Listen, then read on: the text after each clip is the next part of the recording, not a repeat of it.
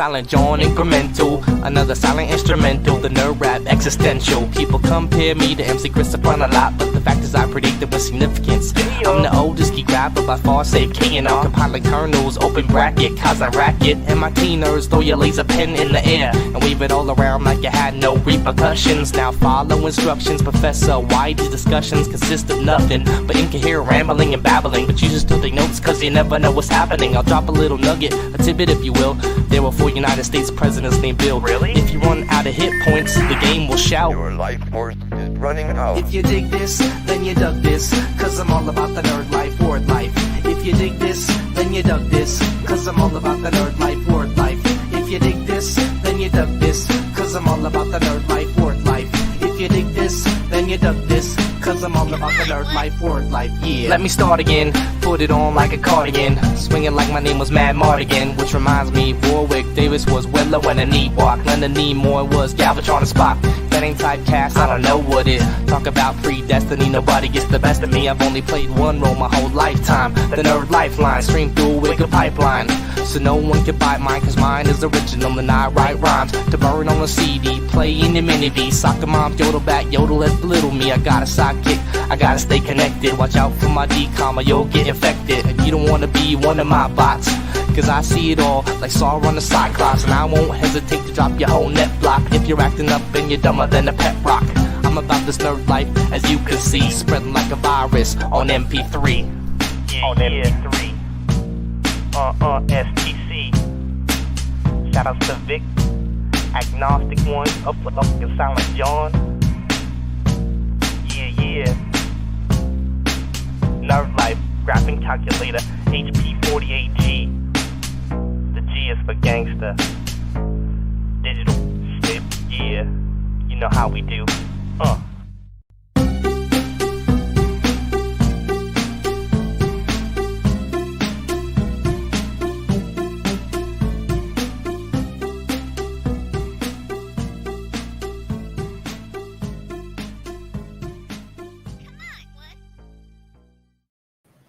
What's up, meatbags? I am the often imitated, never duplicated, lip-smacking, cash-stacking Tony TGD. That was Dig Dug by YT Cracker. And I'm joined here with Gary, the obsessive-compulsive gamer. What's up, Gary? Hey, what's going on, guys? As you'll notice, we are sans Carl this week. Carl's taking a little vacation from Amico. He said that he's kind of burnt out on Amico. So, no Carl tonight. Sorry if you came here for Carl. It's not going to be any Carl. I'll try to do my best, guys. Yeah, Gary's got to step up. He's got to bring the Hitler references and the random singing. So, how's your week been, Gary? Oh, good. More the same. Taking care of the family. The kids out with their dad right now. So they're a little break from them for a couple days, so it's always good. Got a little bit of free time to myself. And you were playing what, Night Trap before we streamed? Oh yes. So part of the discussion that we were going to have tonight was probably like best horror games, kind of all time, and Night Trap is definitely my probably my most favorite, most nostalgic game that I've ever played that has horror kind of tie-ins. So definitely playing that and definitely having a good time with Night Trap. If anybody's familiar with that, definitely go try that one out. Sounds good. I've been having a rather weird week, as always. Work sucks. You know, what can you do about that? I did upload a video today on Abraxia 2. It's a side-scrolling shooter that has vertical shooting parts in it. And I learned today, because I finally watched the video that I uploaded, so I learned today that the PlayStation controller has a microphone in it, and it records sound while you're playing games when you're recording on the PlayStation 5. And so if you watch that video, you'll hear a lot of lip smacking and a couple of coughs that I didn't realize was being recorded. So yeah, that's kind of weird. So what exactly does it record for, though? I guess it's a built-in microphone if you don't have a headset or Just whatever. okay, so just kind of for online purposes and maybe like streaming and Twitch and stuff like that. Yeah, it actually, now that I'm looking at the controller in my hand, there's actually a picture of a microphone in a little hole Oh, that okay. apparently What? my dumbass missed. That's actually a great feature. I never heard about that. So them integrating a microphone, it's probably not the best experience in the world, but at least it's added in the box, and you don't have to mess with any wires or the days of having to go out and buy a replacement little $30 Xbox kind of headset type deal is hopefully done and gone. So that's good to hear. That's kind of cool. Yeah, but it's really close to the thumbsticks, so you hear a lot of Oh, clicking. it doesn't cancel that out. Well, I guess I if you're mean, just standing by. it's good. I mean, if you're just talking loud, I'm sure you'll hear the voices over the clicking, but the clicking is there. I kind of wonder if you could hook up a secondary controller and set the microphone to a secondary controller, if that would help. That would kind of be cool. No, I think it's all or nothing. Either it records all of them or none of them. Oh, okay. I mean, theoretically, I guess you could hook up two PlayStation 5s, get them both to the same game, second controller into your room. That's a little overkill. Yeah, but it's possible. But it's great that the feature's there. At least they were thinking about that. Maybe it'll get better in the future, but at least it's there. I mean, I can at least applaud them for trying. Yeah, and the controller does light up different colors too. Oh, that's always a bonus. That's what you bought it for, right, Tony? Yeah, flashing lights. So, if I'm playing Avengers, depending on which Avenger I play as, the controller lights up differently. Well, there you go. And like I said, Carl is not with us tonight. I went to sleep last night a little early, woke up, and Carl had messaged me that he was taking a break. So I was a little disappointed, a little upset when I woke up. Yeah, I'm definitely gonna miss Carl because, like I said behind the stage, I'm no Andy Richter, so it would be nice if Carl would come back. We need you, big guy. Yeah, we played Gary Come Home when we were waiting for Gary, but we have no Carl Come Home song yet. Other than that, nothing's really been going on too big. There's been a couple of Amico news. Yeah, Vito's here. No Hey, Carl Vito. shows up. Isn't this funny?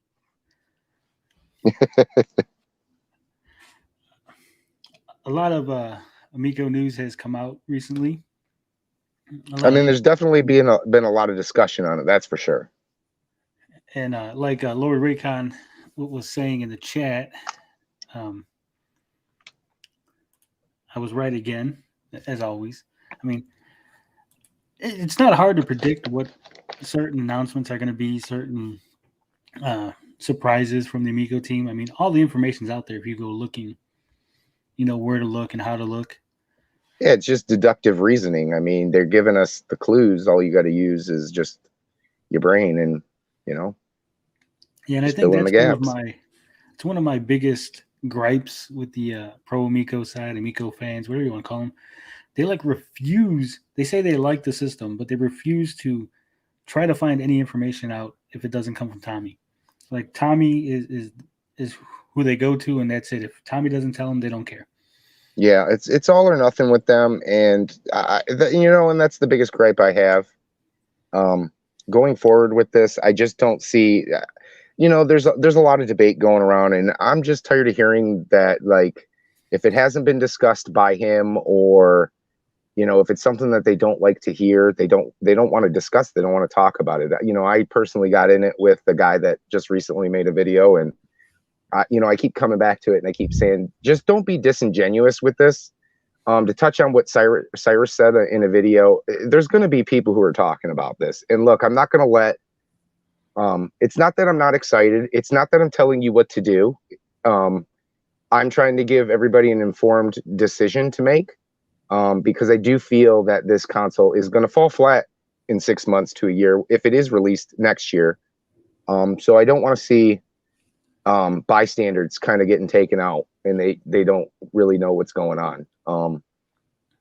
There's not much to say other than that, but there are going to be people who are going to just tell it like it is, and we've tried to do that week in and week out here. So Yeah, and want to say hello to everybody in chat. I see Mike, Rhea, Bomberny TV, Ninja Kitty, Lord Rakin, Vito, as we mentioned, F1JV, Balding Bob Ross.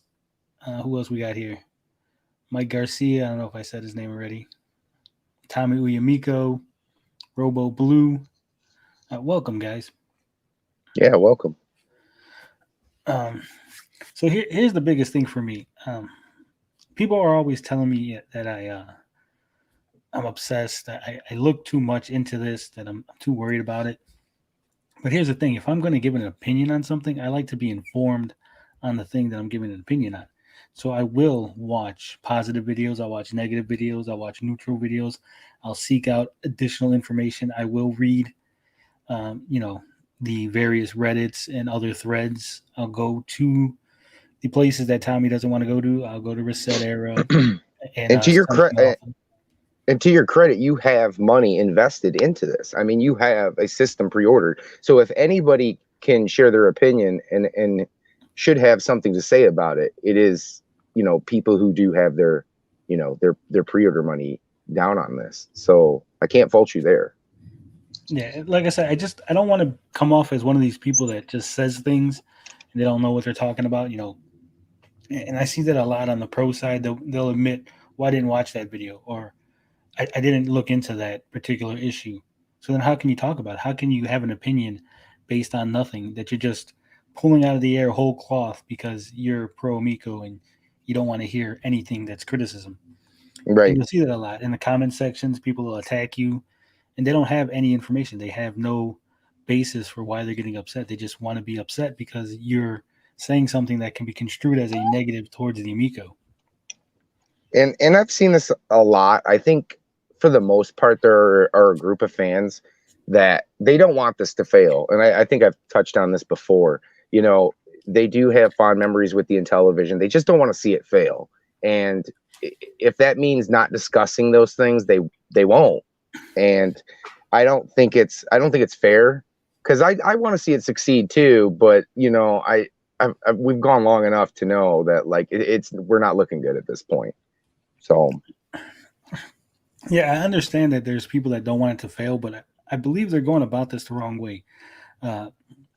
Sweeping criticism under the rug, avoiding certain issues, it's not going to help the system. Right. It's not going to help it succeed.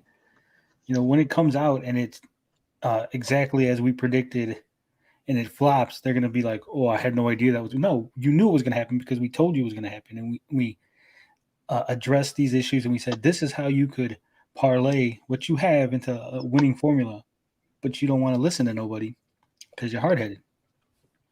Right. It wasn't the excuses. It wasn't for us. So either way, and recently, and I will say this, I'm not afraid to name names. I know there's a lot of people online that want to talk about others and mention them in whisper and innuendo and kind of address the issue without letting the person know that they're talking shit. But I'm not like that. So I'll come out and say it. This is in regards to Mad Max, the Mandalorian. He recently did another Amico video, and he reads Tommy Tallarico's statement about the Boomers event. But curiously, he just stops. He reads about one paragraph, and then that's it.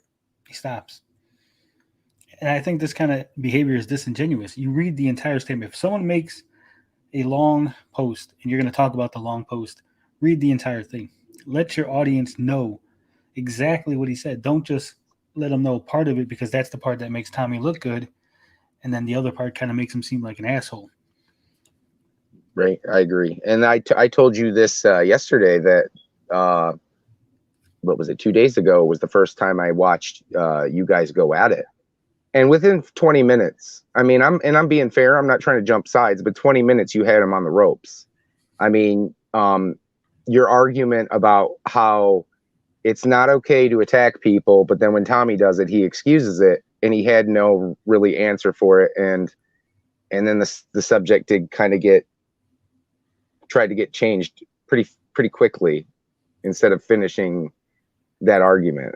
And it's things like that is that kind of what riles this side up, you know, our side, is that when we do present it, it just always gets pushed to the side and excused when it's not excusable. So Yeah. Tommy is the face of the company. He's done it himself. He's made himself the face of the company. So it's fair game to talk about his statements. It's fair game to talk about the accomplishments that he promotes as part of the selling of the system. And for people to just dismiss it like, oh, you hate Tommy. I don't hate Tommy. Have I been hard on him? Yeah. Have I been critical of his behavior? Hell yeah. But that's what people do. You know, that's what a critic does. I take a look at the things that he says, and if he does something good, I'll say good things and positive things about it. It's not my fault that he hasn't done that. It's not my fault that he continues to show his ass, as some people like to say, and then I have to be critical. I mean, I don't want to be critical. I would really love to come out here and say, hey, guys, here's this fantastic shit that they're doing now, and they've turned the ship around, and we were wrong, but it hasn't happened. And it is a little bit frustrating. yeah, I agree. God damn it, Gary, you got to step up your game. This is where Carl would have made an analogy about a certain World War II dictator. About the goose stepping Nazis. Yeah. There's so much Nazi talk going around. I can't do it. I'm not good like Carl. That's why we need Carl back. Yeah, we do. We're already 17 minutes in and I miss him. We need him. Carl does have the link. So if you're listening, Carl, at any time, just click the link, jump back in. We'll let you in. But there was a tweet recently that I wanted to show just to kind of demonstrate, because I know a lot of people say things and they don't demonstrate what they're talking about. And I'm not like that. I like to show you exactly what I'm talking about.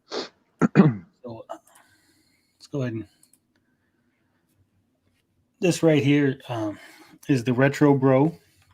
He says, Amico trolls absolutely obsessed with me, saying I've never lived before. Let me tell you a little what I've done. Traveled the world, been to 8 different countries, partied in all of them, fought in a war, lived in 4 different states. You've done what? Lay in a hammock and get fat. Now, obviously, this is addressing Hammock Guy and Ninja Kitty on the stream last night. And first off, Retro Bro apparently was listening, or someone informed him about the stream. You know, he's not banned on Ninja Kitty's channel, so I don't know why he didn't just speak up. If he was in the chat, he could have just said, hey guys, what you're saying is not true. Here's the real deal. I'm sure they would have invited him on to have a little discussion, but he preferred skulking around, so whatever. Number 2, if he actually did pay attention to the chat, Ninja Kitty and Hammock Guy both were very adamant that Retro Bro was not included in the people they were talking about. They actually said that Retro Bro was the alpha of the group, who probably had a normal upbringing, normal childhood and high school experience, whereas they were talking about other people who might have been kind of nerdy and got picked on, and now they're part of the cool kids club, and that's why they're acting the way they are. Now, of course, yeah, no, go ahead, I was just gonna say that's a good assessment. Now, he did make a follow-up tweet. I don't know if you guys can see that. Apparently the screen wanted to mess up. But it says, just for the record, this tweet is not unprovoked. It's a response to losers who have nothing better to do than talk down about people. Therefore, I won't be giving these idiots any publicity. If you want the video I'm responding to, DM me. I'm not going to give anybody publicity, but I'm going to sit here and make a tweet about it and talk about it. Have people asking questions about it. Have people wondering what the fuck you're talking about. And generally bring awareness to the situation. And you're even saying that you'll give people the video. You'll DM them the video if they want. So I don't know what the fuck this tweet is supposed to be, other than, please guys, give me likes and I'm a victim and I want attention. I mean, that seems to be the general talking point for this last week. I mean, Cyrus did the same thing. And I've said time and time again, I like Cyrus, but you know, when you go and say that you're done with YouTube and then you go start making other channels, and then you've done quite actually the opposite of what you said you were going to do. And it kinds to be the recurring thing, the same thing you're saying every other video, of playing the victim, saying that there are people obsessed, saying, there's two sides of the sword. I mean, if I'm trying to be a savior to people, to not have them buy the Amico because it's shit, and the same, on the flip side of that coin is you're trying to save people from us, the haters. I mean, there is a point where you just step back and say, hey, look, I'll let the cards fall where they may, the chips fall where they may, and just watch it. But you can't say that, you can't play this whole victim thing, because, and that's part of what I think, Carl's probably upset about, and that what kind of keeps provoking me is that we keep, they're lumping all of us in this one group, that we're all just being nasty people, and we're obsessed with this, and we just want to see it fail, and we don't. I don't. I'm just calling it like what I see, and what the facts are. And the facts are that there's, a system that has been promised many a times to release, and it hasn't released, and we haven't seen games. And then we keep getting these, well, wouldn't that be something? How about, like I've said plenty of times before, just be quiet, and then when you have that ready to show, just show it. Don't future, promise something now and then under deliver in the future. It's just, to me, I just don't get what's going on here, especially with some of the people that said they were going to be quiet about all this. So, yeah. Lord Rakin says, by the way, notice everyone who liked this tweet. I didn't even check. So, if you know who liked the tweet, let us know in the chat. I'm pretty sure I could assume that it was probably Tommy or somebody that has me blocked. Ninja Kitty says, Retro Bro appears to be a sensitive fellow. Poor guy. I feel sorry for him. Yeah. It's who said it? You touched. It's not our fault. Tommy lied to him. And you touched on this video, on the video you just made, that it's not YouTube, it's you. And I think they're having a hard time coming to terms that, it's life, man. A lot of this is just real world stuff that people go through on a daily basis. Life sucks. You have to get over it. You move on. You make more positive videos, but it just seems like the guys that are screaming just be positive keep making, I don't want to say like negative videos, because they're not negative, but they're attack videos. They're trying to attack us. I'm not here to attack anybody. If I attack you personally, it's because I think you're being disingenuous about the subject. And other than that, I don't think you're a terrible person. I respect Retro Bro. Hey, thank you for your service. That's another thing. Like, that's great. If anybody's like attacking you or calling you out or doing things that are probably they shouldn't be, that doesn't have anything to do with the Amico, I don't condone that. But at the same time, we can all be real and be adults about the subject, and at least acknowledge that things aren't what Tommy says on a whenever he wants to jump on Twitter or his page, or wherever he's commenting. There's a lot of things that are being said that shouldn't be said, and just like I've said before, just keep your mouth shut and show us when you actually do have stuff. So yeah, I agree. I mean, in Retro Bro's case, I think I made one video about Retro Bro, and that was actually just in regards to him calling people basement dwellers, and then I showed that he makes videos from his basement, which I thought was kind of funny that he would say something like that. Maybe I made two, because I did remember I made a video of him complaining about how bad the system was, and then the next video he made was like how much he loved it. I think I mentioned how that seemed kind of odd. yeah, it's one of those things where I just the irony that you're calling out people for being assholes about talking down to other people or calling them names or whatever, and then you're doing it directly as you're telling people these things. Like, it just doesn't make any sense to me. Yeah, and like I said, I've seen a lot of what you would call Amico critic videos, and we usually address the issue. If we're talking about Retro Bro or Cyrus, we're usually going, here's a thing they said, and here's why we believe the thing they said is wrong, or why it contradicts another thing they said. And then when a pro Amico person makes a video on one of us, it's always, here's this asshole and he lives in a basement and we hate him and he's an evil person and meet me at a gazebo and I'll uppercut you and beat you up. Right. That just sounds like somebody who's losing the argument. I mean, that's childish tactics. So, I mean, that's all I wanted to talk about as far as that tweet. There was a John Riggs tweet recently. What did John Riggs have to say? Well, we'll see. He deleted it. So, oh, shame on you, John Riggs.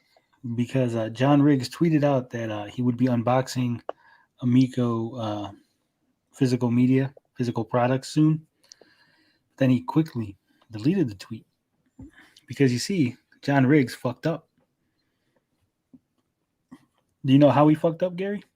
He let the cat out of the bag. I'm assuming that Intellivision is going to go forward with their plan to release these before they release any Amicos to make money, because we all know that they're in dire need of money. I think Pat and Ian brought this up on their last talk about the Amico. That's at least my is what I assume that's going on there. That's a good assumption, but no, you're wrong, Gary. No? You see, both Tommy Tallarico and Smash JT also made tweets about the physical media, physical product, whatever you want to call it, and that it was going to be upcoming on 10/10. They were going to have the big reveal. Now, in Smash JT's tweet, his hand is over the box on the bottom right corner. In Tommy Tallarico's tweet, the bottom right corner has blur applied to it in post. John Riggs did not apply blur to his tweet. Oh, is this the licensing? You didn't, Gary? You didn't see it? No, I didn't see it. You'll have to pull it up. No. Again, I don't. Again, as obsessed as my name implies, I'm not so with the Amico and everything surrounding it. So, okay. So whose shot is this? This was from John Riggs. And so they actually have these in hand? Yeah. Tommy oh, wow. John Riggs was in California for some movie that he's going to be in, some like low budget documentary about collecting games or some shit. So he was in there, and I guess he visited Tommy or something. And as you can see, he posted this picture here, and someone helpfully zoomed in. In the contents, it says includes collector coin and 3D card.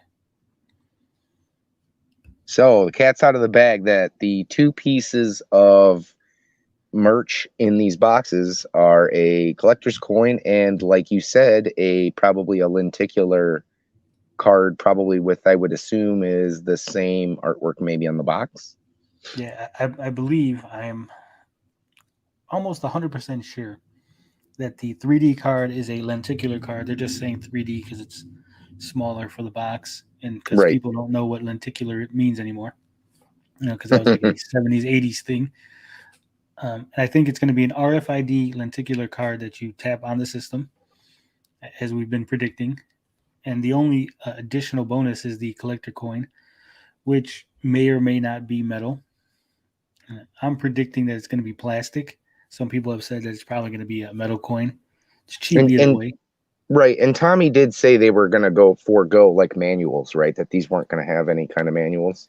Yeah, he said that it was too expensive for manuals. Right. I think that if anything, they might print maybe some controls on one side of the box. I think that would make sense. They but could that doesn't, do like you know, some other. That doesn't really bother me. So they used to have manuals online. Right. So you could just print out a manual. They might do that. Yeah, a lot of companies do that. Nintendo's pretty notorious for that since 3DS. So. And so the cat is out of the bag. Now, there were some people that were saying that the box says includes collector coin and 3D card, but that doesn't mean that that's the only thing in there. Right. I think there still could be an RFID card aside from the 3D. I think it would be cool if it were on the 3D card, but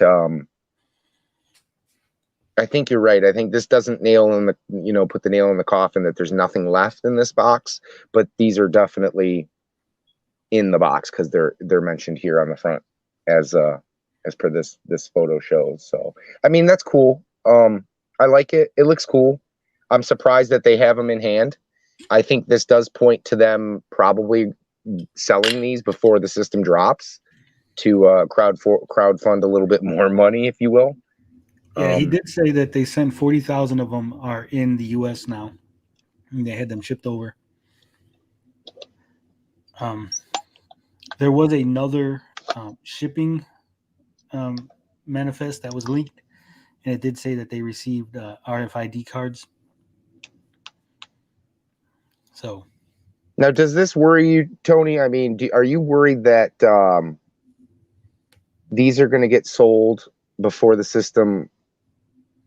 Because I mean, do you think that them selling these points to any indication that they will try and get Founders editions out and possibly pre-orders out this year? I mean, it wouldn't worry me either way. I mean, I'm not invested in the company, right? But I don't think so. There was another video that got posted recently that said that if they have 40,000 games in the U.S., then obviously they have the Founders Edition. They're just sitting on them and they're waiting to announce that they have them and they're going to start shipping them out. I think that's completely false. We would have known already if he had made them. Tommy's not going to keep that under wraps. There's no chance that these are coming out, that the consoles are coming out this year. I do see them selling these. But not even like a fuck you haters kind of like surprise? No. Not even like a 5% chance? No. I don't see it either. No, I totally agree with you, but I'm just exhausting all the options here. Like I said, I do see them selling these as collectors because they say limited collector's edition, which to me tells me that these particular ones were intended to be sold before the console. I mean, it helps too, right? I mean, you're going to have a lot of people who say, hey, look, why am I buying this if there is no console to play on? But again, they'll just come back with, well, it's collectors, it's not necessarily, you're not getting nothing, right? You're getting something. And though you can't play the game, at least you have a souvenir here. So, right. Because, I mean, if the physical media was meant to just be physical media or physical product or whatever the fuck you want to call it, if it was just meant to be a different choice where you can get the digital or the quote-unquote physical version, it wouldn't be a limited collector's edition. It would just be a regular Finnegan Fox, physical gimmick, whatever. Right. So I do see that these were probably printed up, put on limited collector's edition just specifically to sell them early because they know that collectors will buy them. They'll sell out the 40,000, 50,000, whatever it is. And then they'll come up with the second run that are just regular boxes, don't say limited collector's edition. Might not have the coin in it because it is a collector coin. So the coin might be the special thing in the collector's edition. Someone was saying, why baby blue? That's not baby blue. That's Amico blue. That's a special shade of blue just for the Amico. And it really does. If you guys have seen any old Intellivision boxes, it's very reminiscent of something made back in the late 70s, early 80s type kind of box. So God damn it, Vito.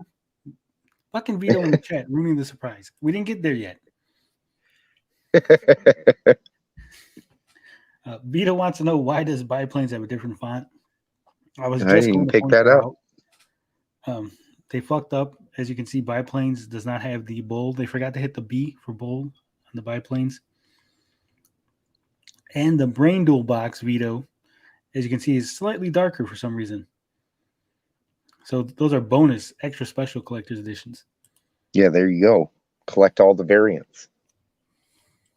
Well, Tommy did say there was 24 variant boxes.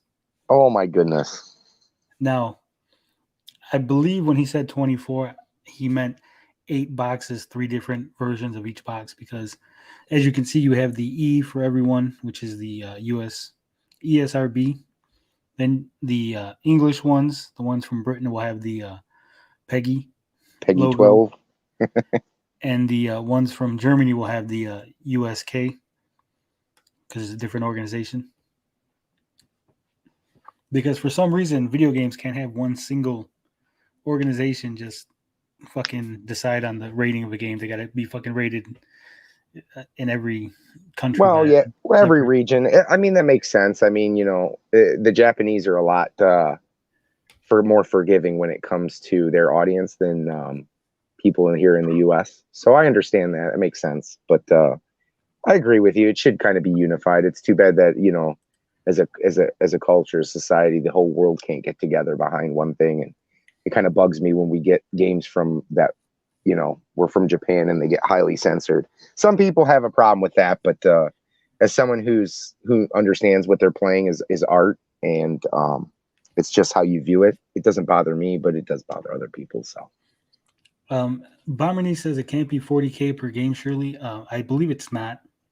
I believe it's 40K in total for the 8, or it's 50K total, but it's for not all 50K for regions, each game. Because he said that they have 50K sitting at a warehouse at one point. He didn't say we had 400,000 sitting at a warehouse. So it's 50K yeah. total. So 1, 2, 3, 4, 5, 6, 7, 8. You're talking about 12,000 per game. Yeah, well, he did say at one point that some of them were going to have more than others because they anticipated something like Brain Duel having a bigger reception versus something like Evil Knievel. Right, that makes more sense. Um, I would assume the games like Moon Patrol, Missile Command. I would expect the more popular games to have more, and and it's hard at this point to say what's popular, because to me, out of all those games, if I were to pick one, would probably be the Finnegan Fox. I just think aesthetically it's more pleasing to me, and it probably has more replayability or playability than some of these other games. now, Gary, did you notice anything particular about the names of the games here? What do we got here? We got Dynablaster. I mean, they all have the Amico logoing, so I wonder if that's where you're going. But we got Dynablaster, Rigid Force Redux Enhanced, Brain Duel Biplanes, Evil Knievel, Moon Patrol, Missile Command. Moon Patrol doesn't have the sub category. What was Moon Patrol called in that last video? Milky Way Chronicles. Okay, so that's not featured here on the side of the box. Other than that, everything looks Finnegan Fox, ship shape. I mean, other than that, not having the sub name or whatever. There's no TM on any of those names. Is that just a registered mark there that I'm seeing? I see a little circle, but I can't make it out. At least on Dynablaster does. On Rigid Force, there's nothing on biplanes. Looks like Duel Evil has a little, and I think Missile Command and Dynablasters, they have a little registered or copyright. I think Evil Knievel has one too. Biplanes is definitely missing. Rigid Force. So, like on the front of Finnegan Fox, there's no TM, there's no trademark, no copyright, nothing. Now it's hard to see on this Intellivision Amico if there's a TM. It looks like there might be. Yeah, it kind of looks a little bit right there. But again, there's no. Well, it's kind of hard to see here on the side of these boxes because it does. On Dynablaster, you can, in Rigid Force, you kind of can make out what looks like a TM there. But like when you get down to Brain Duel, it definitely doesn't look like there's anything next to it. Maybe that's just because it's so far away. But I'm just wondering if if there is a TM on the Amico, if that's going to cause them issues if they lose it And I'm not sure if you could put TM on something if you don't actually have the trademark yet. Yeah, I'm sure that's a legal nightmare for them if they, in fact, do lose it. So, but then again, these are, when are these going to come out? Granted, they're going to show them. We've been showing a lot of stuff for almost 3 years, whatever the time frame is now, and we've seen that things can change, right? I mean, obviously, cornhole is not what was shown. Granted, that was a what did they call that? A alpha build or a beta build, whatever they were calling it. But things can change. So Ninja Kitty says, "Quick, let's trademark Finnegan Fox."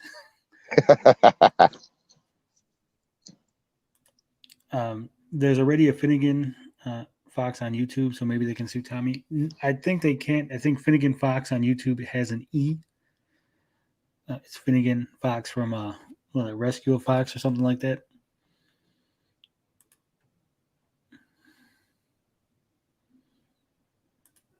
Mike Garcia says TM is trademark pending. R is trademark registered, to my knowledge, anyway. And as far as the Mike Garcia says, collectors would have wanted a manual, not a coin. So tacky. I bet the coin is painted fake gold. I don't think collectors would really care, to be honest. I think you could have put Tommy's pubes in there and they would still buy the fucking box because it's a collector's item. I think half of these won't be opened.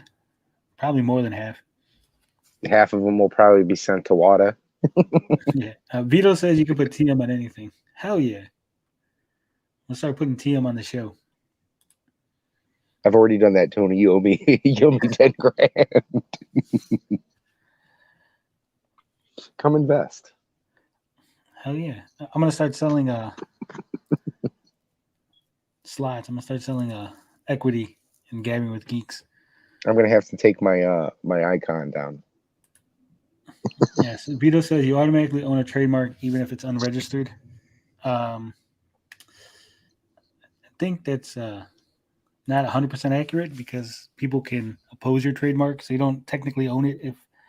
I can't just put Coca-Cola on stuff and pretend like I own a trademark. And I think that there are certain rules. You have to have a proof. Now, there was something I heard back in the day. I don't know if this holds any water. A buddy of mine who used to lay down the lyrics and beats, if you will, was told by his cousin who had a studio that the poor man's trademark, I guess, if you were to put it in the mail, get it post dated, and then send it back to you or some shit like that could work. I don't know if there's any truth to that, but I would assume that as long as it's dated and you have proof of it being dated back then, it technically can be, but don't quote me on that. That's what I heard.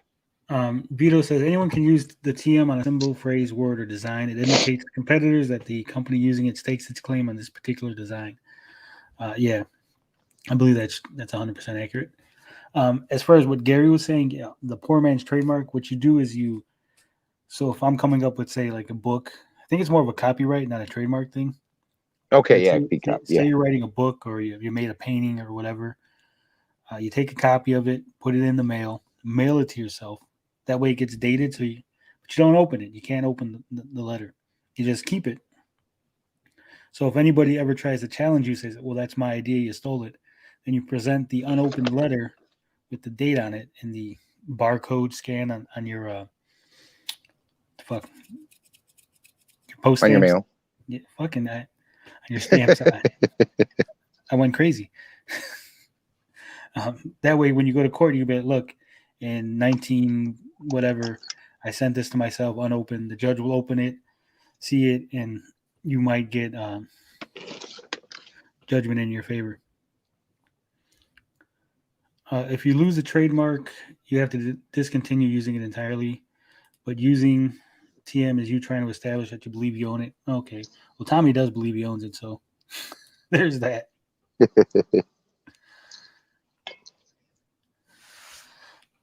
Anything else you want to talk about these boxes, Gary? No, No, I mean, am I excited? No, I don't have a system pre-ordered. More of the same. It looks good to me. You know, being that I was too young to have like really unboxed anything in television. Like I said, I was just, from the day I was born, we had, that my old man bought the system and bought all the games. So I kind of inherited that. I didn't really inherit any of the boxes or anything like that. So I don't have any nostalgic tie to it. I think they look good. I think they look, reminiscent of what they were back then. Nothing here bothers me. I think it's probably one of the highlights when you talk about Amico. I think they have at least decent looking artwork on them. As a collector myself, I think they'd be great on the shelf. They look good, but the real question is the system going to drop, right? I think that's more of a question for me than, hey, these boxes look good, and no, I'm not going to go out just because I collect hundreds of games, thousands of games. I'm going to just go out and buy these. I actually would open them and play them. So if there's no system, then to me they're just boxes with coins and 3D cards in them. So any other thoughts on the 3D cards? No, I mean, lenticular stuff's cool. I like it. Like I said, I think it's a great little gift. I don't think it's anything fantastic, but I don't think it's anything to really, I mean, you can criticize it, but it is what it is. So I think they did okay. As long as the RFID cards are in here and the Amico does somehow get into people's hands by the end of this year, maybe early next year, there's nothing really to gripe about. So I do agree that the art looks pretty good on the boxes. I do like the way they look. The boxes are small. I think that someone said that they're about the size of a Switch case.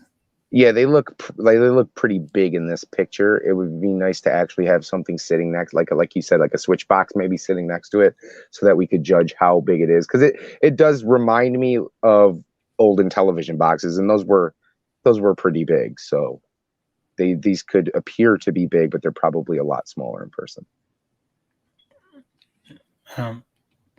But people stop sending me messages on Discord. I'm in the middle of a stream, goddammit. Lost my train of thought. What was I say? These boxes, yeah, like I said, they do. I like the way they look. They look old. Vito says they look super outdated, but I guess that's the point. Yeah, exactly. It is supposed to look reminiscent of the old Intellivision boxes. So I know Gary likes that. They don't look bad. I do like the blue. I've always been partial to baby blue, so I like that. I mean, go ahead. I have a idea about the lenticular card, about the RFID card. Something that we hinted at before. I'm sorry I keep cutting off Gary because I talk in a stunted. Oh, you're okay. What if on one side it is the 3D lenticular card, but on the other side it is the instructions / overlay of each game? I've always thought that that's the way they should go for at least nostalgic purposes, that the overlay, like a lot of these games like Missile Command, those are the ones that have, biplanes. Those are games that were actual games. I think like a throwback to what those original overlays would look great. Obviously Finnegan Fox, Rigid Force, certain games like Brain Duel never existed back then, so it would have to be recreated. But I always really thought that it was a great idea to go that way, that your RFID card would look like an old retro overlay. I thought that was a no-brainer. So I even think that they could do that. It could still be the overlay. That might be the lenticular part of it. I mean, but to have the instructions on the back could still be a thing, maybe inside the cover, a combination of all those, who knows? But yeah, I'd agree. I think that's probably what they'll do. It makes sense. DC says RFID card that looks like a cart. Well, here's what I was thinking. Because we know that the controller can send information to the system. We know that the controller has a camera and other features in it. What if you put the card on the controller in the down position with the overlay up, And as it's sending the information to the system, it's how you get the games. Instead of tapping it to the system directly, it's sending it from the controller to the system rather than from the card to the system. Now, this kind of makes me think, do you think there's any way that they could have these cards, quote unquote cards, snap onto the controller? No, because then you wouldn't be able to touch the screen. Unless if the cards had bumps on them. Right. I guess That's what I'm theoretically thinking. you could. Those little, what do they call the little things that they're selling? The little buttons, little Nubs right in yeah. the cards. Yeah. Although I think that'd be a little too excessive for what they're trying to make. Yeah. I think that, that'd be a little excessive. Vito says front of the box is okay, spine looks lame. Yeah, I don't like the font that they chose. Even on the front, the way the Finnegan Fox is just slapped on top of it doesn't look integrated into the art, just like slapped on top of the art. Yeah, I'll agree there. The white and the blue doesn't really. I think the white could have been fine for the Amico. Maybe black for the lettering. I don't know. It stands out. So, I mean, it's not the biggest thing I have a gripe with. The boxes and what's inside the boxes I'm okay with all that. It's okay with me. I'm more concerned about the actual hardware. So, yeah, I think it was probably cheaper to do it this way. No art on the spine, just blue with letters. But that's all I had for that particular image that John Riggs spoiled. yeah, I'm surprised. So you said Smash has gotten some boxes too that he's gonna unveil on his channel. Well, tomorrow on the official Amico channel, they're supposed to have some sort of event, and he said the big reveal 10/10/2021. So I don't know if he's gonna have Riggs send in a video and they're gonna show Riggs' video, or if Smash made a video and they're gonna show the Smash video, or both of them, or they recorded something with the three of them, or something. I don't know, but there's gonna be something tomorrow. Always something. Well, I'm kind of excited to see what they got. Whether it's good or bad is another story, but at least they're moving forward with what people wanted, and people wanted to see the physical products, and at least they're delivering on that. Hopefully they'll deliver on that. We don't know that for a fact, but if they do, that's at least good news. And I guess, like you said, the cat's out of the bag, so now's the time, right? Now's the time to get it out there. And here I will share the image that Tommy put on Reddit and other places.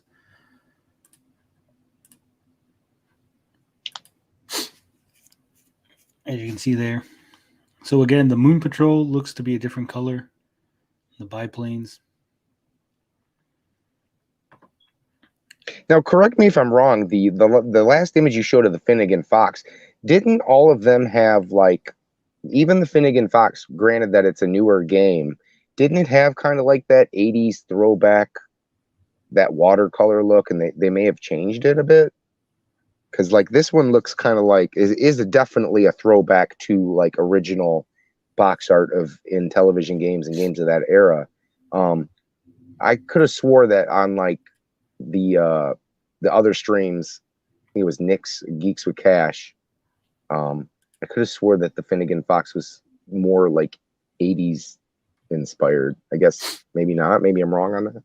No, the Finnegan Fox, that was one of the complaints, because a lot of the box art looks 70s-ish, and then Finnegan Fox was more kid-friendly, so it looked more like a 2000s style. Yeah. But if you look here, we're going to zoom in. See, they, like I said, in post-production, they blurred out what it says right here. So definitely John Riggs was supposed to drop the ball. And yeah, we can see looks like a TM on Moon Patrol, an R on Missile Command.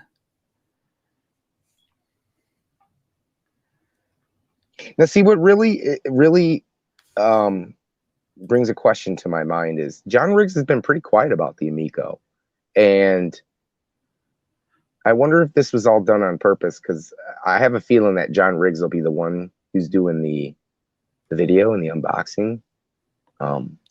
It draws questions to my mind whether or not, this is a good reason why he stayed out of a lot of the debate. Maybe. For some reason, Tommy left the plastic on the Evel Knievel, but he took the plastic off the other ones. I'll tell you what's going to be a shame is putting these actually on the shelf and opening them. If you zoom back in on the bottom of those boxes, it looks like go towards the edge. It's kind of like that DVD box where the other edge. You see how this? Look at the brain duel. Look at the edging of the brain duel, where these will. I know this is not a. This is just the kind of a collector gripe where these look like they'll be bent up from sitting. If you put these look bent vertically up from handling. You're right. Which because that cardboard looks like it comes out slightly more than where the edge of the inside of this box or plastic or whatever's in there. So as one gripe, that's kind of cruddy that it doesn't meet. These DVD boxes that have that fold over and then the inside isn't actually solid all the way through. That makes sense, like a book almost. Right. So that's kind of sad to see that that's not gonna probably hold up very well if you're handling these too much and pulling your cards or coins or whatever out. So that's kind of a shame. Vito says, "Wait, is the lenticular card the one they showed at the end of the video?" It could be. I do know that the card that Vito's talking about, that was supposed to be inside the Founders Editions. Like you get that particular one in the Founders Editions and maybe the VIP or whatever the hell they call it in Europe, like first editions. I mean, I could pull up You want me to pull that up? Yeah. I haven't seen it, so because I'm always I have that special access. Shh, don't tell nobody. I'm always 3 steps behind, so unfortunately I don't spend every waking minute on the Amico. That's not what I was saying. According to Tommy's post, you and everyone else spends every waking moment thinking about the Amico, talking about the Amico, just generally loving the Amico. I mean, I will admit every day I'll check, if there's any good videos or new stuff, but as per going through every video, every minute of every video and criticizing every single thing that said, no, I do like to see probably more so the new people that I haven't seen talking about Amico. And like I said before, I got into it with one of the newer guys where I was attacked by him in Relic for telling them that, that he sounded like a drone and that it was the same old stuff that I've heard time and time again. And it sounds like talking points that each person that comes into this says the same thing, that, that there's nothing else like it on the market, when clearly there are other things exactly like it on the market. I mean, not with 2 controllers the same, it's not a 1-for-1, duplicate experience, but there are things like the Switch that exist. So. All right. I will say that this is an old image. This was press materials that were sent out by the company. So they did send out press materials to people. That is, if you notice, there is a particular Atari Age user that has made photoshopped images of the Intellivision Amico with different custom designs. And people always wonder why there's 4 bubbles in it. And this is why, because he's using this image and then just photoshopping this, and he's not photoshopping out the 4 images of the Tommy Tallarico Video Games Live album covers that come free with the first edition. Now, how old is this? Here, I'm tripping over my words. How old is this image? When did they send this out? They sent this out. I've never seen this before. Last year. Let me zoom in on the card. So this is what Vito's talking about. This card is possibly what could be coming. Yeah. And I'm going to stop sharing for a moment so I can go to another screen. I don't want Intellivision copy striking me again.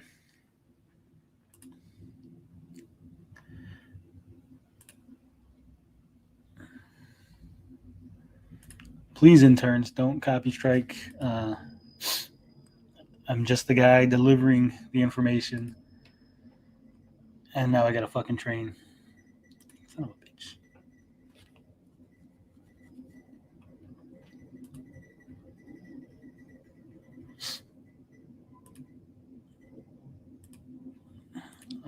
Lord Raycon says there's a video with that card in it. Yeah. I'm going to show the card in action right now. Gary, who is supposed to be speaking while I'm clicking through things. Sorry, I was talking to the old lady. Yeah,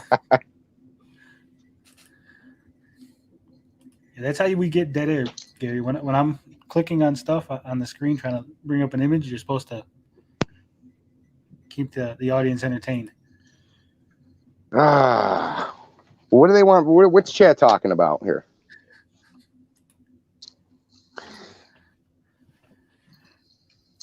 Oh, let me get situated here again. I was talking to the old lady.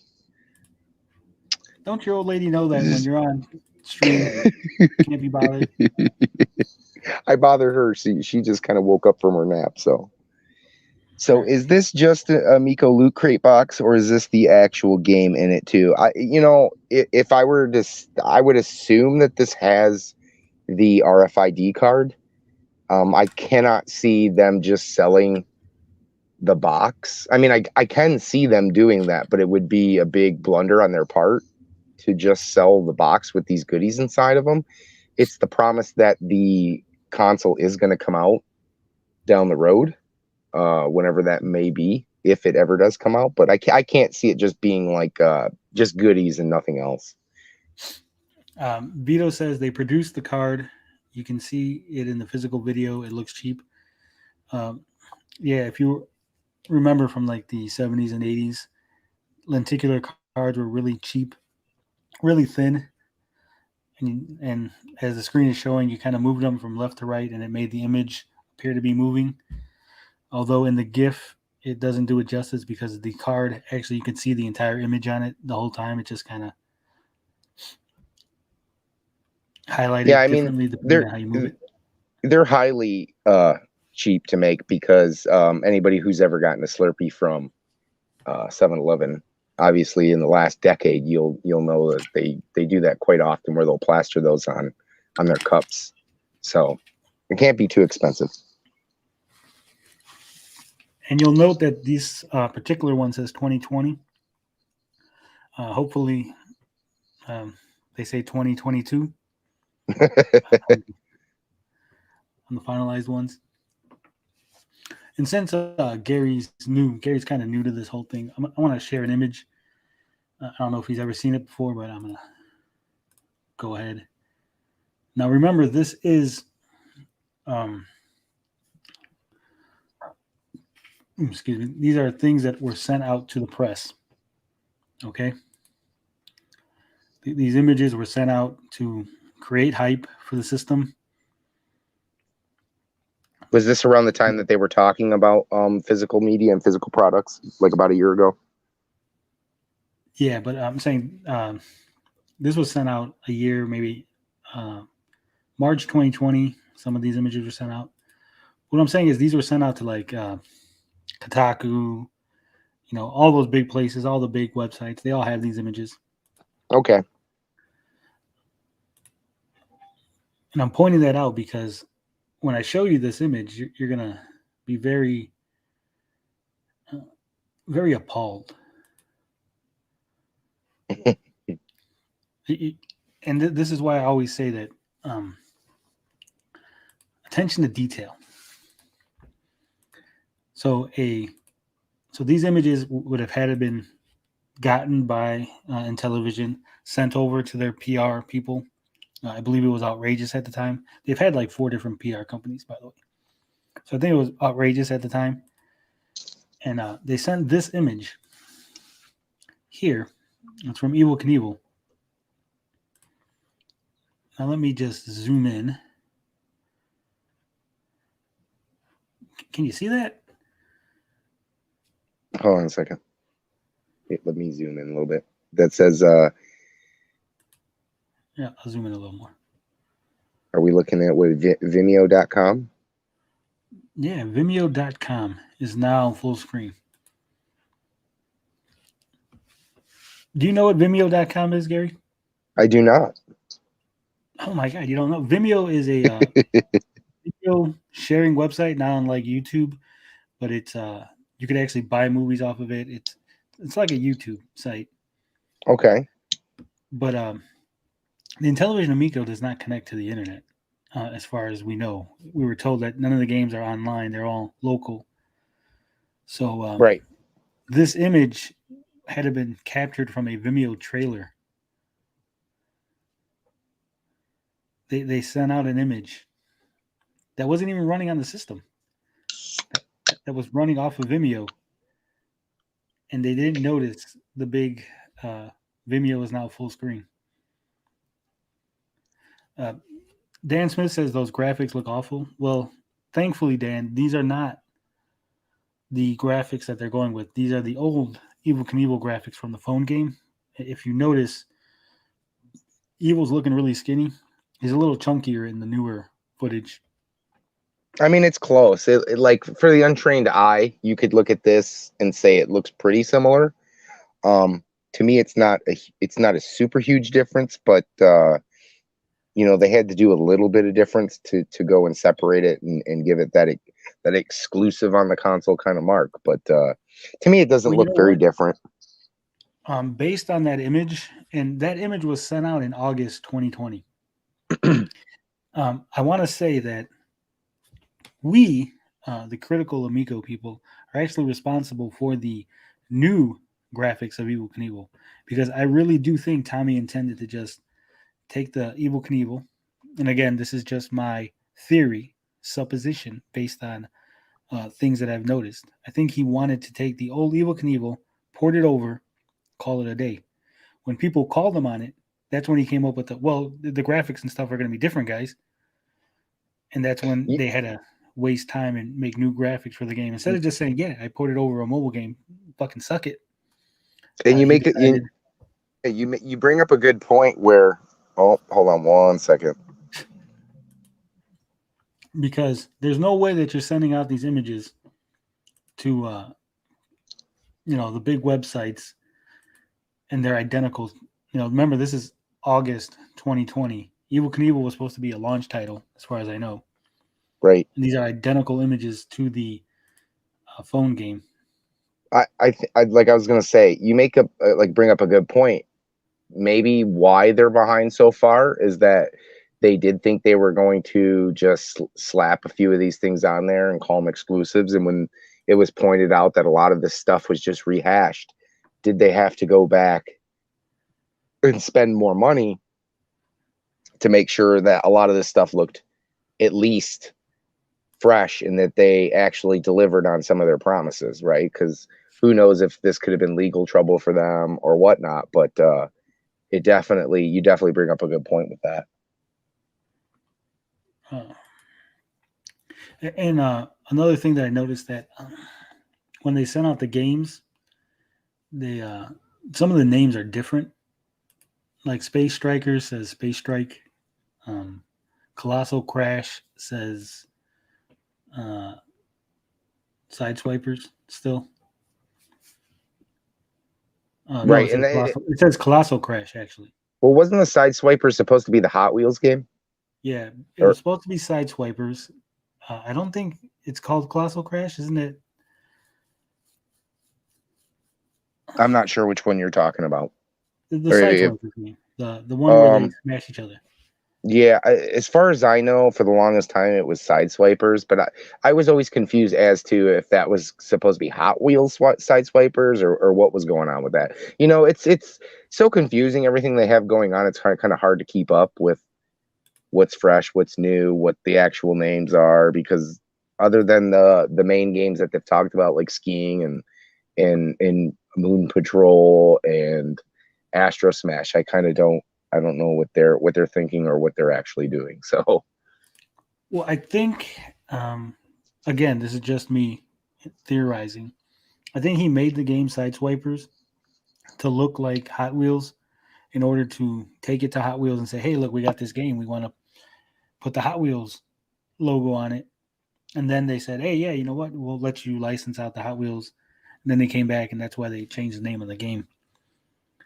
Because it is very often that companies, if you're trying to make a game, a lot of times developers will make a game like, hey, I got an idea for a Mario game. So they slap together something, take it to Nintendo, say, hey, here's my idea for a Mario game. And then if Nintendo approves it, they go ahead and continue on. And if not, it never sees the light of day. And there's one more image I wanted to show because I'm not sure Gary ever saw this. And people that are new to this might not have seen this. This here is Intellivision. It says Intellivision Auto Racing. But we know that that's not what it is. This was a VR game, if I'm correct, right? Right. And again, remember, this is an image that was sent out as part of their press package. This wasn't something that I'm showing you off of a old build that I found somewhere. This was sent out to the press. And if I zoom in here, you can see the word CenterTech plastered here on this and plastered over this billboard here, which is the name of the VR place that the game was created for.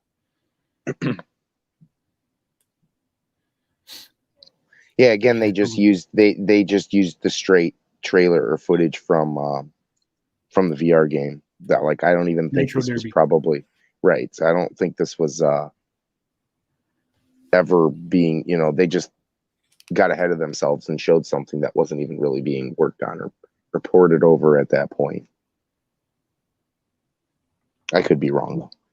Yeah, I think again, attention to detail is not their strong suit. I think they got that game, decided that they were going to use it. They were going to go ahead and whatever. They made the deal with the developers, Chicken Waffle. Decided they were going to make it exclusive to Amico. Didn't check the footage, didn't check any of the information on it, and didn't realize that, hey, it said another company's name on it, which is how I was able to figure out what the game was and all that good stuff. And when I reached out to CenterTech, it's because I do, reach out for confirmation on things. That's what journalists do. I reached out to CenterTech and asked them about this particular game, and they told me that it was coming to CenterTech first, then it was going to go to Amico. Now, Tommy says that I'm a liar. I'm just relaying information that I was told by the representative from CenterTech. So if they have made a mistake or if they lied, it's on them, not on me. And maybe it will never go to CenterTech. Maybe they did buy the rights 100%, but it was originally developed for the VR company. It's like a Dave and Buster type thing. Yeah, I did hear about this in earlier videos. Like I said, this has been going on for so long that it's easily, it's easy to get your information a bit mixed up when this has been, a 3-year adventure at this point. So, and again, this is why when guys like Essex Gaming or, when his channel came out, I said certain things like what we were told in the beginning might have slightly changed and I might have fudged up a little bit here and there, but it's just kind of hard to keep up with what's going on since this project has been going on for so long. Beefy says auto racing was shown on the Gamescom trailer for like 2 seconds, never seen again. Yeah, that was a completely different auto racing. There are a lot of games on the Gamescom trailer that's never seen the light of day again. Never been mentioned, never been a reference, just completely gone. There was actually one that was almost 3D. It was like looked like an Endless Running Man game. Oh yeah. Yeah. There was I believe Pat and Ian talked about that one too. So I mean the list of things, and like you were saying, Essex Gamer, and a lot of the people that are jumping on it newer. They're like, oh, well, Tommy, things have changed and blah, blah, blah. And you can't hold him accountable for the things he said before. That would be true if two things. If Tommy said, hey, things are changing, guys. This thing that I said last week is no longer holding true. And two, if he didn't constantly double down when you asked him until the thing was officially announced has changed. The price, people are like, you can't hold them to that $180 price. That was never realistic. I heard that a couple of weeks ago. I mean, but here's the thing: you can, when he, like you said, doubles down and insults, people like Patney, and that was where this whole debate started with. And it wasn't even that they were calling it out; they had actually just got it wrong, and he doubled down and said, "Oh, hey guys, you're wrong. It's going to stay at this price point." Now, granted, that's before COVID happened, but it shouldn't really matter. I mean, in my eyes, it doesn't matter, especially if you're going to be so strong about it and try to correct people and you're going to be a dick about it. Then people are going to come back and hold you to it. So, yeah, and here's the thing: when Amico was announced, I didn't. One of the arguments is that Tommy just said things because people were asking him. They were hounding him about a price. They were hounding him about this or that or the other thing. When it was announced at the Portland Retro Gaming Expo, again, he didn't go to E3 to announce it. He didn't go to a mom convention. He didn't go to a national kids fun zone convention or whatever the fuck. He went to a retro gaming expo and announced the console. He made all these statements. No one twisted his arm and said, hey, Tommy, come to the fucking Portland Retro Gaming Expo and tell us everything about the Amico, because we didn't know it fucking existed at that point. And he announced, he said, it's going to be $180. It's going to have all these old games that it's going to have physical media. It's going to have this, that, the other thing. It's going to have fucking 2D better than the PS4. And that was a claim he made. 2D better than the PS4. And then, of course, he lies and says, I never said that. I've never did that. I never mentioned this particular thing. And so holding him accountable for past statements, I won't do that if, one, he comes out and says, hey, I announced this. It's changed because of this. And, that old stuff no longer holds true. That's fine. I can understand that. And two, if he wouldn't constantly lie and just say whatever the fuck comes to his mind. Yeah, it seems like when he says that stuff, he just doesn't want to disappoint anybody. He's worried about disappointing a certain group of people, so he'll at least drag it on to tell you what you want to hear type thing. He says, Soul Ripper says, I'm wrong. He said 2D would be better than PS5, even though it isn't released at the time and specs were unknown. I've heard it both ways, that he said PS5, and sometimes it's told that he said PS4. Either way, it was supposed to be a lot better than what we're being shown game-wise right now. Right. I mean, I think that's just the bottom line of it. And it's not to knock on anything that is being released. I know there's a lot of you guys that don't like the way these games look. That is not the main issue with me. The main issue with me is the way that he has conducted himself and the lack of transparency and the lack of just overall just kind of content. I mean, if this wasn't nearly ready, which I don't think COVID had much to do with it. I'm not saying it wasn't a factor, but it should have been. If they would have unveiled this like last year, would we even be criticizing it as hard? Probably not. If it released last year, I don't think a lot of people would be criticizing this hard because it'd be out and we'd be able to test it and all that other shit. Well, not so much that even being out, but I'm saying that if the curtain was lifted last year instead of end of 2018, I don't think this would be even as big an issue. I think either way, if it were out last year or if it were just unveiled last year, I don't think there would be so much criticism. I just think it's a reason why when you catch Nintendo and everything with what's going on with Nintendo, like even right now where people are talking about 4K being a possibility. What do they say when they try to ask Nintendo about something? Nintendo gets pissed. They deny. I mean, it's a common thing. They're not ready to talk about it. Clearly, they have a Switch OLED that they're trying to sell this year for the holiday season into next year. They'll talk about it when they're ready. You know, you get yourself in so much hot water when you're just trying to please people because you're trying to find an audience for this to sell instead of just having all your ducks in a row and then, you know, then do the marketing and then launch the system. And that's been the biggest problem with this the entire time is that, you know, Tommy has just tried to cater to whatever group that he can to try not to piss people off, to try to get support instead of just keeping quiet and pushing forward with the project. Yeah, because in my opinion, and again, this is my opinion, I think that this whole thing has been about trying to create buzz to get investors to finance the system. I don't think they had the money to finance it from the beginning. And so this has all been stringing people along to get a quote-unquote grassroots interest in the system to then turn around to investors and tell them, hey, there's interest, give us money. And then they could use that money to finance all the things that they've been promising. And it's just this weird cycle of him trying to keep interest to get more investors, to keep more interest, to get more investors. Right. I don't think he's an idiot. You know, he's a smart guy. Obviously, he wouldn't be as successful if he didn't have some kind of knowledge as to how the business works, right? So, you know, to a certain extent, right? To a certain extent, it just strikes me as that's why it's always struck me as odd that these things are going on when he should know better. Like there's something going on.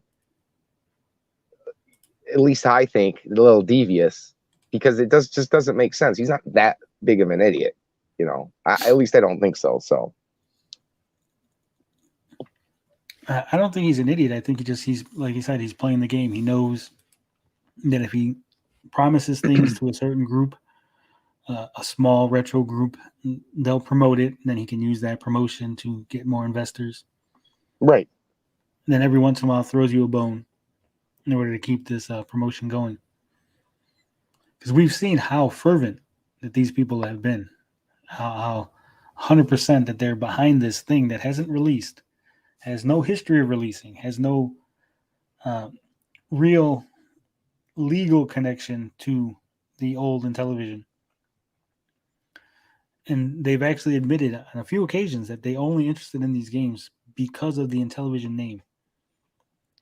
So I think, like I said, he's banking on all that nostalgia to get people interested so he can use that to finance the system. I don't think he had the funds that he needed from the beginning. Yeah, I agree with that. And like I've said before, it's why they were always after the retro market. Just like you said 5 minutes ago, it's why they did the quote unquote marketing, if you will. They won't call it marketing, but you know, talking about it is marketing to me. So yeah, they knew where they were going. They knew where to get the buzz. They knew who to talk to, who to manipulate. So I agree with all that. 56K Warning says, remember when Tommy said he can't say anything because he doesn't want it to be stolen? Yeah. He also said, this was the best one, the best Tommy quote that I remember. He said, the reason that he picked 10/10/2020 and the reason that he announced the release of the console so soon was that he wanted to give Nintendo, Sony, and Microsoft enough warning to avoid that date, to stay very far away from 10/10/2020 so they wouldn't have to compete and lose to the Intellivision Amico. That was a bold statement. And it didn't even come out 10/10/2020. It's not coming out 10/10/2021. But could you imagine the balls? It takes balls to say, I'm going to release this new system, and Nintendo and the rest of them better fucking move out the way because he would have had he actually would have had a better shot at this if he had released it last year, had it done and released last year. I mean, do you think that? I mean, I don't think that they're even clearly done with the system, but even if they would have gotten the 10/10 the date this year, they would have had to compete with the Switch OLED, which is looking. People are really, you know, after reviews and influencers have reviewed this thing, people are really dying to get their hands on a Switch OLED. So I think even having to compete with the with Nintendo this year would have just been disastrous for them.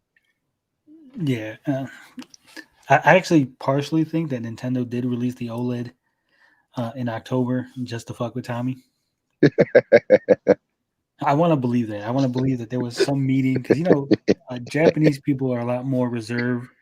They're a lot more private, and so they're not going to come out and make these bold statements and trash Tommy publicly. But I could just imagine that they went behind the scenes, were like, this guy in America is calling our system a porn and Switch machine. We need to come up with something to shut him up. They're like, OLED, release it. And then they'll release the 4K next year. He won't have a shit shot chance in hell to release the Amico. Yeah, they're like, we need to start working on a new Mario game. We're going to put it for fucking $20. Release it on 10/10/2020.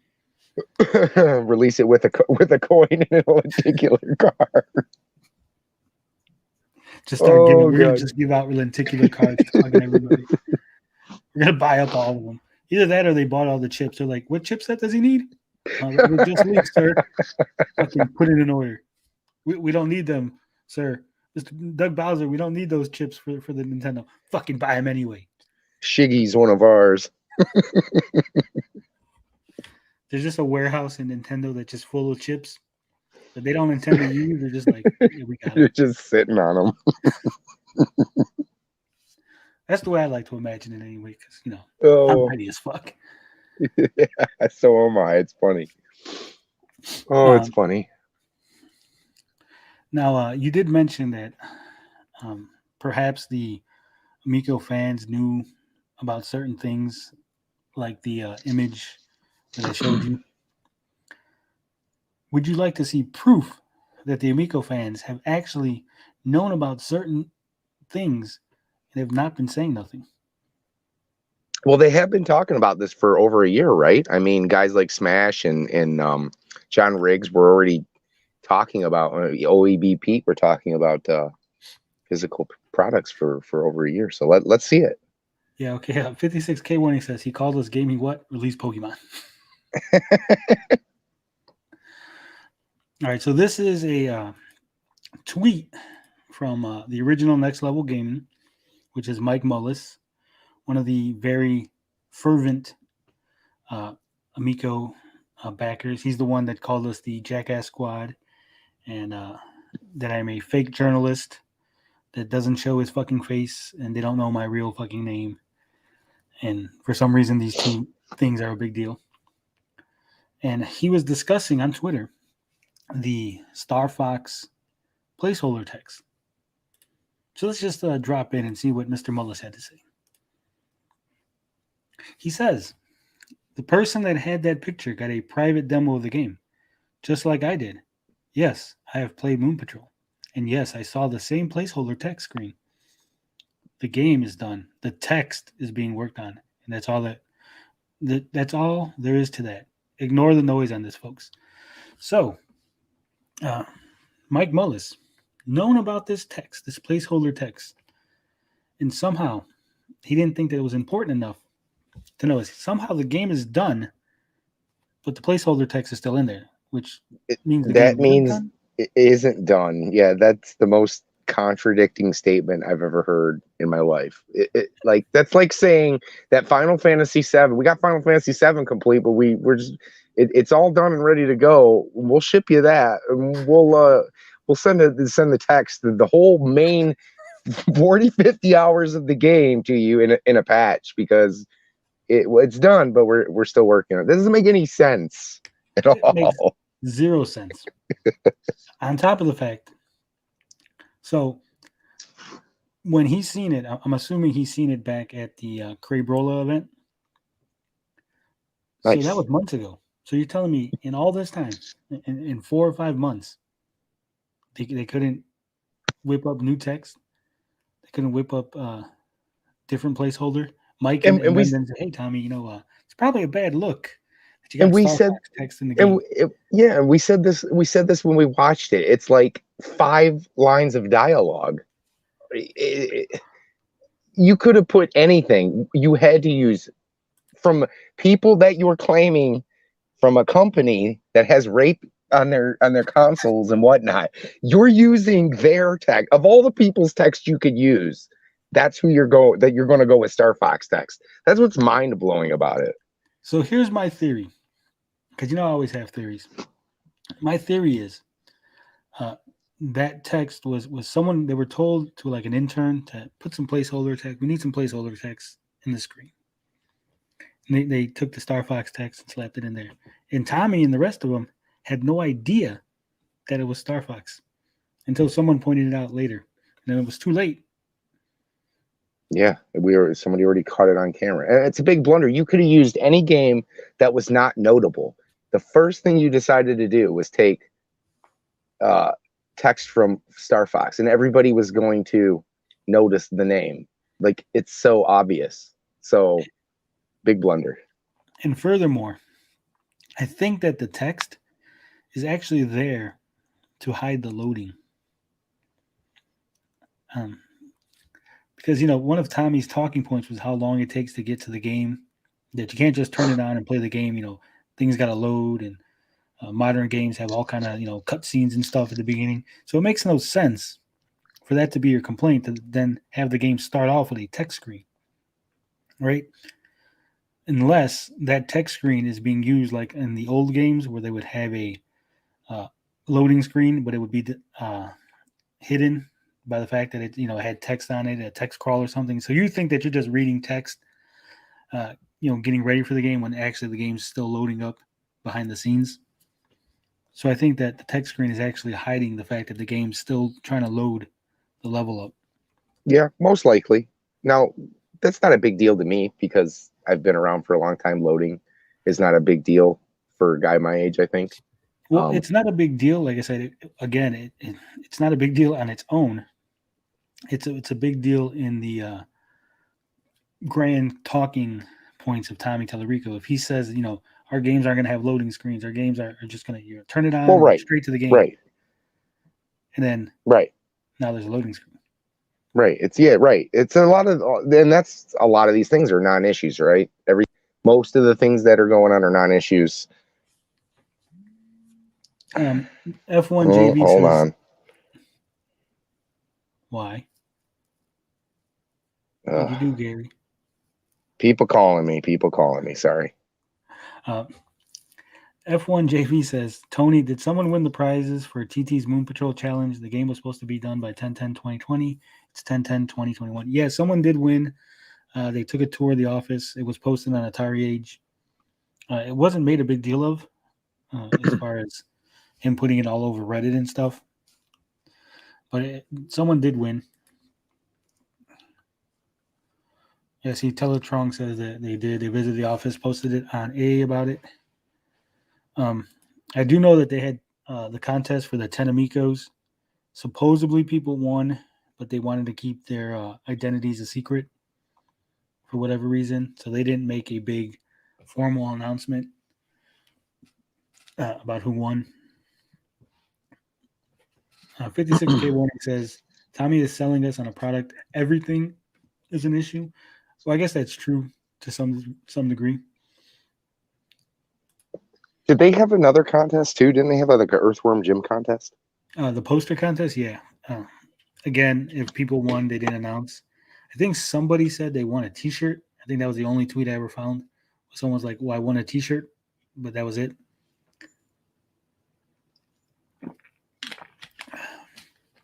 I do think that the Earthworm Jim contest was to get more people signed up to their mailing list.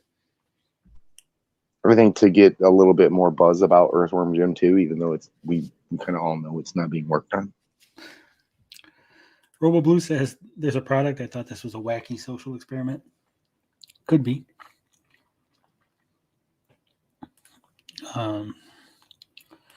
Teletrong says, I'm pretty sure there are laws against mail fraud, like for pyramid schemes to actually draw for your advertised prize when you collect email addresses. Could be. I do know that the very first contest that they held, the 10 free Amigos, it violated a lot of sweepstakes laws. But again, no one pays attention. No one's paying attention to the company. No one's, for as much as people say that I hate Tommy and the company, I've never emailed California and told them, hey, they violated the sweepstakes law. So you could say what you want about me, but there's so much that I could actually report that I don't, because in the grand scheme, it's not really that important. It's not a big deal. No one was going to enter the contest. No purchase necessary. No one was entering to get free Amicos besides people that had bought Amico gear. They probably will give the prizes out. Mike Martinez says, who won the exploded controller? That I don't know. What's that? In one of their videos, they were showing off how durable the controller was. And then at one point, they throw a controller inside a fire. And it Oh, yeah, that's right. It blows up. Was that a real explosion, or was that edited in?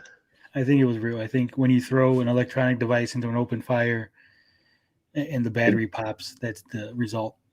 Okay.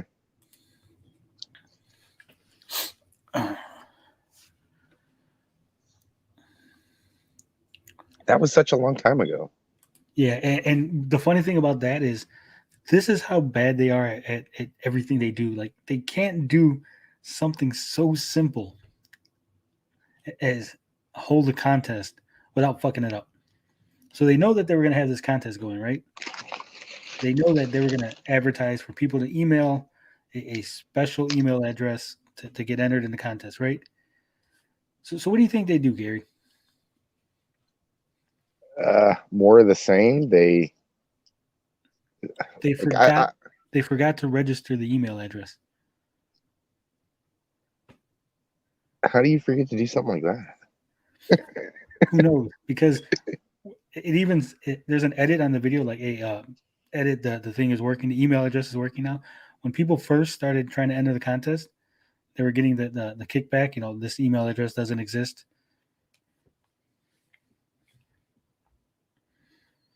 So apparently they went ahead, announced the contest, but they forgot to,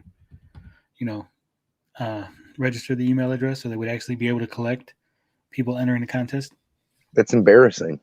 You would think they'd just do that the day before. It takes like 5 minutes. I have 2 email addresses registered to my website. It took me all of 5 minutes. Maybe they didn't ever plan on actually doing it. I think the attention to detail, probably last minute decision. Hey, you know what? We're gonna have a contest for that controller. Okay, boom. Somebody go fucking run and register the email real quick. Tommy, the video's already out. No, fucking go do it anyway. Don't worry. It'll be fine.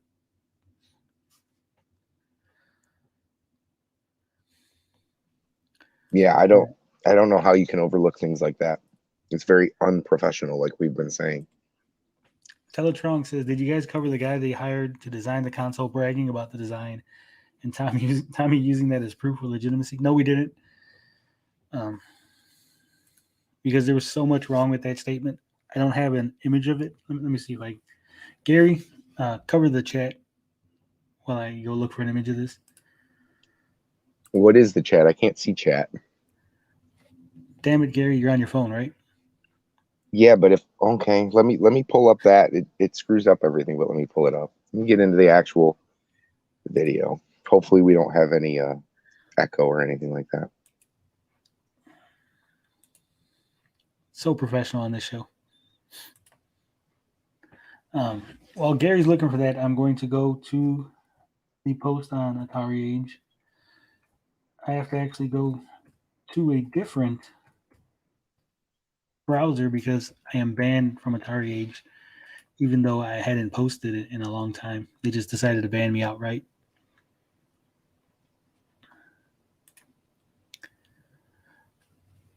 And apparently this was posted on Facebook by a Soul Ripper says, hey guys, I'm working in the middle of the night and have about 600 unread emails to go. The podcast better last 4 hours.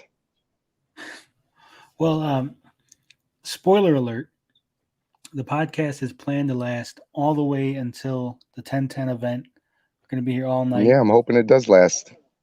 until tomorrow. 5 hours is what we usually go for. We're going for like 30 hours. This was from Andre Lamont. Let me see if I can get the whole image. Fuck. KP, Carl is not with us. Carl is taking a little break from the Amico talk. Yeah, Carl is Amico'd out. We want to take a little break. Hopefully he'll be back by next week.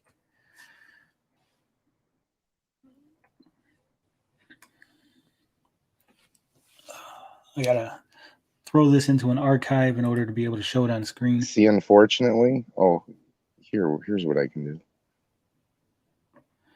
Dan Smith says they were just looking for an excuse to ban you. Yeah, they were. Mr. Beefy says, watch those posts from Mr. Beefy. I heard he's a troll. Yeah, that Beefy guy. It's no good.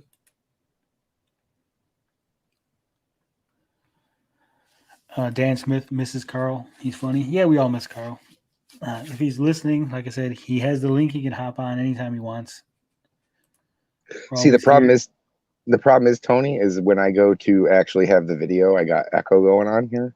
So for me, it's hard to do. And then I don't think I can mute the video. If I can mute the video, I'd be okay. It's not letting me though. Soul Ripper says, never heard of this Andre Lamont guy, and his Wikipedia page looks like a joke. It does. And his website doesn't have the HTTPS, so it's not secured. So if you go to it, it might give you your the little browser warning. Robo Blue says, what happened to Carl? Why does everybody keep asking? How many times we got to go over this? Because Carl took a break from the Amico community. He says that you guys are great, awesome, but he's a little Amico'd out. All right, here we go. I got the page all set up now. hopefully Carl will be back next week talking about more goose-stepping Nazis and of the likes. All right, so this is, as you can see, it's an archive of the Tommy Tellerico Fun Amico conversations. We're going to scroll down. So this is Tommy Tellerico. So it was posted yesterday at 8:38 a.m. Says one of our original hardware engineers who worked on the controller tech early on was Andre Lamont. He is a very highly regarded and trusted dude in the hardware gaming industry who's written many books and courses on the subject. I just noticed, bullshit, that he posted this yesterday on one of the Intellivision Facebook groups, and I thought some of you folks here would find it interesting. Okay, first off, he says that it's one of the original hardware engineers. That means that this individual doesn't work there anymore. He's one of the original. That means he's not one of the current hardware engineers. He's not a current hardware engineer working on the Amico. He's just one of the guys that helped design it early. So here's the post from Andre Lamont. Tommy has been 99% the voice for Amico, but I chime in from time to time to correct people or give them facts. Never heard from this guy before, but apparently he's chimed in before. In 2018, Tommy approached me to develop the Amico. I have designed a number of game consoles and related hardware over the last 20 years. No idea who this guy is, but apparently he's designed game consoles. Have you ever heard of this guy, Gary? I have not. Mike Garcia says, Lamont, smart as fuck. He has his own electronic engineering shop. Okay. Says, I told him I would design the controllers myself and help put the engineering team together to design the console. I also told Tommy that we would need 2 years, no less, and that would be a grind. So, he approached him in 2018, okay, and said he would need 2 years, no less. That would be a grind. So that means at the very earliest, this thing could be ready would be 2020, unless something happened. Okay, so keep that in mind as I continue to read. That all said, Tommy agreed, and we got the hardware all done very quickly. Odd. I finished the controllers, handed it all off, and the console devs and programmers continued working and developing everything. The hardware was done, has been done, and there are no smoke and mirrors, exaggerations, etc. COVID simply jacked everything up. Simple as that. And it continues to with the manufacturing pipeline and chip shortages. Building a console is a massive undertaking. There are so many things to consider. This is not a one off. Tommy and everyone on the team are all lifetime gamers and game developers. We all want to create a product line, not a single blaze of glory to sell units at Xmas based on the name. I have a number of Amico accessories I want to design once the product gets out there, and I'm already thinking about Amico 2 and 3. So he says the hardware was done, okay? Has been done. Except for Tommy himself has said multiple times that they had to redesign different things for the hardware because it has not passed FCC compliance. So it's not done. But we shall continue. Yeah, this is kind of like the Mike Mullis argument with the text. Yeah, it is. It says the Amico will ship. It's becoming closer and closer. And there is nothing that will stop it from shipping. The launch is obviously not what everyone had in mind, and the last 2 years have just been unfortunate for everyone. As Tommy has said many times, they don't have hundreds of millions to burn in marketing and development. This is a very lean project. So unlike billion-dollar companies, Intellivision simply can't buy time and shorten schedules. Well, Tommy has bragged about having a $150 million credit for manufacturing and a $50 million budget for marketing. So, small company or big company? Small guy or big guy? Pick a lane and decide what you want to do. It sounds pretty big to me. So all those with any doubts, I am an embedded electrical engineer and I build stuff. This product is ready to go. Been ready. But there are so many other things that are a challenge in the world right now, which have changed the trajectory of the project a number of times. Again, if it's ready to go, why do we not have FCC compliance? If it's ready to go, why have we not seen a completed unit? We've seen no dev units sent out to review big websites, small websites. No teardowns.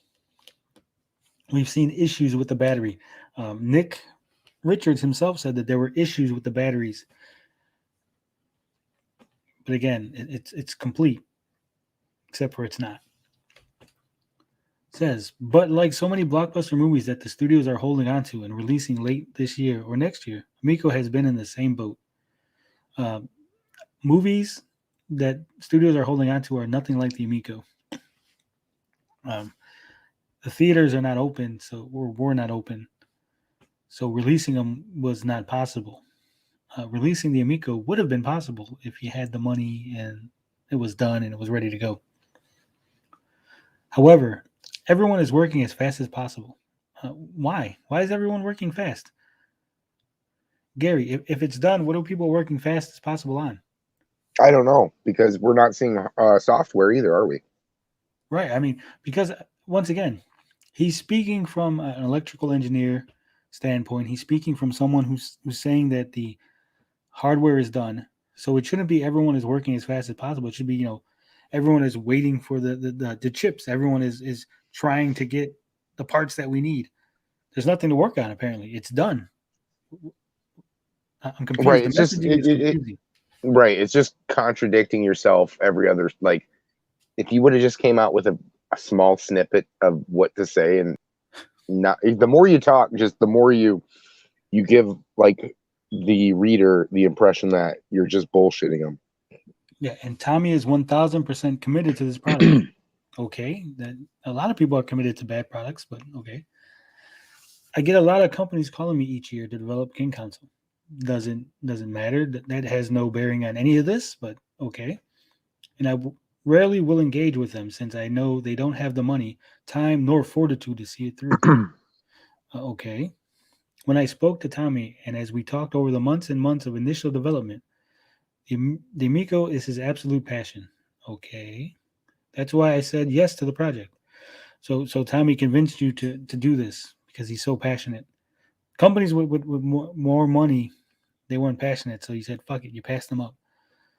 But Tommy, with no money, as you said, he doesn't have millions of dollars like big companies. He will make this happen. It's just a matter of a little more time until everything can come together. What needs to come together? Again, you said it's done. Fuck. It's like Avatar 2, 3, 4, 5. We've been waiting for years, but it will be worth it. And so will the Amico. Yeah. It just doesn't make sense at all. You can't say one thing and then say another. It's just so weird. It's odd. Ninja Kitty says, breaking news, Days Gaming just uploaded a vid for Carl. Yeah, he did give me the heads up that he was going to do that. For accessories last year. Yeah. Chillatron says, I don't think Tommy remembers the lies he spouted yesterday. I don't think he remembers the lies he spouts today, later on in the day. It's just whatever he can do. And here's the thing, though. People, it's, I don't want to get into politics, but I think that you can watch somebody and explain to them, especially things that you could point out and you could show with proof. And it's some people just don't want to hear it. And I mean, they know deep down that it is the way it is. They just don't want to acknowledge it. And I think that's why I always come back to some of these people don't want to acknowledge it because they just want to see this product succeed because they're so fond of the memories. And I kind of point back to Cyrus's video of how he describes playing with his brother. And it's a powerful kind of, like, nostalgia is a powerful drug, right? They want to have these experiences all over again. They want to play with their family and sit down with, their brother who, 30 years, 40 years later, whatever it is, and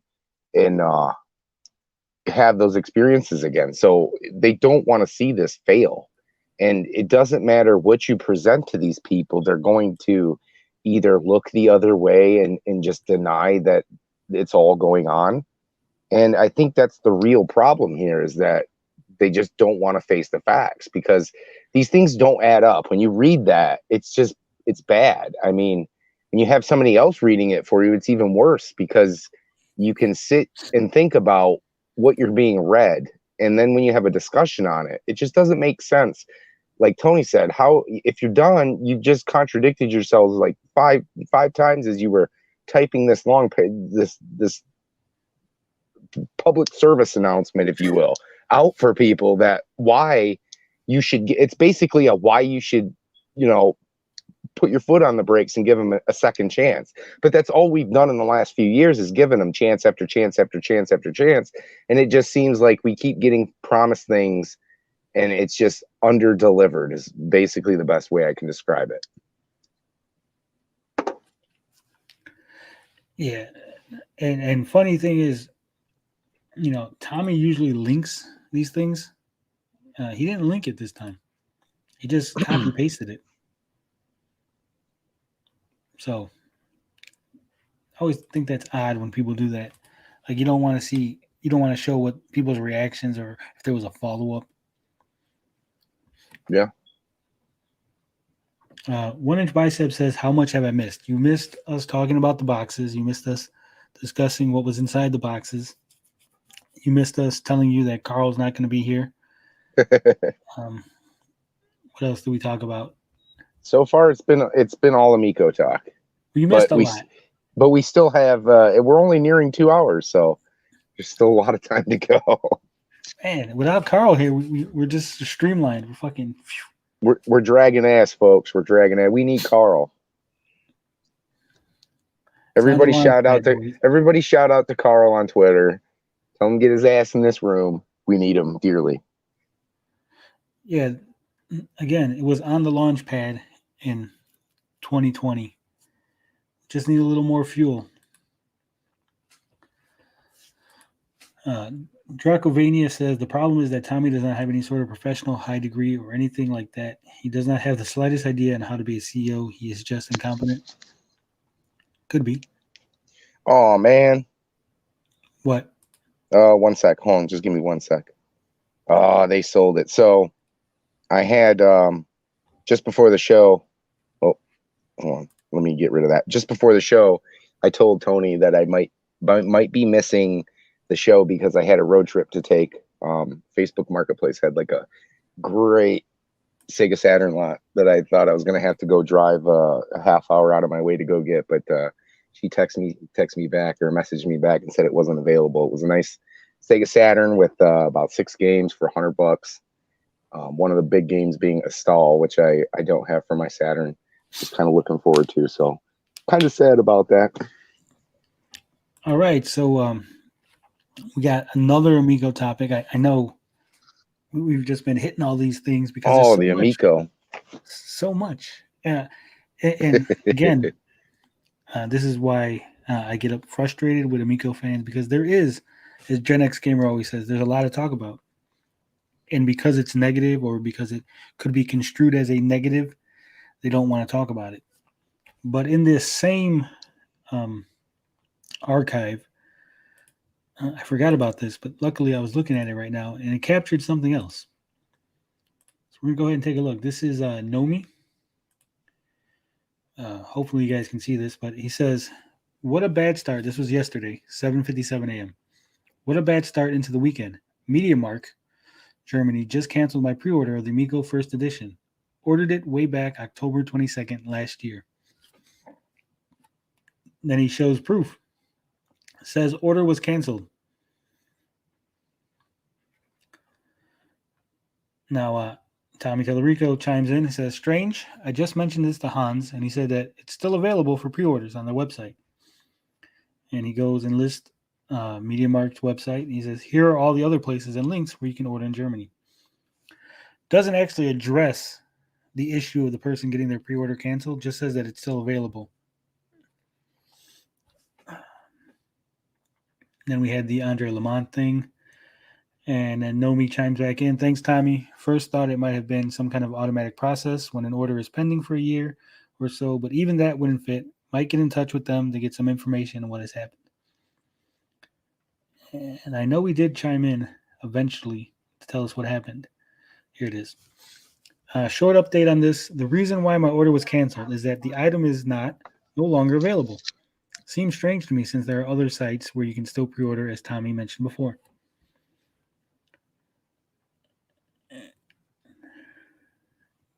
On the next page, which unfortunately I didn't capture. Let me see if the archive will get it. Damn, no. As you can see, I am banned. I'm a horrible Sorry person. about that. You're banned. What a shocker.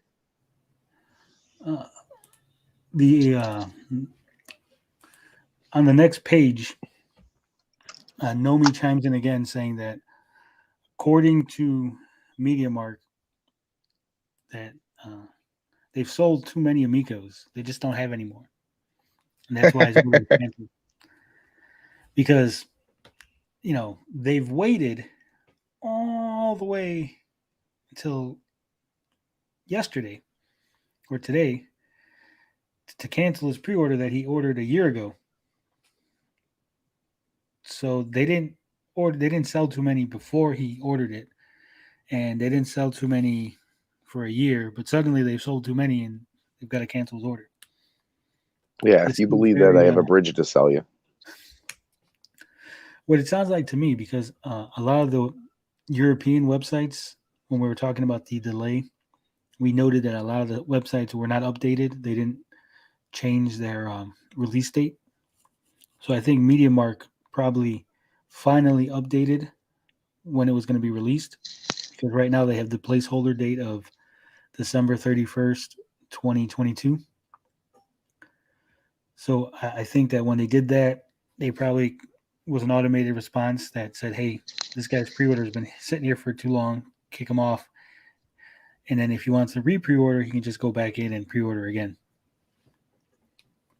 Because I guess they don't want people just, that forgot about it to end up getting charged at some point in the future and then canceling. And then now MediaMarkt's fucked because they're like, they shipped them in, they paid for them to come over, and then, all that shit, all the logistics bullshit that goes along with that. So what do you think about that, Gary? I mean, I think it's a nightmare. What more can be said that's already been said on it? I don't believe for a moment that was taking place, but I mean, what can be said? It's just a nightmare. Well, I do know earlier in the year that they had the same issue with Amazon UK, if you remember, that suddenly they started getting pre-orders canceled. And Tommy said the same thing. Oh, they just ordered too many. There was just too many pre-orders suddenly. And that's why they canceled your year-old order. But don't worry, we'll get on the phone with Amazon UK and we'll tell them we're going to send them more units and you'll be able to pre-order again. I mean, it just doesn't make sense. It's more bullshitting. I can't tell you exactly what's going on because obviously I don't work with Intellivision. So, but I mean, if you just read between the lines, folks, and you can see what's kind of going on. It's the same shit, just different day. Yeah, Chappie McChapster says strange as in oh shit, yeah. And again, I think it's attention to detail. People were pointing out that the websites were still showing 10/10, 10/8, 10/9 release dates. And Tommy's response was, well, it's not his issue. That's not his problem to have. I mean, yeah, it is. Their websites change. But I think if you don't inform them, right. All it takes is like a phone call. Hey, look, you think Nintendo makes those kind of mistakes? Do you think Sony makes those kind of mistakes? Have they made those mistakes? I'm sure they have. But this is stuff that you're going to get criticized on. These are things that people are going to talk about, especially like us, that are going to point them out. And you need to have all your ducks in a row. And it clearly doesn't look that way. And yes, you can, the same way you got it set up, you can get it taken down. I mean, look at the leaks and all these other things that happen. People are quick to shut that shit down So obviously it is a Tommy problem and it's an Intellivision problem. Clearly you have to get this shit straight so that the consumers who don't know, who are not in the circle, can be well informed and they're not making a bad decision here. So it is a Tommy problem. It's an Intellivision problem. 1 Inch Bicep says, I bet Tommy bought that Saturn lot just to piss Gary off. Oh, that would piss me off. It was a nice lot. I'm sad about it. What makes Tommy's bullshit so obvious to us, but not to the pro Amico people? It seems like some people are delusional, but others might be purposefully not seeing the lies. Yeah, like Gary says, they really, really want it to come out so bad. And in their minds, anything negative could affect the product coming out, so they'll just pretend like, no, there's no negatives. Don't say nothing. If you point this stuff out, then it might not launch. And I'm sure Tommy has insinuated as much, oh, guys, we're having trouble getting funding because there's so many negative videos, or man, if only those guys weren't pointing out our mistakes. We're just a small company, and if you point out the mistakes, then it makes us look bad, and it's hard to get funding when we look bad, guys. And that's not the case. Could you imagine a world where everything was sunshine, rainbows, and daffodils, and everybody was kissing each other's asses? It'd be terrible. And I brought this up a few weeks back about the Playdate. They said the main line that there were some people who understood it and there were some people who were like, wait, why would they say that? Was hey, we got 24 games. Will you like them all? No, but you'll have fun with them. They can at least acknowledge that. Is everything going to be amazing and up to your standards? No, it's not. But at the end of the day, they can acknowledge that you're going to have fun with this little thing.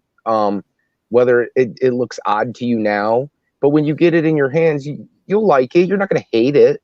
But, there were people out there who couldn't read between the lines and say, oh, well, that's what it means. It just means I'm not going to enjoy every game. They're not saying that they don't stand behind their games. It's that they're just at least admitting, hey, look, we're not going to lie to you and tell you every game's amazing and that you have to go out and get one of these because every single game is going to be perfect.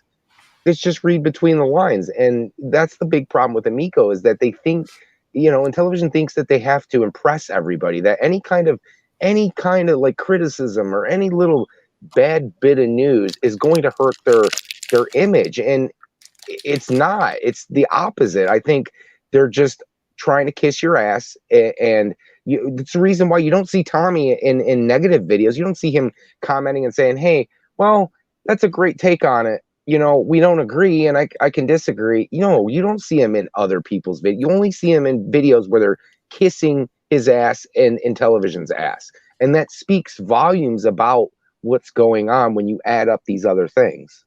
Well, let me correct you on one thing, Gary. When the first couple of negative videos started popping up, Tommy would get into the comment section and he would be like, you're kind of wrong on this. Why don't we sit down and do an interview and I'll correct the misinformation that you've had. Okay, that did happen at the beginning. I'll give him that. It did happen at the beginning, and especially happened with, obviously everybody knows that was the whole Patnian kind of like debacle, right? Yeah, if you go on my videos, on my older videos, he was trying to comment at one point, and he was just getting buried by everybody. Eventually, he just decided to stop because he realized that he was not. But that's the thing. He wants to go back and forth instead of just saying, hey, look, I know we don't agree. I hope that at least you'll try it. Thanks for at least talking about it, type thing. Instead of trying to have a dialogue in here. And where he messes up is that he wants to, if he can't change your mind, then he's angry at you and he puts you in this category of, well, it's just not for you, type thing.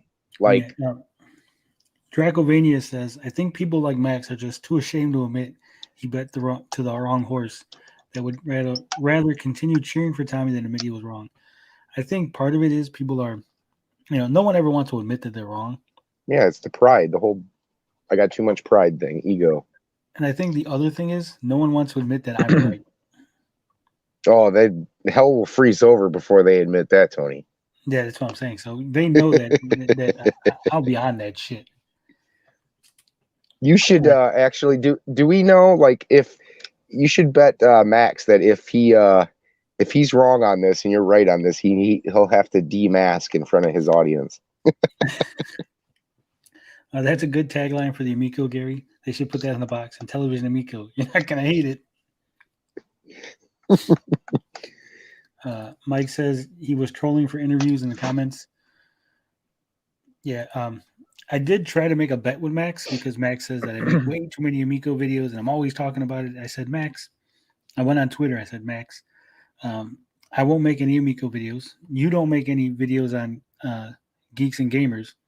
And the first person to lose has to give money to charity. So I even tried to make charity, we'll raise a little money for charity, this little challenge. And of course, Max didn't respond. He did admit in a video that he's seen the tweet, so he knows it exists. He just wasn't willing to put up or shut up, as it were. So I'll take that as another win. That's 4-0 against Max because he knows that I can stop talking about Amico anytime I want. He cannot stop talking about the Geeks and Gamers crew because that's where he gets all his views.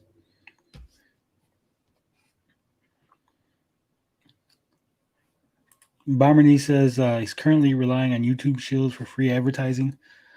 And hype.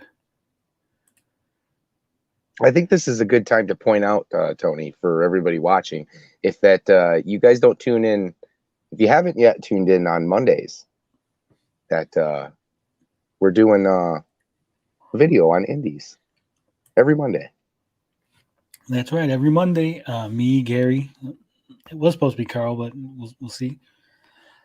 We're going to be looking at games. It's called Hey, Check This Out. We'll be looking at indie games and lesser known games. I say lesser known because sometimes you'll get an indie developer, but a AA publisher. That kind of blurs the line of whether or not the game is truly quote unquote indie. But we'll be looking at games that haven't released or just very recently released, and a few games that have maybe released in the past, but no one noticed. We're just trying to highlight some games that look good, look like fun, look like stuff we're interested in, and you guys might be interested in too. 1 Inch Biceps says, is Carl angry at you guys? No. Once again, I woke up to the message that Carl was taking a break from the Amico community, and that's where we're at. I haven't heard from him all day. So he was a little upset about some things the back and forth, all the drama. But we do miss Carl. Hopefully he comes back. Yeah, I think he'll definitely be on with us Monday. I mean, we don't do any really Amico talk on Monday, so I don't see why he would not be on there with us. So hopefully Monday he's there. And so as you see, Intellivision tweeted out this Sunday, 10/10, big reveal. So what do you think, Gary? Do you think we're going to see anything other than what's inside the box? Do you think they're going to actually show you how it works? Oh, load no, up the game, see some UI. Not at all. No, we'll see the coins, we'll see the cards. It's in question whether or not the 3D cards will be the RFID cards. I will be surprised.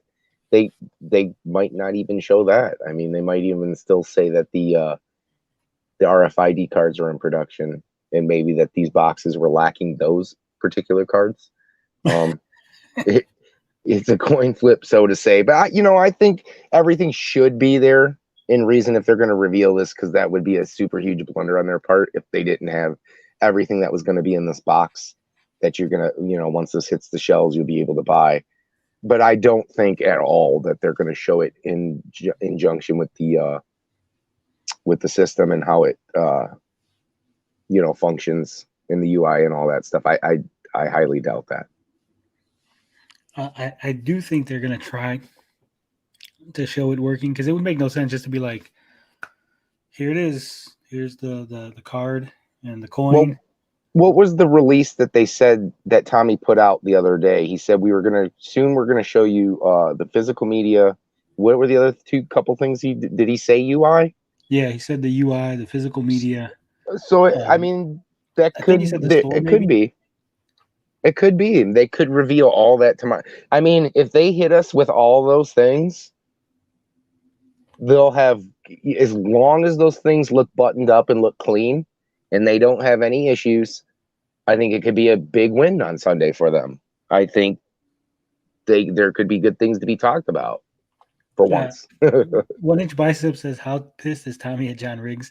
Probably a lot. They probably thought they got away with it. No one noticed. He deleted the tweet. And then, of course, you can't get rid of that. My spies were all over it because I got people everywhere. I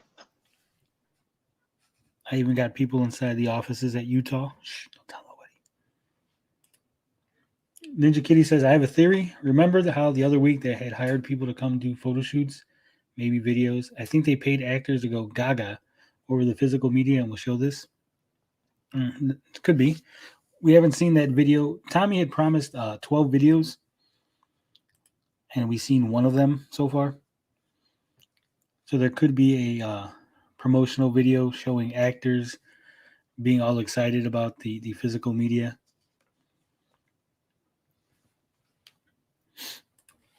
I think, and here's a theory that I have, I think tomorrow we're going to see the official reveal of Lodi McLagface. What do you think, Gary? Oh, what was that? Sorry, I wasn't paying attention. I said I think tomorrow they're going to show off Lodi McLagface, the Amico mascot. Oh, the Amico mascot. That could be a good one. What's the one Ninja Kitty's? What's his mascot's name? Yeah, I like his. Well, here's why. Here's why I have this theory. My video was flagged and taken down for copyright. And so was Leo Diaz's video. However, when I tried to fight mine, I was denied by YouTube because they put up resistance.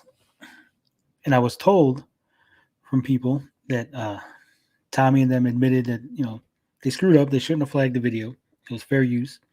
And they were going to release it. This was last week. You'll note that I mentioned this last week. And the video is still down. The video is still not up. Now, Leo Diaz's video, he put the challenge up, the counter notification. and Intellivision didn't fight it. So his video will be released in a few days, which will be after 10:10. Now, if they had let my video go, it would have been before 10:10. So that's why I have a feeling that on 10:10, they're going to go ahead and reveal Lodi McLagface. And then they'll come back and release my video and release Leo's video. And, that's how they'll save face. Because I don't really think that this is a true, oops, we screwed up, we're sorry. Because it's been a week. So, and I was told to reach out to someone at Intellivision, and I sent them, the video URL, and I've heard back nothing from them. So that was Friday, and here it is Saturday night, and I've heard nothing from them. So again, I'm very, very suspicious, very sure that they'll reveal Lodi tomorrow, and then mysteriously, my video will just be released. I mean, that all ties in very well. Then if that's the case, then I do see them doing like interface with the system and UI and stuff like that. I guess that would all make sense, and that would, to me, that would be a good publicity for once, finally having those things shown. So I think, and here's my new theory: we all assume that Lodi McLagface, the loading screen, was for the screen. Like the game's having to load up. Like you start the game and, between levels or whatever. But what if the loading screen is actually loading the game onto the console? When you tap the RFID card, Lodi appears and he's loading the game onto the console. And that's what the loading screen is for. Yeah, it's kind of reminds me of how they Nintendo had those little for the 3DS, they had the little box guys, little brick guys come out and fill up your thing. So yeah, I could definitely see that being the case. Lodi was the screen showing the UI. I think that was Lodi's cousin. I don't think that was Lodi. Because remember, they changed the chicken leg little thing. Chappie says, "Oh man, it's like a Retron." Probably. Downloading the RFID game, exactly. I mean, we know it's going to take more than a couple of seconds to load. You're going to tap the game. You're going to tap your little card onto the system. It's got to tell the system that it's, say, Moon Patrol. Go to the fucking internet, pull the file, bring it back. And they got to have something on the screen while it's doing all this. And maybe it'll take 30 seconds. Maybe it'll take 10 seconds, whatever it takes. Because the files aren't that big. Yeah, it's not going to be. Yeah, it's not going to be big. So. And like when you download a game on like PlayStation or something, it just has the name of the game and then the little bar that fills up. I think instead of doing that, they're gonna have Lodi McLagface. 1-inch Bicep says, "Does Lodi look like Lodi from WCW?" No. And I just found out the other day that Lodi from WCW, his name Lodi was actually supposed to be Idol backwards because he supposedly looked like Billy Idol. Oh, really? Yeah, I just learned that the other day. You got any theories about anything else they might show off tomorrow, Gary? I think that's all they'll cover, just because they're the kings of not really showing off too much. Even it makes me question that they'll even show that much off, because it's just something that they haven't done. I think it's the best time for it is now. They have to do something. Because if they don't, going into the end of the year with nothing other than you canceled your release date, you didn't promise, but there's a lot of, people out there who think that they promised the system at the end of the year. And there's a lot of people saying that it is going to come indefinitely. When that's not the case, I think you're going to have a lot of people not very happy with the way this year was managed. So coming out with this at the end of the year would be their strongest suit, but it's just not what Intellivision has done. It's not their track record. So I kind of see it going both ways. I mean, I definitely see them doing that, but it's something that they don't do. So if they do nail this could be something that gets them through the year, even if they don't release the console, the end of December or whatever, and they go into next year and say, hey, look, first quarter, at the end of first quarter or early second quarter, the system's coming. This could really save face for them a little bit, even though it's still in my opinion is dead in the water until they bring their A game. But I definitely see this helping them out. Teletron says, man, Tony's giving Intellivision far too much credit for being competent. Yeah, that's why I'm called a fence sitter, because I do think, I see what's potentially there, and I always hope for the best. I always get disappointed, but I always hope for the best. Like, One-Inch Bicep says, I never knew that. Yeah, I didn't know that till yesterday. Lodi is Idol backwards because he's supposed to look like Billy Idol. But to touch on that, I mean, that's why I'm here. I mean, that's why I joined the show. I mean, I feel like Tony and my opinions are kind of, one and the same. I think we share the same brain when it comes to this thing. I don't think we want it to fail. I don't think that we condone any of the behavior that's going on, but I think we do share a lot of the same criticism. And, I think that's where we're at with this. So I think Tony's pretty fair. I think I'm pretty fair, but we do sit on the fence, because on one side we want to see it, succeed and it be good, but on the other side we're so critical that we just can't possibly see it succeeding.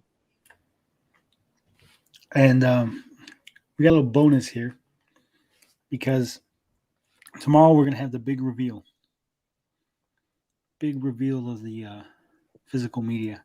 Does it say what time, or is it just says Sunday? It just says Sunday. Gary, other people have seen the physical media already. Oh, there's a lot. I would assume that there's at least 10 people. So many people have seen the physical media that they actually released a reaction video to the physical media. Did you know that? Without having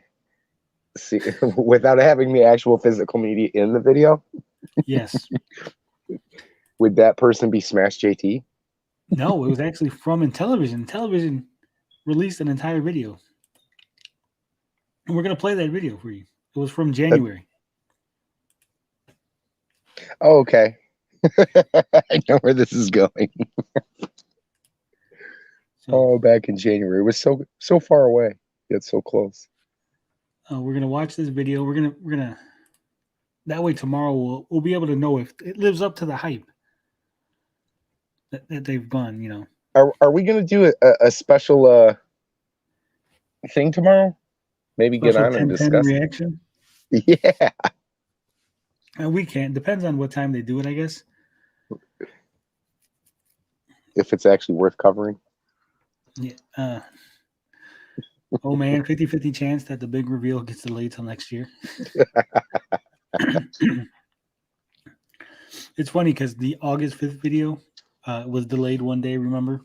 They had that big event that they were planning for weeks and weeks, and at the last minute they delayed it one day. So I could see them doing that. We have decided that Gary is Animal, not Gonzo. Okay, perfect. Yeah, that was the wrong Jim Henson, the wrong Muppet, right? I went with Sesame Street. You guys were on Muppets. well, Gonzo is from the Muppets, but he's more laid back and more weird. Mr. Beefy says video didn't render correctly. What the hell are you talking about? I haven't even started the video yet, Beefy. No, I think he's talking about the delay. That's what they'll blame it on. Oh, yeah. Okay. Sorry. Yeah, that's what he claimed. At first, it was the video didn't render, and they were waiting to make the special reveal that was going to be worth it, guys. And they didn't. It wasn't. 1-Inch Bicep says he wants to be Dr. Teeth. Yeah, sure. We need to get 1-Inch Biceps on here one day so we can talk wrestling, because he's talked to so many wrestlers. We're going to steal him from In Your Head Wrestling Radio. We're going to put him on the Geek Getaway. All right, let's go ahead and play this video. This is the Intellivision Amico Reactions, Episode 2, Physical Media. Get ready to have your mind blown.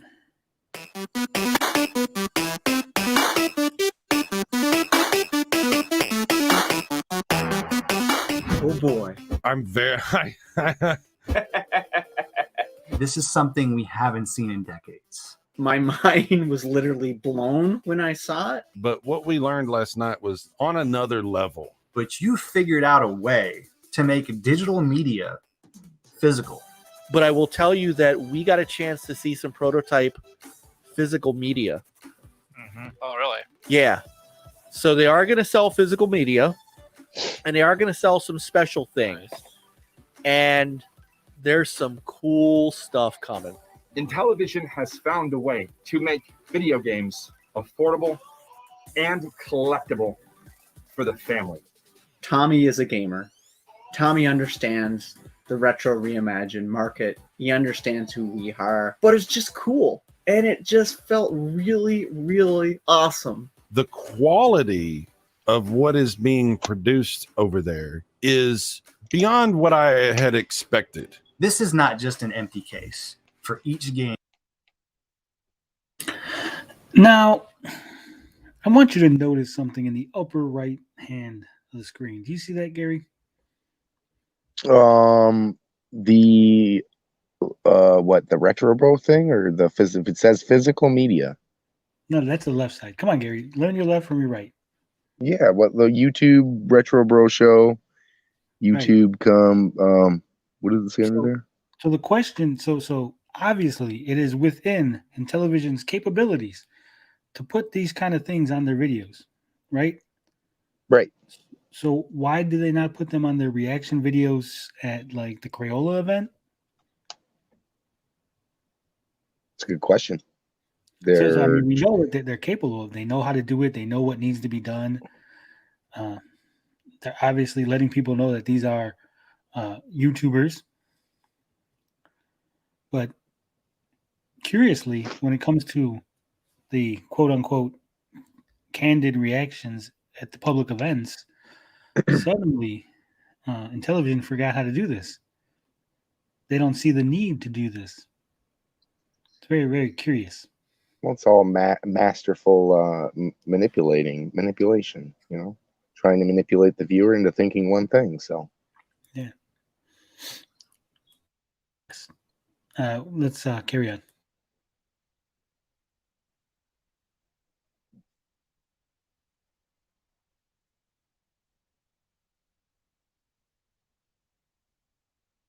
You're right there.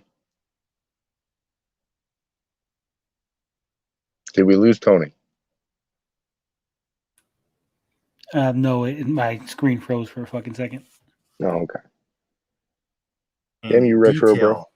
The different things that you receive with the game. It really is so much more. I saw a solution for the physical game. I saw the solution for getting your physical game from the retail packaging to the system. I saw packaging for the whole thing. And overall, it's a neat little idea. Nobody's doing anything like what he's got planned. What he's got planned is going to be very intriguing for a lot of people, for a lot of collectors especially. Like, I was giddy looking at it. It's something that's really worth being excited for. There's a lot of really cool stuff coming down the line. We haven't seen this from a company since probably the mid-90s. I mean, this is cool stuff. So, I mean, they're definitely overhyping this. You can tell, like, those reactions don't seem genuine from those guys, and we all know those guys. Nothing has to be really said about those guys. It's just, is this more disingenuous talk? I mean, do amiibos not exist? I mean, granted, they're not games. Like, Toys to Life was a thing.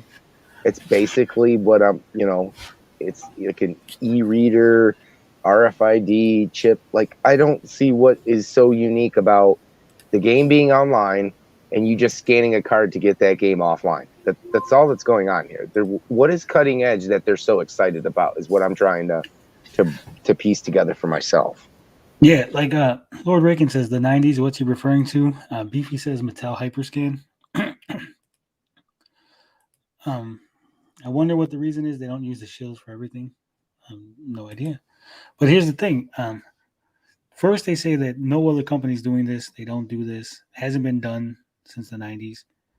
As far as I know, RFID has never ever. There's been cartridges ever since the 90s. The 90s, the last, there was nothing but cartridges. The only thing that I can think about is, like I said, an e-reader, which I know was in the 90s. I remember having a Tiger Electronic Mighty Morphin Power Ranger little machine that had those, like an e-reader where you scanned it, you had to slide it through like a credit card. That's the only thing that I can think of, but that's not even like what they're talking about, what Retro was talking about. So I can't wrap my mind around what they're talking about. And the only thing that comes to mind with this whole RFID are like Skylanders, Toys to Life, Amiibos. And I understand it's not a video game going to a system, but all that's really happening here is you're like, it's basically like a quick step to get your video game without having to go through the store and having to go through all this. So I don't see what the excitement and what the level of, like you said, Tony, that they're doing stuff that nobody's done before. It doesn't make any sense to me what the excitement is over. Raycon rightly points out that the e-readers were in the 2000s. But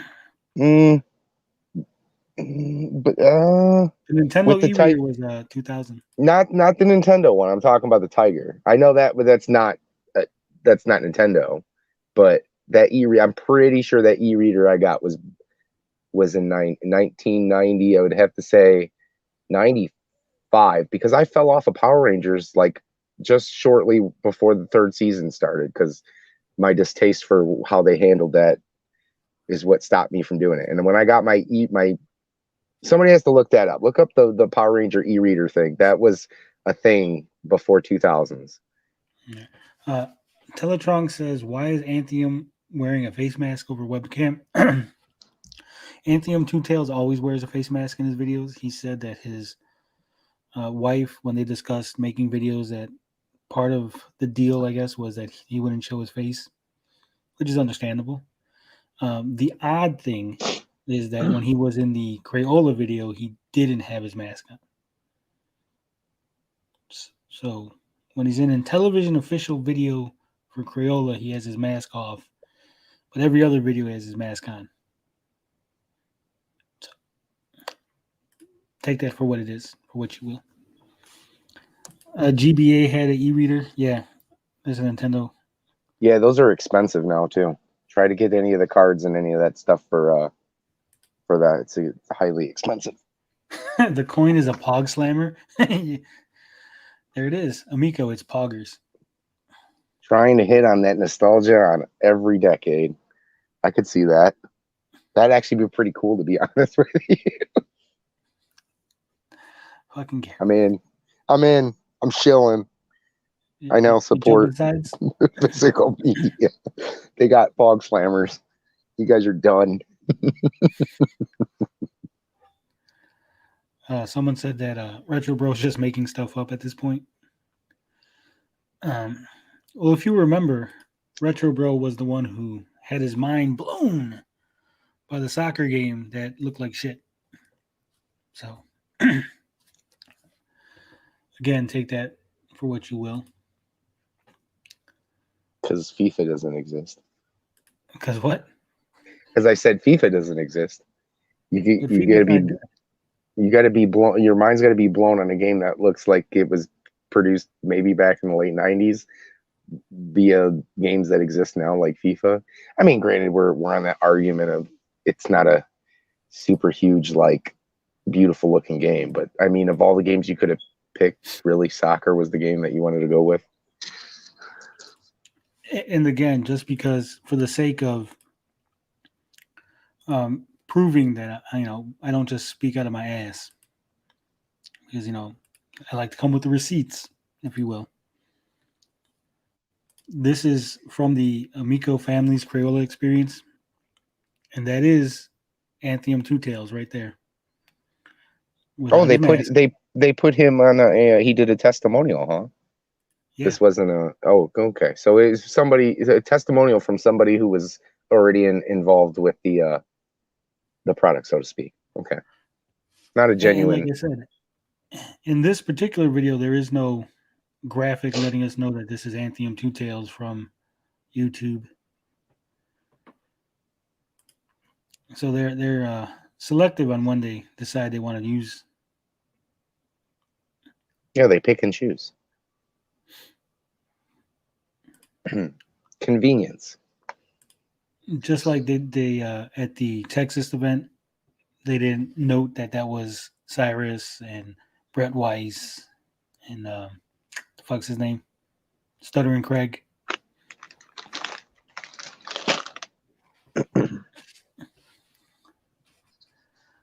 Mr. Beefy says, take the coins, slam them on switches to break the competition. Oh, I love it. You're killing it today, Beefy. Killing it. Beefy says, respect his privacy.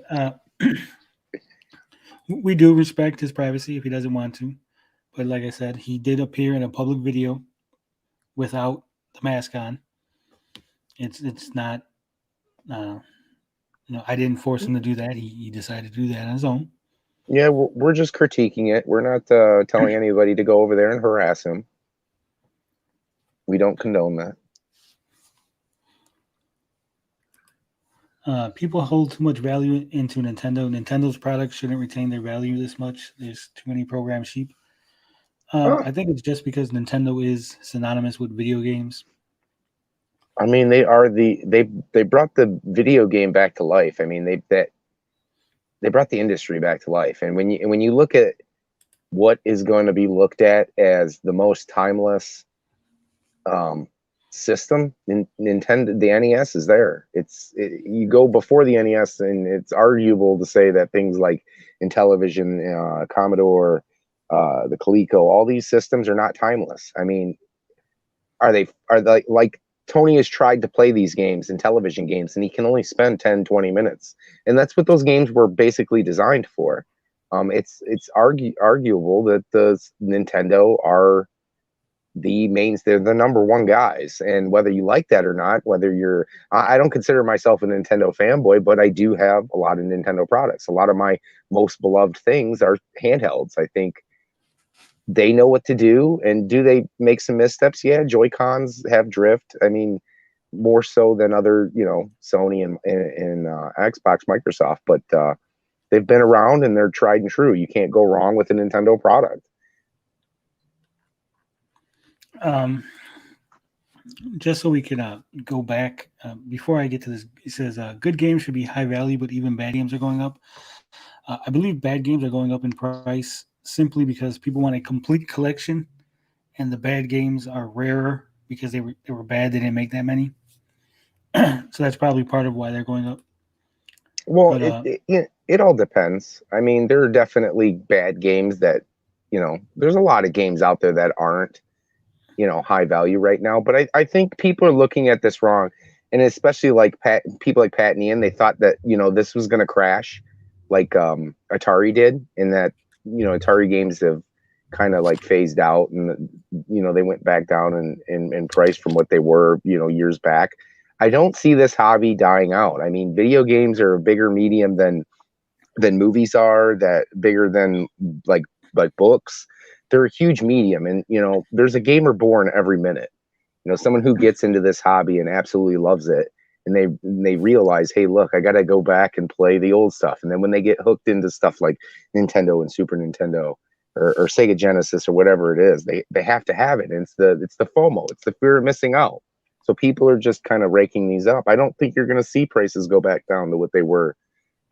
So it's either you're on the side of physical or you're on the side of digital. And I think there's, pros and cons to each one of those things. But at the end of the day, at least be thankful that gaming is not dead and probably won't die in my lifetime. It'll probably still be strong when I'm 80. So, well, I'm not a collector at all.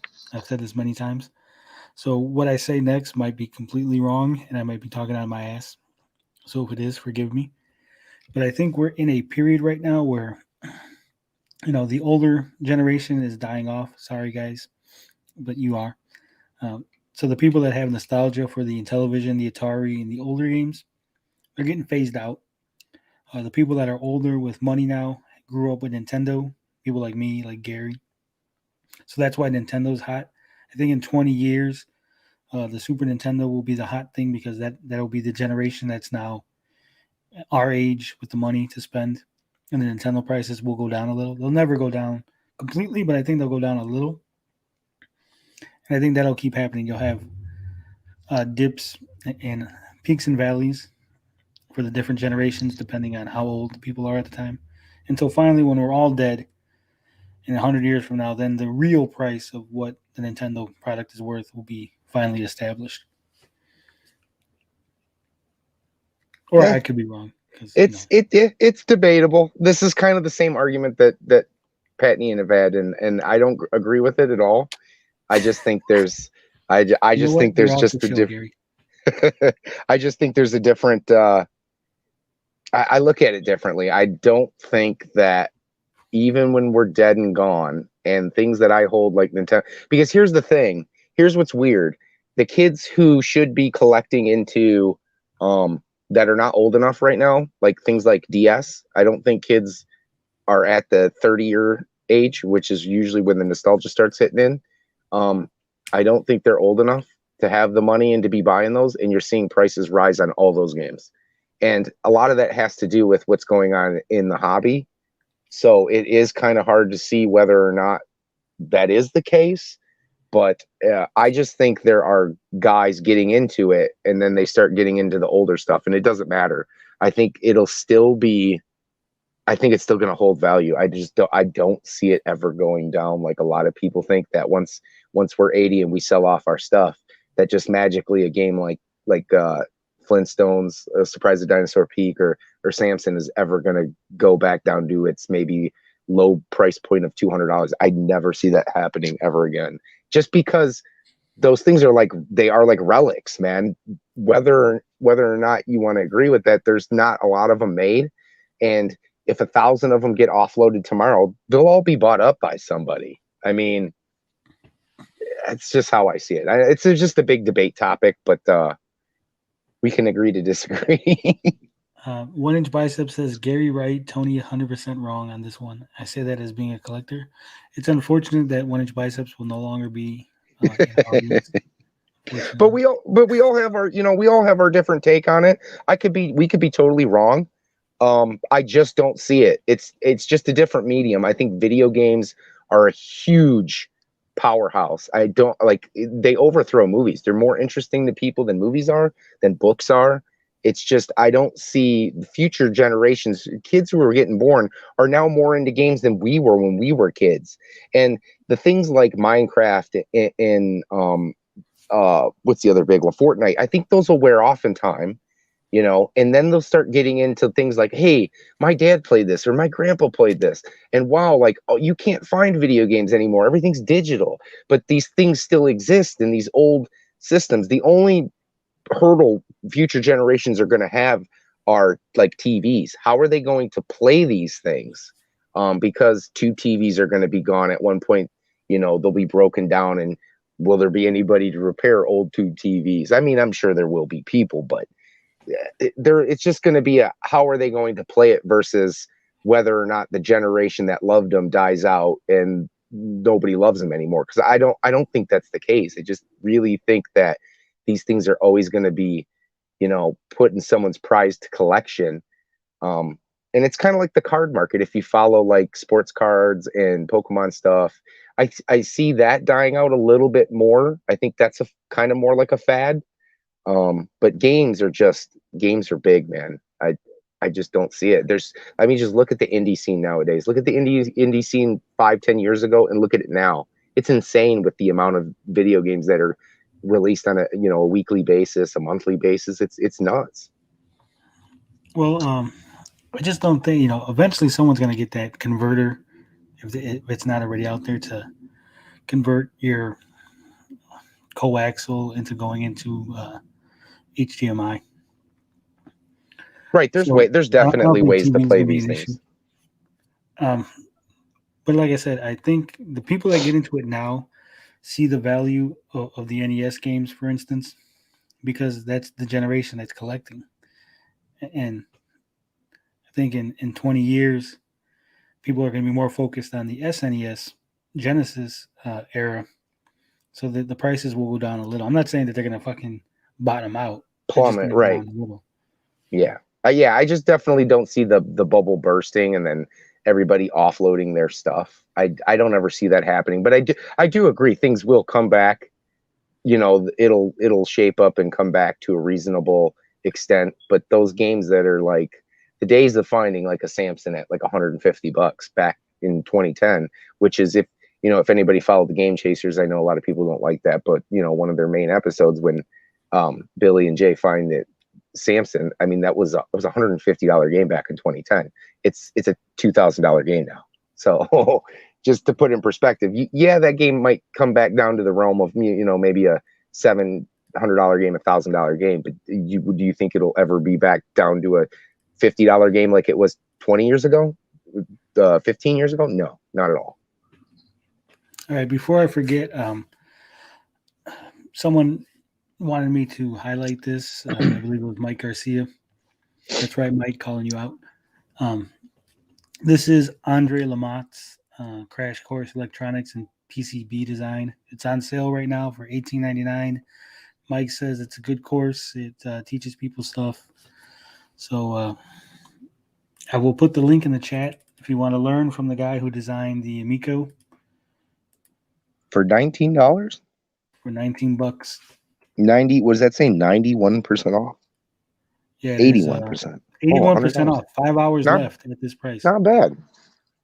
And what you'll learn, students will be able to analyze and construct basic analog and digital circuits, as well as design printed circuit boards, assemble, and get them running. Students will be able to use numerous CAD and design tools such as schematic entry, PCB layout and routing, circuit simulators, MATLAB, and more. Students will learn hands-on techniques such as circuit construction with solderless, breadboards, wire wrapping, and soldering. Students will be able to leverage this knowledge to build and produce electronic products completely themselves. Students will learn how to use basic electronics, lab equipment such as oscilloscopes, power supplies, signal generators, and more. So go ahead and somebody get this course. Design me an Amico 2. Mike says it's worth every cent. It's a 100+ hour course. You can't beat that price point. Oh, am I? Oh, sorry. I need to mute it. It's a little warm in here. I was fanning myself off. Sorry. It sounded like you were just like. Oh, it sounds like I was spanking it, huh? Damn it. Pulling a DSP. We don't need that.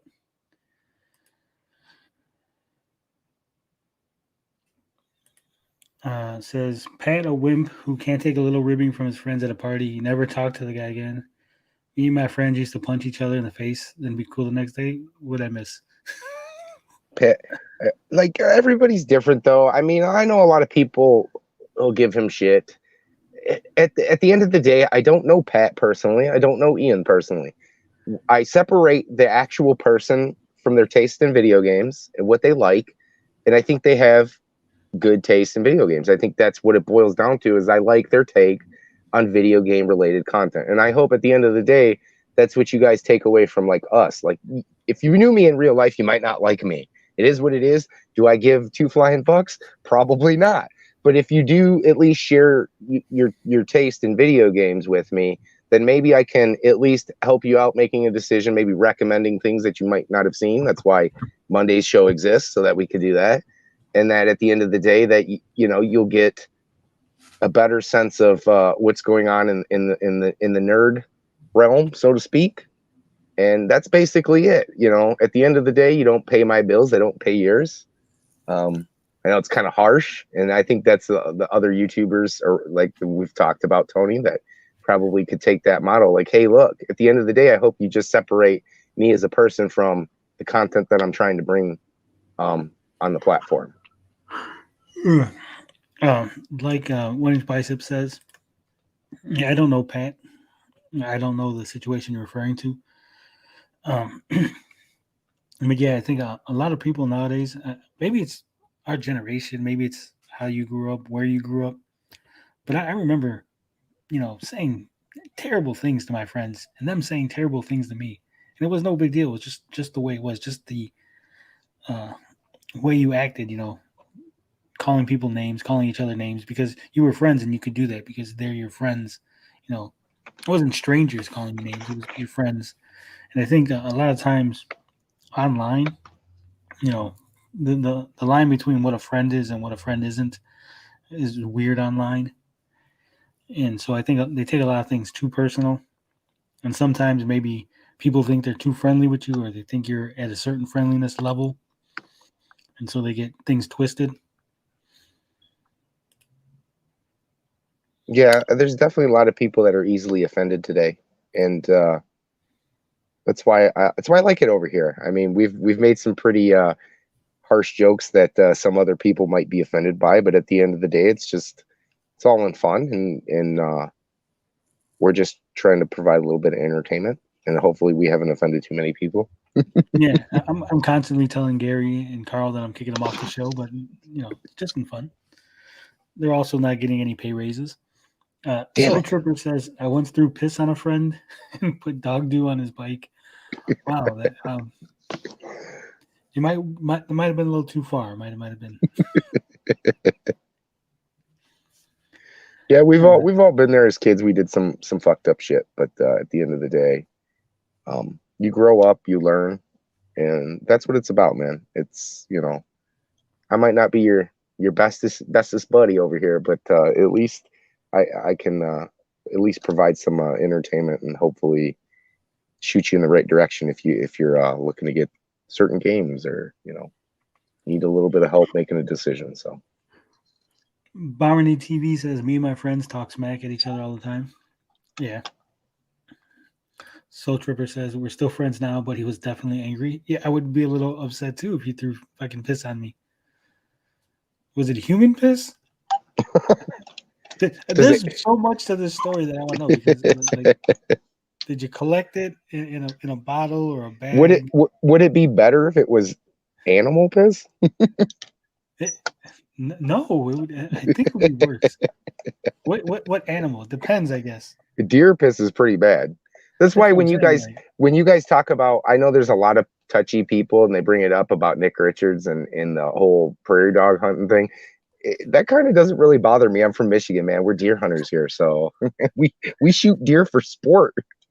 Chappie says, does it matter where the piss came from? Yes, because skunk piss or deer piss is really potent. Yeah, it's really bad. That's worse than human piss. I pissed in a balloon and threw it at him. Oh, there you go. Balloon seems kind of small. The hole. To be able to how did you get it in but there? I'm not saying anything, Soul Ripper. I'm not saying that you're a little. Just saying for me. Would the piss blow up the balloon? How does that work?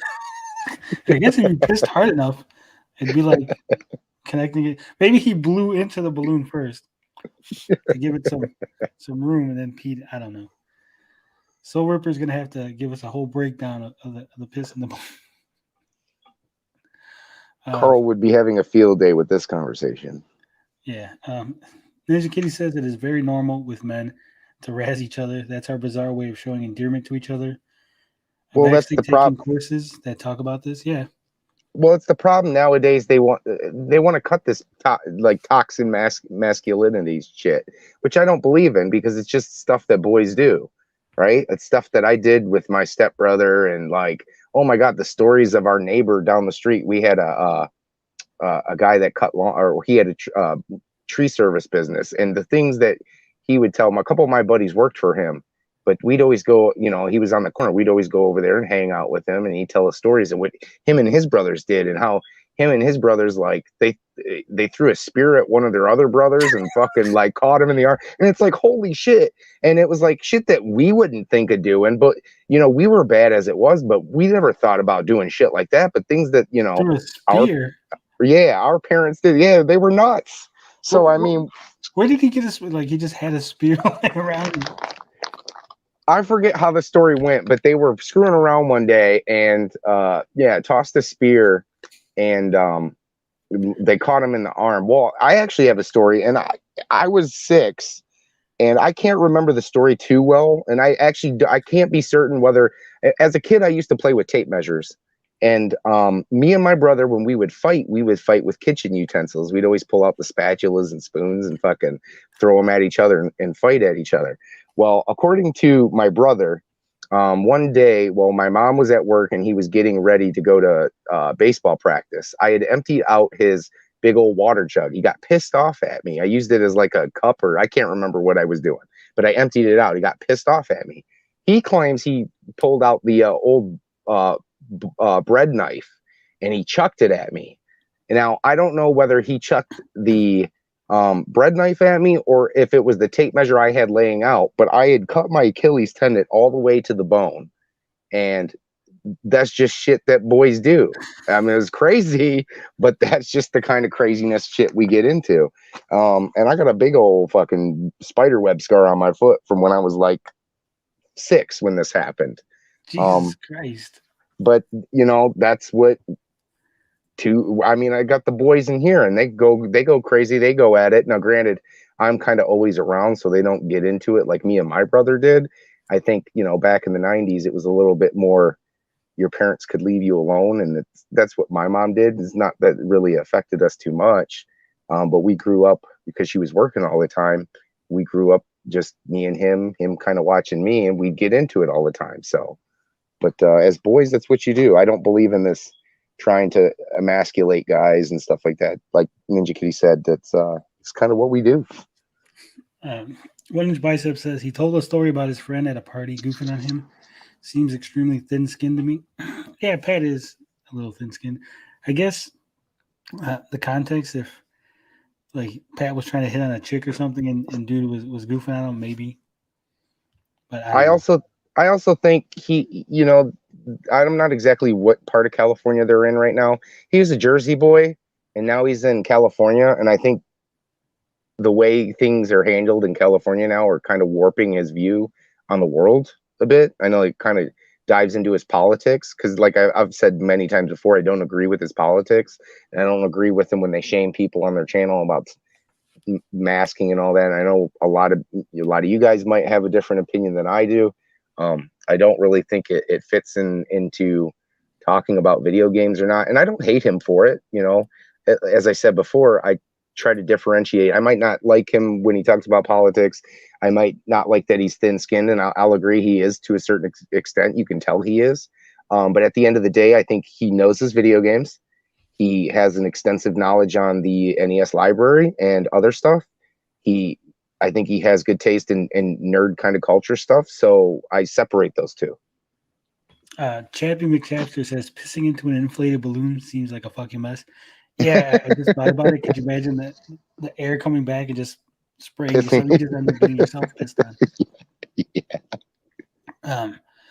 Soul Ripper says, my sister once threw me off the couch, breaking my front teeth. She also hit me with a golf club in the eye, although this was an accident. Your sister sounds like a badass. Domini TV, I think he takes the cake, though, with this story. He says, I don't want to share this, but I will. It's really embarrassing. My friend once tricked me into eating a burger with his pubes in it. I had 2 bites out of the fucking thing before my mates told me. Jesus. That's really bad. I could never prank somebody by fucking with their food, because I'm a fat guy at heart, and I really hate when my food's fucked up. So if anybody did my shit to my food, I'd probably be really pissed. I got two good stories. One is not mine, thankfully. But when I was in high school, the internet was still, people were just barely logging on, and all the safety precautions that we know now, people really didn't know. So there was this guy at school, and he's kind of a dorky guy. People would always pick on him. So they found out what his username was on AOL Messenger. And one of the guys at school posed as a female and tricked this individual into having, dirty talk over the internet. Cyber sex. They called it cyber back in the day. and he tricked Excuse them me. into it. And then he printed it out and brought it to school and showed everybody. and the fucked up part was, now here, like, so you're like, we started laughing at the dude who got tricked, right? And then slowly we started to realize, we're like, wait a minute, you had to sit there and talk to this guy the whole time. Yeah, the other guy was just as guilty. Yeah, so like, not only like it was funny you tricked him, but it was kind of sick that you were doing it too. Yeah, you were in a two-hour conversation with some guy just to trick him. But yeah, these are things you can't. Yeah, these are things you can't do anymore. When I was in college, we used to party all the time at my boy's house, and I know I told the story before about getting a gun pulled on me, but this is a different story. So it was like New Year's, and I go there and I had right off the bat I had like fucking 6 shots of tequila, 2 fucking Jacks and Cokes. Within 4 hours, I had about 18 shots in me. Fucking 4. Oh, good Lord. Jacks and Cokes. We're playing spades. And I got tired, because I fucking drank a lot. So I was tired. So it had to be about 2 in the morning. So I'm like, you know what? I'm gonna lay down on the bed in my boy's room, right? So like, yeah, cool. Just go in the bedroom, lay down for a minute, whatever, right? So about 5 minutes later, he comes in with a couple of friends and his little brother, and they hand me a bag of chips. They say, "Here, eat these. They're corn chips. That way you don't get fucking alcohol poisoning, whatever, right? And you'll be all good." So his little brother jumps on me, and he's like fucking jumping on me because we're all like 20 years old, and his brother's like 16. He's like fucking around, like hitting me in the head and shit, right? So I'm not paying attention. So I'm just eating these fucking corn chips. Come to find out the next day that they had taken the corn chips and wrote all over them with marker.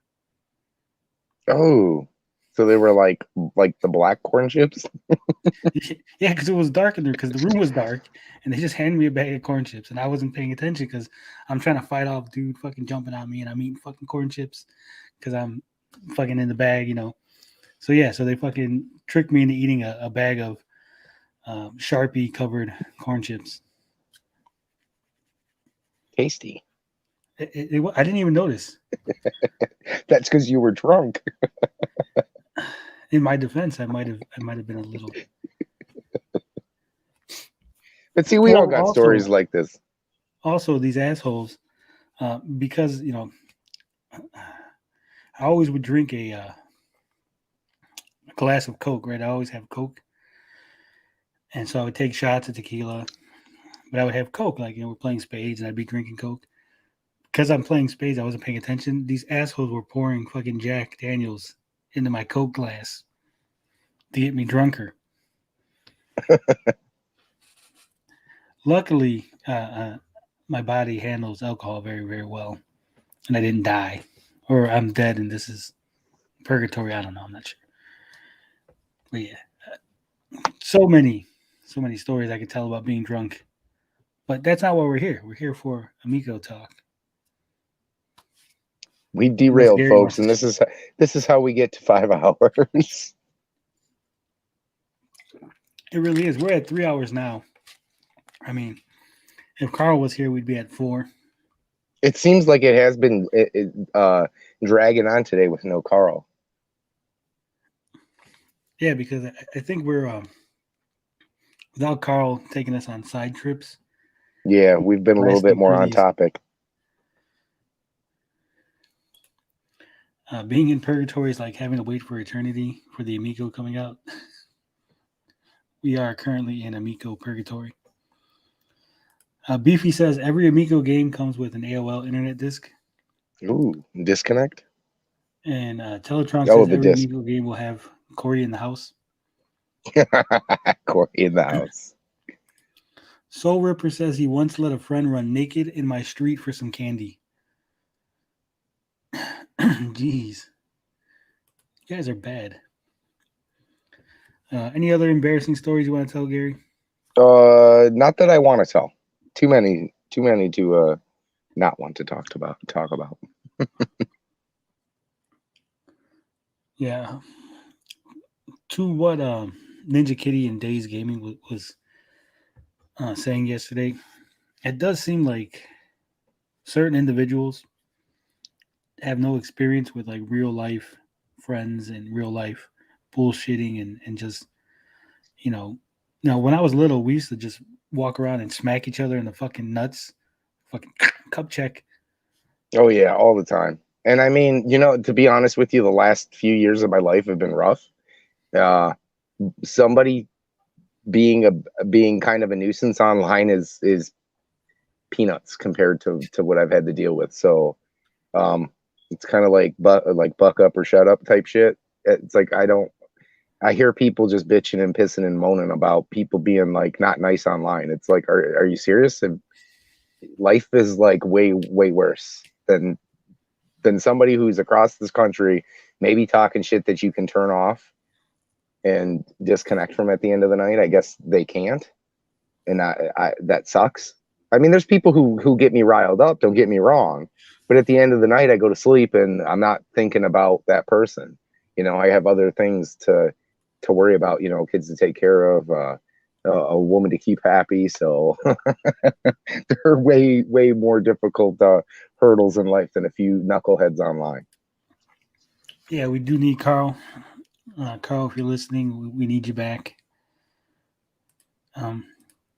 Yeah, my life hasn't been exactly perfect, so I guess comparing people being mean to me online, it's no big deal. I can handle it. I have had friends, I've had parties, and I've lived a rather full life. I have a family, have a kid, was married at one point. And it seems like a lot of these people are either stuck in their high school mentality that they've never been able to get over it, or they grew up in a totally different environment, one where they were coddled and they never had anything rough happen to them, never had any boo-boos. I'm Hispanic, I'm Mexican, if you don't know. And in our culture, we have a, you scrape your knee and everyone laughs at you and says, stop crying, you know? So maybe it's a cultural thing. Maybe it's a generational thing. I think it's a combination. It's a combination of like just all of it together. I think it's a new time, and like you said, Tony, it's a cultural thing, and then some people being stuck in like a high school kind of mentality where they've never really had strong relationships. And not to say that they're all like that, but it's a case by case. But I think there's multiple factors. It's just life. Like I just don't see how. I do devote a lot of time to YouTube just because clearly I don't watch TV, so I get a lot of my information and I spend a lot of time watching videos online. But at the end of the day, I can separate some asshole talking shit from Massachusetts. Like, what is he going to do? Is he going to affect the money I'm going to make tomorrow? No. Is he going to affect my relationship with the kids or my woman? No, not at all. So I separate that. Bomber Need TV says we call them snowflakes. Teletron says, does John Riggs have a large channel? I think he has like 15,000. He has a decent channel. I mean, a lot of people in the retro community know who John Riggs is. You say John Riggs, you should. Yeah. So he's known. Do I respect his opinion? I used to. Did I watch him all the time? Not really. I think he's done a couple questionable things. At the end of the day, I'll watch him from time to time, but he's just not for me. There's other guys I like to go to that I don't mind, that I think I share more of a taste with. It just all comes down to like, do you like him or not? And that's I think what Tony touched on in his it's not YouTube, it's you video. I mean, you're either you like people or you don't. It boils down to, do you really see yourself like having a beer with the person you're watching, or do you respect that person? Do you think you could share the same taste with? And that's why I like being here, because I think me and Tony share a lot of the same taste in video games. We might be a few years apart, but I think we have the same take on the Intellivision, and I think overall even on our Mondays. I think indie games. I think every game that Tony's come up with on Mondays, I'm like, God damn, how have I not seen this game? So Yeah. Riggs got 122,000 subs. He's part of the Metal Jesus Rocks crew. I will note that we've had 2 YouTubers that are far bigger than John Riggs' channel on this channel. So, not to toot my own horn, but we had Vito and Larry Bundy Jr., Guru Larry on the channel. So, just saying. James Whitman says, Amico Code are like the Twilight Zone Kick the Can episode. I've never seen that episode, so I'm going to need some explanation for that.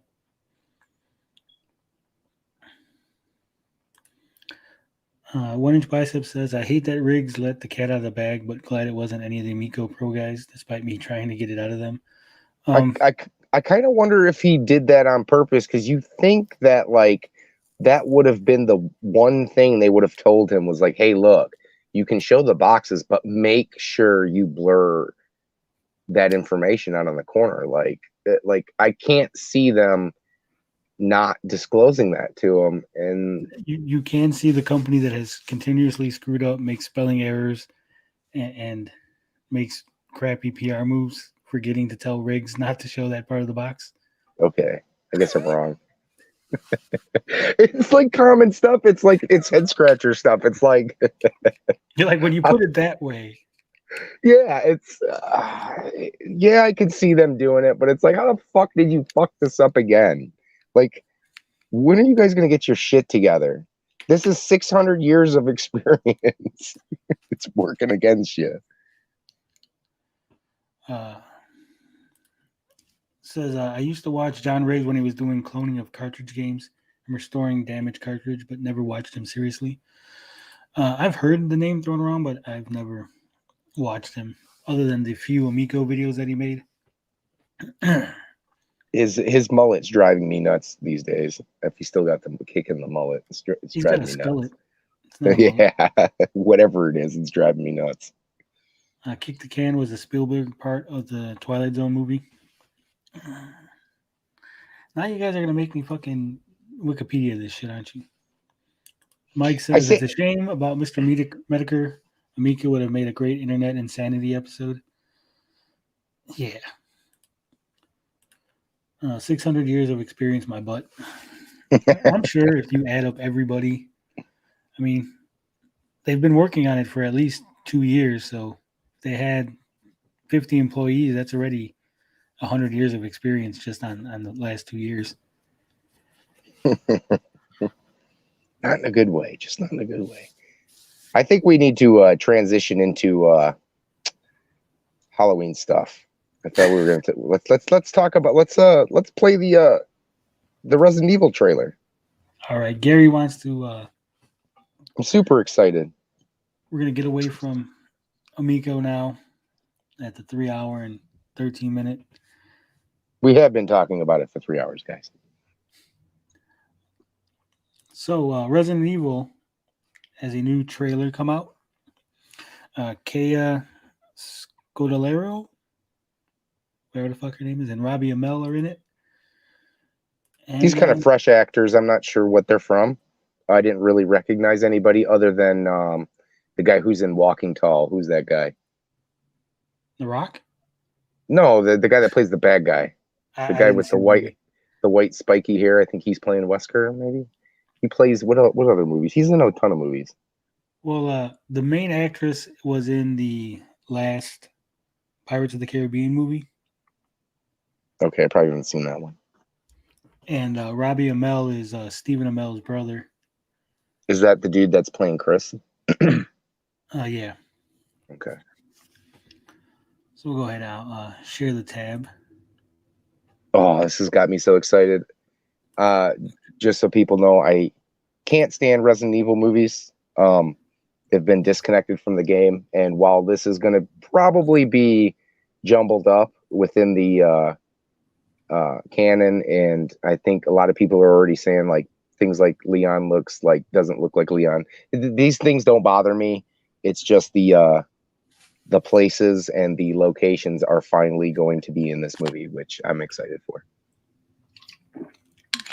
Yeah, I couldn't get Gary to shut up about Resident Evil before the show. That's why we were late. Is anyone watching Fury vs. Wilder? No idea what that is. Nope. Don't know what that is either. Boxing, UFC, I don't know. I don't watch that shit. I don't watch two sweaty men trying to grab each other and roll around on the mat. Sorry. Did you ever play sports as a kid, Tony? I was on the basketball team in elementary school. Were you forced to play sports? No. Oh, I Okay, was forced to play baseball. You're just not into sports, because I have a feeling like a lot of people that don't like sports were like either forced, because I'm not a big sport guy either, but at the end of the day, I do like me some football, and being from Michigan, I'm a big hockey, big Detroit Red Wings guy, so I never understand. For me, I used to play football as a kid all the time. My parents did make me play Little League baseball, and I didn't really enjoy that. I was on the basketball team in elementary school. They wanted me to wrestle in high school, but I didn't like the idea of having to touch dudes. It just always was weird. I was like, you're going to be in this little singlet and my shit's all, nah. In retrospect, I was like, damn, I probably should have been on the wrestling team because I would have been good at it. But, when you're a teenager, you have stupid thoughts and you think stupid things like that. But so I didn't. But it's always been for me, like, I've never watched sports. I've always thought, like, I'd rather play than watch. Like, I don't want to watch dudes playing basketball because I don't give a fuck. But I'll play basketball. You want to go play basketball? We'll go play. So I've never been into watching sports. Wrestling, I used to watch, professional wrestling, but that's not really a sport. So kind of gets a pass. Why, did you play sports as a kid, Gary? Yeah, I played like t-ball as a kid, baseball a little bit, like I think the year after t-ball, but I wasn't great at baseball, and I always found baseball kind of boring. So I agree with Ninja Giddy when he says that's like the most boring sport. Totally 100% agree. Never cared for baseball. Played football when I was in middle school, and then high school. Our high school had a $500,000 football field with the synthetic turf and all that stuff. So I got to play on a really nice field. Around high school time, my buddies were all into basketball, and that's kind of when I got into playing basketball with them, and then started watching more Detroit Pistons and stuff like that. And then obviously they won the championship in 2004, so it kind of kicked me into full gear on basketball. I've never been a super huge follow college and all that stuff, but I do like sports. Being that we don't have cable now, I don't really watch much sports other than being able to watch maybe NFL games on my phone through the app.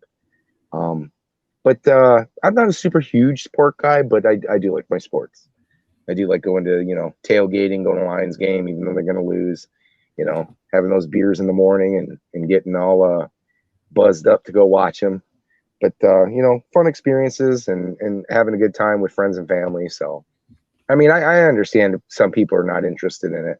It makes sense. And like you said, Tony, that was kind of how I was younger. I'd rather go play sports, go play basketball than watch it. But then friends got me into it. So, and if you didn't have that upbringing where I think if you weren't, your family doesn't really watch it. And then if you didn't have, friends that didn't want to, come over and watch the game or something like that, then I could totally see, another hobby kind of taking precedent over that, especially if you were into games like I were. That's probably a main reason why I'm not super huge into sports, is because I was always playing video games or watching something nerdy or doing something like that. So I totally understand it on that side. Yeah, my father used to always drag us to the baseball games, and it's just so boring to watch baseball. Oh my God, I hated it. Being Hispanic, everybody assumed that I was play soccer. I don't like that either. Well, wrestling, wrestling is, I mean, it's entertainment. We all know that it's a show, but at the end of the day, yeah, those guys are athletes, man. I mean, they do a lot of high flying stunts. There's a lot of physical workout in that. I mean, that's the age old debate, right? Is wrestling real? To an extent, yeah. It's not what people thought it was, but I mean, look at Mick Foley. I mean, how much damage did he do to himself? I mean, look at the guys that have broke their necks. I mean, it exists. I mean, it's just like a stunt show. That's all. Right, but they're still physically putting themselves in harm's way and doing things that a lot of people can't do. So you got to give them credit for that. No, it's not the real drama that you see of, but they're getting their workout. So I remember when I was little, we were playing football on the cement because that's what you used to do back in the day, play football on the cement. And we were playing with some older kids from around the block. And I'm a pretty big dude. So the older kid from around the block, he ran into me. I guess he figured he'd just fucking take the ball and just, fucking roll over me and run through you. He hit a brick wall, did he? Yeah, he slammed into me with his head down. And it was just fucking perfect. So he slams into me, but his head just goes right under my arm. And I just fucking lifted him, fucking suplexed him on the cement. Power bomb. And he was so pissed. He's like, "You on cement? Ooh, that's rough. You guys are playing tackle on cement? Yeah. That's craziness. Where else was there to play? Like, there's a little bit of grass, You play touch in the street. But we couldn't play in the street because of the cars. Yeah, but if you're on hard surface though, you play touch. Otherwise, you need to get yourself some flags or whatever. That's rough. Oh, we used to play fucking tackle. Let's put your purse down and play some football, boys. Hell yeah. No equipment. This was fucking ghetto football. There was no equipment. Everybody was a receiver. So you had a quarterback, the guy who covers the quarterback, and everybody else is a fucking receiver. And you just fucking tackle on the cement, whether it's on the sidewalk or the grass. Fucking slam you into a car. Ooh. Bomber says we call that rugby in the UK. Well, there you go. Well, I guess apparently we played rugby. It reminds me of our gym teachers giving us basketballs to play dodgeball with. What the fuck? Yeah, they can't play dodgeball no more in school. Apparently that's too rough. Really? That sucks. Shit. Yeah. Back in the day, they made us do. Granted, we didn't have a co-ed or whatever. We had to still play like shirts and skins. They made it. Yeah. And then whether you were a big boy or not, you'd still have the girls running through the gymnasium to like get back to their locker room. So if you weren't in the best of shape, you were a little embarrassed. Oh, poor Gary. But thankfully, I didn't give a shit. I might have been a fat boy, but I didn't care. Gary's double D's were just fucking bobbing everywhere.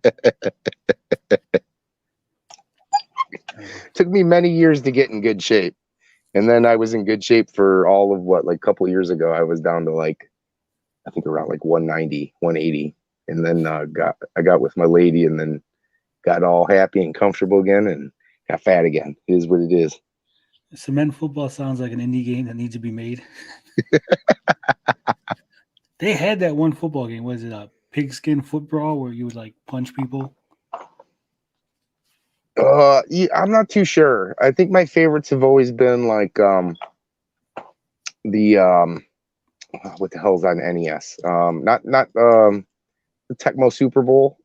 I don't know if it's Super Bowl. It's the second one. That was always my favorite game. And then the Mutant League football, Mutant League hockey. Those were the best. Those were fun. They need to come back with Mutant League. That was EA, wasn't it? I believe so. Yeah, they could resurrect that series. I'm surprised they've never done that. And nowadays, I think they did a couple of years, maybe 5 years ago. They tried with a PC game. But it was like And they 3D failed or horribly. shit. Yeah. I know there's been there was a Super Blood Time Hockey, I think. That might have been a limited run game that came out. I think that did really well. But it was, I think it was close to what those games were, but wasn't anything near it though. It was close, but no cigar. 56K warning says handball official hood sport. Yeah, see, Ninja Kitty says they did come back with a newer Mutant League a few years back. I remember when, like I said, I was on the basketball team in elementary school, and because I was one of the taller kids, and like I said, I'm a big dude.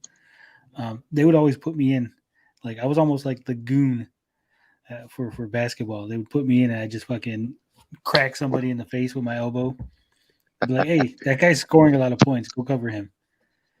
And it wasn't like the coach wouldn't say like go fucking beat that guy up or nothing, but it was one of those like he knew what was gonna happen if he sent me over there. Like, hey, go cover that guy. Oh, now that guy's on the floor. You were the enforcer. It was so bad that I wasn't in the game at one point. I was on the bench, and one of the guys was running by from the other team, and he saw me, and I kind of looked at him, and he fucking flinched and fell over. And they gave me a foul. They gave me a foul from the bench. What? Yeah, I know. It was the damnedest thing. Everyone's like, how could he get a foul? He didn't even touch him on the bench. It happened. All right, I think we've been talking about this. Let's move on with the RE. Oh, fucking Gary. He's so insistent. All right, guys, we're gonna end the show here. No Resident Evil. Fuck. All right, let's play the video. Every story has a beginning. Discover the origin of evil. Why are you back here, Claire? Your conspiracies weren't true when we were kids. They're not true now. We need to expose Umbrella. Watch this. I'm afraid, Claire. I'm afraid of what they're gonna do to this town. You see, Umbrella, they had an incident. I'm talking Chernobyl, if you know what I mean. People are getting sick. That's supposed to be Leon. You gotta help us, Claire. Let the world know what's Who, the guy on the TV? The guy that's like the Hispanic looking guy is supposed to be like. 25 years and my life is still. We have to contain this. Trying to get up that great big hill of hope. Shall we go? That dude right there. Claimed over the song. Watch. The video is gonna get claimed because of the fucking song. Into a crisis times when I'm lying in bed just to get it all out. What's in my head? That dude, yeah. What were Umbrella doing here? This is where they're experimenting on him. A little peculiar. Split up. And so I wake in the morning and I step outside and I take a deep breath and I get Right here. Oh, that just looks so good.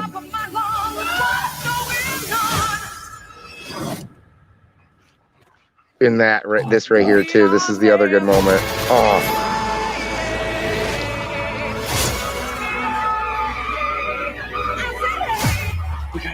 Are they going to show them in the movie? Have to go around and find different fucking things. Like, oh, you can't put that in your pocket. You ran out of rooms. We're gonna take Umbrella down.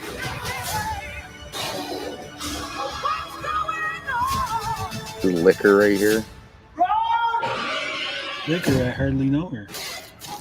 Oh, it looks so good. I mean, the CGI looks kind of shitty. And I mean, anybody who's watched some of the last like Resident Evils, they're iffy. But at least this movie is the movie I've wanted from the beginning, from the start of when they started making Resident Evil movies. Like, you got that iconic getting into the mansion and seeing just what that looks like. Looks absolutely incredible to me. And the moment where you see your first zombie and he looks back at you, they sold me on those two parts in that trailer right there. So I'm excited. The trailer does look pretty good, but I think it's going to fall into the trap of all video game movies. Probably. And they always want to explain way too much. Like, I don't need to know the backstory of the fucking zombies. Just I mean, show them going into the mansion. Right. and The game shooting. exists. That's the thing. The game exists. So I don't expect you to have to tell me 3 games worth of story in a movie, in a 2-hour movie, no less. Just give me those iconic moments, like a dog busting out of the glass, or like they showed it in that one part where the trucker crashes. Obviously, that's the beginning of RE2. Those moments are all I want in the movie. Like, I could care less if the movie's dog shit. You give me those iconic movies and I'll absolutely love it. Well, I'm saying, like, the movie doesn't even need to explain anything. Like, No, not at all. I mean, they've had, what, 6 Resident Evil movies they've made? I mean, obviously, everybody knows the origins and basically all the canon in Resident Evil lore. Just hit on the nostalgic points, I guess. yeah, they got to do the Master of Unlocking and the peanut butter and Jill sandwich lines. They got to be in the movie. No, but what I'm saying is you don't need to explain anything. Like, they don't really explain Freddy in the Freddy movies. Just like he just starts killing people, then you get a little backstory. That's it. Jason just fucking kills people, and that's it. Like, they could just show up to the mansion and there's zombies, and they fucking kill the zombies, and then that's it. You don't really need to know.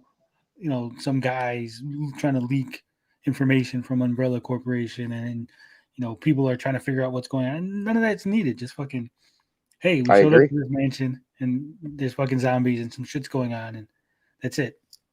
I agree. I think that's what makes the trailer so good for me, is that moment when they look up at the stair. It's just so iconic, right? I mean, Resident Evil, to me, the first 2 games are my favorite. I don't know which one's better. I still think the first one's probably the best. And if they bring back, especially like in the first game, those beginning before you get into the mansion with those cheesy cutscenes, I think that really sold the game back in the 90s, of how scary it was. Even though, I mean, by today's standards, Resident Evil is not really a scary game, but back when you played the Resident Evil for the first time in the 90s, it was groundbreaking. So if they can bring the sense of that to this movie, in some sense, I'll be totally happy. And it just hit on all the points. Like I said, you already got what you're showing, like them entering the mansion, which is huge. The zombie looking back as he's feasting on who's the guy that's laying on the ground. That's not Forrest. Forrest is it's fuck, I can't even remember his name now. I'm sure somebody in the chat will know. But you hit those moments, hit the moment where like the dog pops out, or like the snake, an iconic battle with the fucking snake, and Chris is needed with the venom shit, dude. Like, things like that, if it just sticks to that, and I know we probably won't get a lot of that because obviously it's a movie and they're going to try to explain some stuff, but stick to those iconic moments of Resident Evil and I'll be super happy with it. Like 1 Inch Bicep says, Leprechaun wants his gold. End of story. Yeah, there doesn't have to be much to it. Yeah. Leprechaun. I have an interesting Resident Evil 2 story. And since we're in October, I feel compelled to tell this story.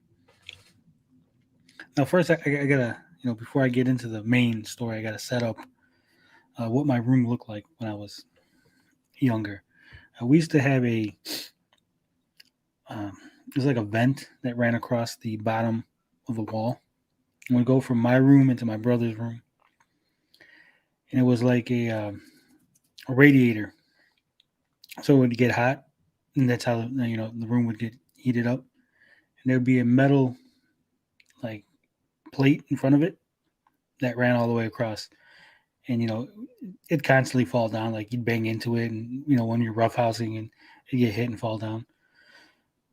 And when the radiator started up, it'd rattle a little, right? So I got Resident Evil 2 for my friend. So I sat down, I started playing it. I must have played it for about 10 hours, fucking marathon session, playing this shit. And it's about 10 o'clock at night now, maybe later. And my brother, he had stayed over by someone's house, so he wasn't home. My parents were downstairs. I was in the attic, second floor, playing Resident Evil. They're downstairs. And I hear the radiator start rattling, right? And I'm like, oh, well, I don't think nothing of it because like I said, when it started up, it would rattle a little, but it starts rattling more and more. To this like metal rattling noise. So I'm like, fuck, what the fuck is this, right? And it was so I look over and I see the radiator shield rattling, but it's like rattling in series. So it's like going from the front of the room to the back and back and forth. It's fucking rattling. I'm like, what the fuck? so I'm like, shit, right? And so I'm still playing the game because you're a kid. You're so fucking. I'm still playing the game, right? And it's getting louder and louder. So I look over. I pause the game and I look over, and I see this rat, and it's running down the radiator, below the radiator. So it's just barely hitting it. So I'm like, fuck, it's a fucking rat in my room, right? So I go over to my brother's room, and it's going all the way through. So it's going from the front to the back, all the way through both rooms. So I go back in my room. I'm like, what the fuck am I going to do, right? So then it stopped. There's like no noise. And the rat comes out from the radiator. I shit you not, Gary. It was fucking black as night. Like fucking black as coal. You could barely see the fur. It was just like fucking black. And it stood up on its hind legs and it fucking looked at me. And I freaked the fuck out. And I fucking got out of there. So obviously I went and told my parents, hey, there's fucking rat upstairs, right? Fuck. So they went up there. My dad goes up there. He's like, no, you're fucking crazy, right? Goes up there, nothing. No noise, no fucking rat. Nothing. So either I had a Resident Evil 2 delusional state or there was some kind of demon in my room. What are the odds of that happening while you're playing Resident Evil 2? Resident Evil 2 is not like that's another game that's probably on par with it's just intense. I think it's not so much scary as it is intense, and especially depending on what age you played that at. Well, it just came out, so I had to be about what? Came out in what, like 98? Sounds about right. Like 98, 99. So we're talking what? Like 20 years ago? 22 years ago? It had to be about 15, 16, something like that. Right. So you're still at the age where like, yeah. Where you I was old enough to know what a fucking rat looks like. I'm old enough to be like. But still what I'm saying is like, if that happened today, you'd probably just go get something to fucking kill a rat, or you wouldn't have been like as scared. But Orange Bicep says rats are pretty smart, probably just went off in hiding. But you know what? There was no rat droppings. There was no evidence. It never came back.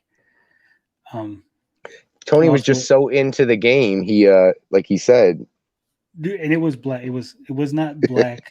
like I'm saying black, but it was like darkness is a better way to describe it. It was just fucking darkness with two red eyes.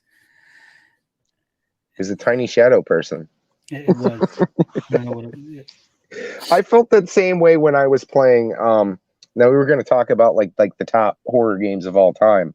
And like Tony said before, I was playing Night Trap. I highly regard Night Trap as one of my highest favorite horror-ish type games, even though there's not much to it.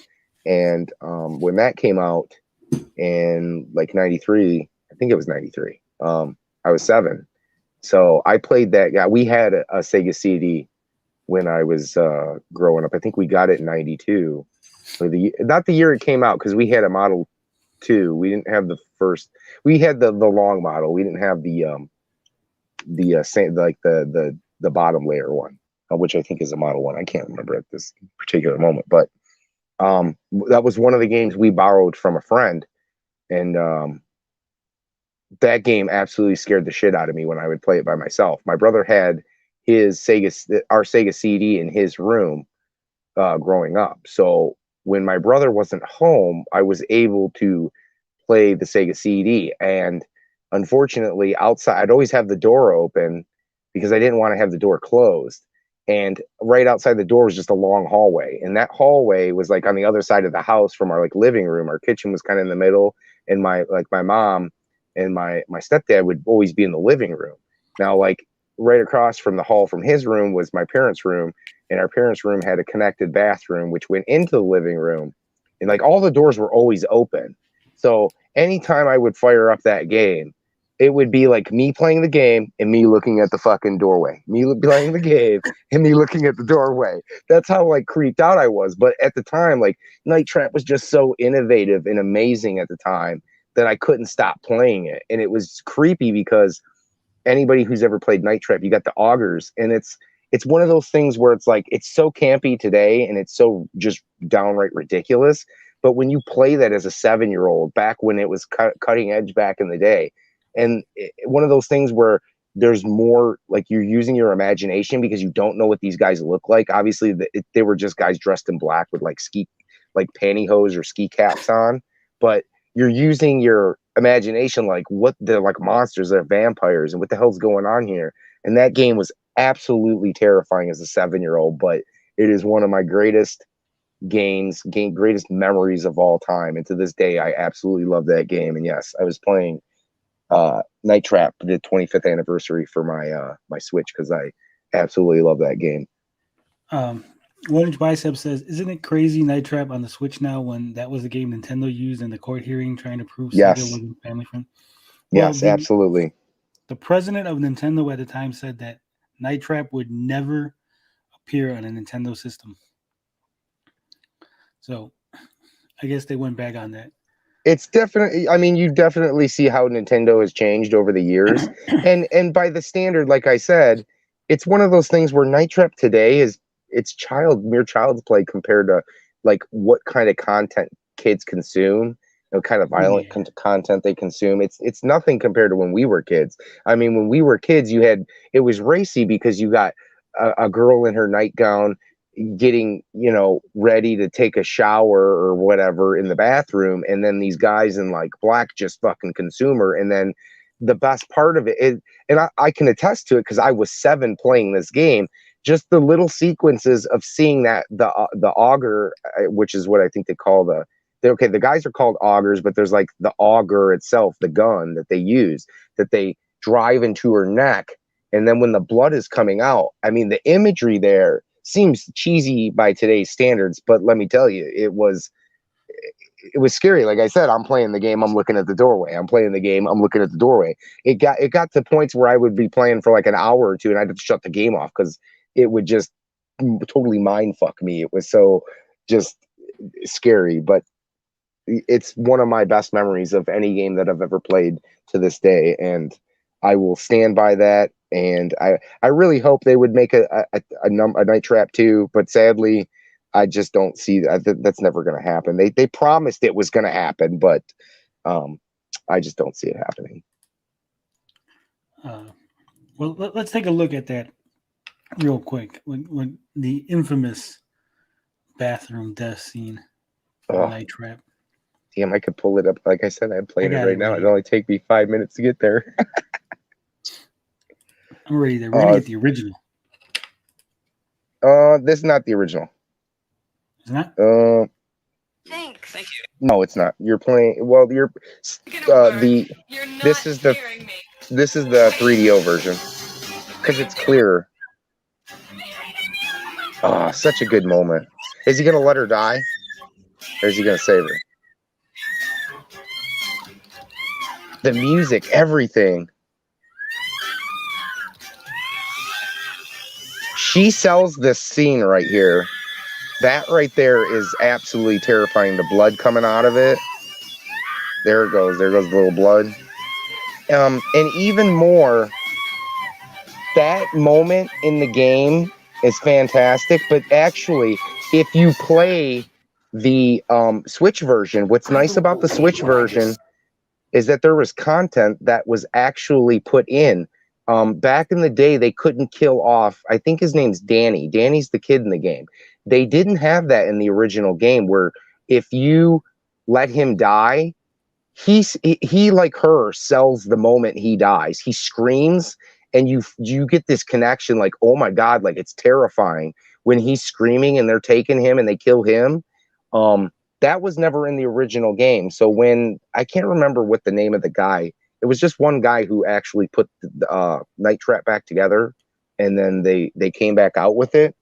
But he put in the original footage that was banned from the game, because in the original game, like I said, Danny never, like, Danny just escaped. I can't remember the sequence, but it was never there where he gets killed. But it's actually, if you go get the 25th anniversary, it's in the game, which is absolutely fantastic, because when Danny gets killed, it's just as like blood curdling, like scary as Lisa getting killed. Just as good. So you heard that, folks. Gary likes when little kids get killed in video games. It just sells it. We're gonna have I'm sadistic. Clipping that, they're gonna be like, "Fucking Gary likes killing kids on Nintendo." Dan Smith says, "I've seen shadow figures before. No lie, I do believe in the supernatural. I don't believe in the supernatural. I always think that it's a load of bullshit, which is probably why when I tell you the story of the crazy rat, you know, you can believe it's not someone who believes in the supernatural or someone who wants to believe in ghosts." Well, your mind's a powerful thing. You know, it's a powerful thing, and there's always a possibility it was playing tricks on you. So, Gary lost his image, his avatar for some reason. My avatar's gone? Yep. On my screen, it is. Soul Ripper said, "I often suffer from sleep paralysis. You see some messed up shit during such a state." I do remember one time I woke up and I couldn't move. It felt really fucking weird and scary. For what Soul Ripper said, I have actually experienced this. A good friend of mine, I used to stay over and hang out. I would sleep in the basement, and he had a couch down there. And when I'd watch TV, and by the time I'd finally go to bed, it was the weirdest thing. Like, and I've had that sleep paralysis stuff happen to me, where I couldn't move a bit. And then my mind, it's almost like your mind starts playing tricks on you. Like you're seeing like shadow figures. That's when it started. I've experienced that like 3 or 4 times staying at his house and sleeping down there.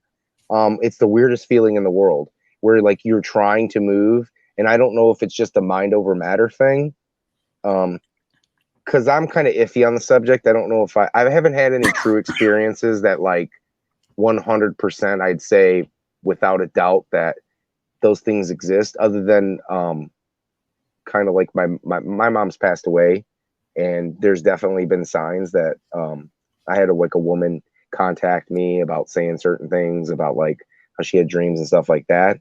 But when it comes to like demonic kind of stuff, I'd say that I've experienced that a few times, and it's definitely weird. So I'm not on the fence. I'm on the fence on it. I don't know if it really exists, but you know, I keep an open mind with stuff like that. So you said 3 times when you were by your friend's house? About 3 or 4. Well, 3 or 4 times, not by myself. I mean, like they'd be there, but downstairs, you know, he had a room, and him and his dad had like rooms upstairs. But when like we'd go to sleep, I'd probably turn on the TV for a little bit, and then by the time I was ready to go to sleep, like I'd be laying there, and I usually have a hard time falling asleep, so it'd take me about a half hour to fall asleep.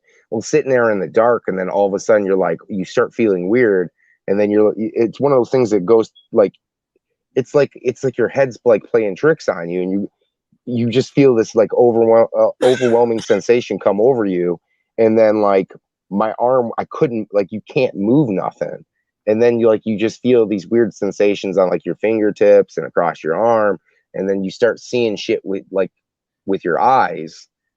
But you sure your friend's dad didn't just drug you? maybe that Kahlua and coffee he gave me earlier that day. Gary's gonna have some repressed memories. So having Amico Day channel says, oh, go ahead. There were 6 Easter eggs, extra cutscenes re-added to the 25th anniversary edition. Yeah, so I know one of them was Danny. The other one, I believe, may have been there was a gun sequence, I believe, that wasn't in the original, where the black dude comes in and he gets, I don't know if him who gets killed at that one point where they're all in the living room. I know there was the extra sequence at the end with her, Dana, being turned into the vampires, or her getting trapped might have been the one. They confuse me, but there was quite a few things added into it. The only bummer with Night Trap was that a lot of the original footage was just like, there was a master cut. They didn't preserve it very well. So when you play Night Trap the 25th anniversary, you'll notice moments in the game that don't sync up very well. And that was due to the master copy being like destroyed because it was like all on VHS. They go through a lot of that on the extra bonus stuff on the game, but for the most part, it's still enjoyable. I mean, if you go to get yourself a copy on Sega CD, which is not the best way to play it, I think the 3DO version is probably your best way to play Night Trap originally. But if you go with the Switch version, you can't go wrong, especially the fact that they added the little camera sequences at the bottom are now, you can either play like it used to be, where it was just a static image, or as if it's an active camera going on, which helps immensely when you're playing that game, because it's very hard. It's a very hard game unless you take the notes and do what you had to do back in the day. So Bobby TV says, I've had episodes of sleep paralysis recently and had near constant nightmares every night for the last 9 months. It makes me scared to sleep. Ooh, that sucks. I mean, as long as you ain't got no fucking poltergeist throwing shit around, I'd say you're good to go. Which, speaking of poltergeist, let's dive into like you got a top 5, Tony, of like scary games? I do not. What do you got for scary games? Okay, so I would say of my top 5 games, we already know my number one is definitely, hey Max. My number one is definitely Night Trap. That's an all-time favorite. It will never be touched by any other game, probably ever. My number 2 is The Haunting. Have you ever played The No. Oh, is that the one with the Poltergeist? Yeah. So Haunting starring Poltergeist, where you chase 4 family members, or well, they're not your family members, but the whole gist is that you're run over by a guy named Vito skateboarding, and you seek revenge on the family, and you have to chase Vito, Tony, the kid's name's Tony. What's the mom's name? Flo, and I can't remember her name. And you got the girl. So there's a girl, a boy, the mom, and the dad. And you insert yourself into all of the household appliances, furnitures, chainsaws, the back of the car, and your whole point of the game is to scare everybody out of the house. And when that was another game that came out slightly after, I think, Night Trap, right around that time, I can't remember. But that was like one of the first games you had to be 18 years or older to rent that from the video store, and that was an absolute fantastic game. It's probably one of my highest regarded Sega Genesis games, and that was made by EA. And that was when I think EA was doing probably some of their best work back in the early 90s. Fantastic game. If you haven't played that'd be at my number 2. Obviously Resident Evil holds probably somewhere in the 3, and I don't know if number 1 and 2 are probably up there, and 4. I'd say 1, 2, and 4 are probably my favorite ones. So that would probably be like number 3. What were you gonna say, Tony? I was gonna say, I remember the ads for Poltergeist, whatever, The Haunting. They had a lot of like ectoplasm on the screens and stuff, so it looked really good. And then when I played the game, it was completely shitty. Well, here's the thing. It does have a very like weird control. The thing is the controls, I think, that turned most people off on that game. To me, it was more about the animations. And see, I'm a big like animation guy. I don't think the graphic, it kind of resembles like a PC game from back in the day. It wasn't anything like super huge, but it was the animations, right? So when you when you go and you scare the old woman, her breeches will fall down and she's left in her underwear. You got blood coming out of like certain things. So it was very graphic back in the day. And I think that's why you had to be 18 or older to rent it. So there were certain things like, what else? The dead cat coming out of the freezer, and then the couch turning into like the big, like what you see on the box where the couch is turning into that big mouth and there's like blood coming out or whatever. And then like the dead body in the trunk and the chainsaw would rip around. And, you know, it was just very graphic at the time. I don't think, like, by today's standards, like, again, it's another game that just hasn't stood the test of time. It's not very scary, nor is it very adult-ish, but back then it was a different story. So, and it just holds strong nostalgic, you know, feelings for that. I remember going to the video store and wanting to play that so bad. And then the day we got it, I absolutely love that game. It's a very short game. You only go through, I think, four houses. You travel to 4 houses to scare them out of all of them. And then at the end of the game, it's kind of hard. It's a pain in the ass kind of game because you get to the end and you don't get a second chance type deal. Like if you can't beat the boss and like the dog turns into the brains and then you have to like destroy each brain. And then it's a very hard kind of game. But it's a very satisfying game, animation wise, for me at least. Yeah, I mean it's a decent game, but it's not what you thought it was going to be from the ads. If you read the ads, but like I said, I would say number 3 is probably the Resident Evil franchise because there's so many good games I really couldn't pick. I mean, everybody's got their own favorite, right? I still think ranked Resident Evil's got to be the best. Going into the mansion is probably the most iconic moment, maybe aside from going into the police station. That's why I think number 1 and number 2 are so great. 4 was definitely what revitalized the series. So I would say those 3 are probably all fall into 3. Have you ever played the original Suffering? No. The Suffering was really good, and that's a more of a psychological. Where's Carl and Max? Carl. Go ahead.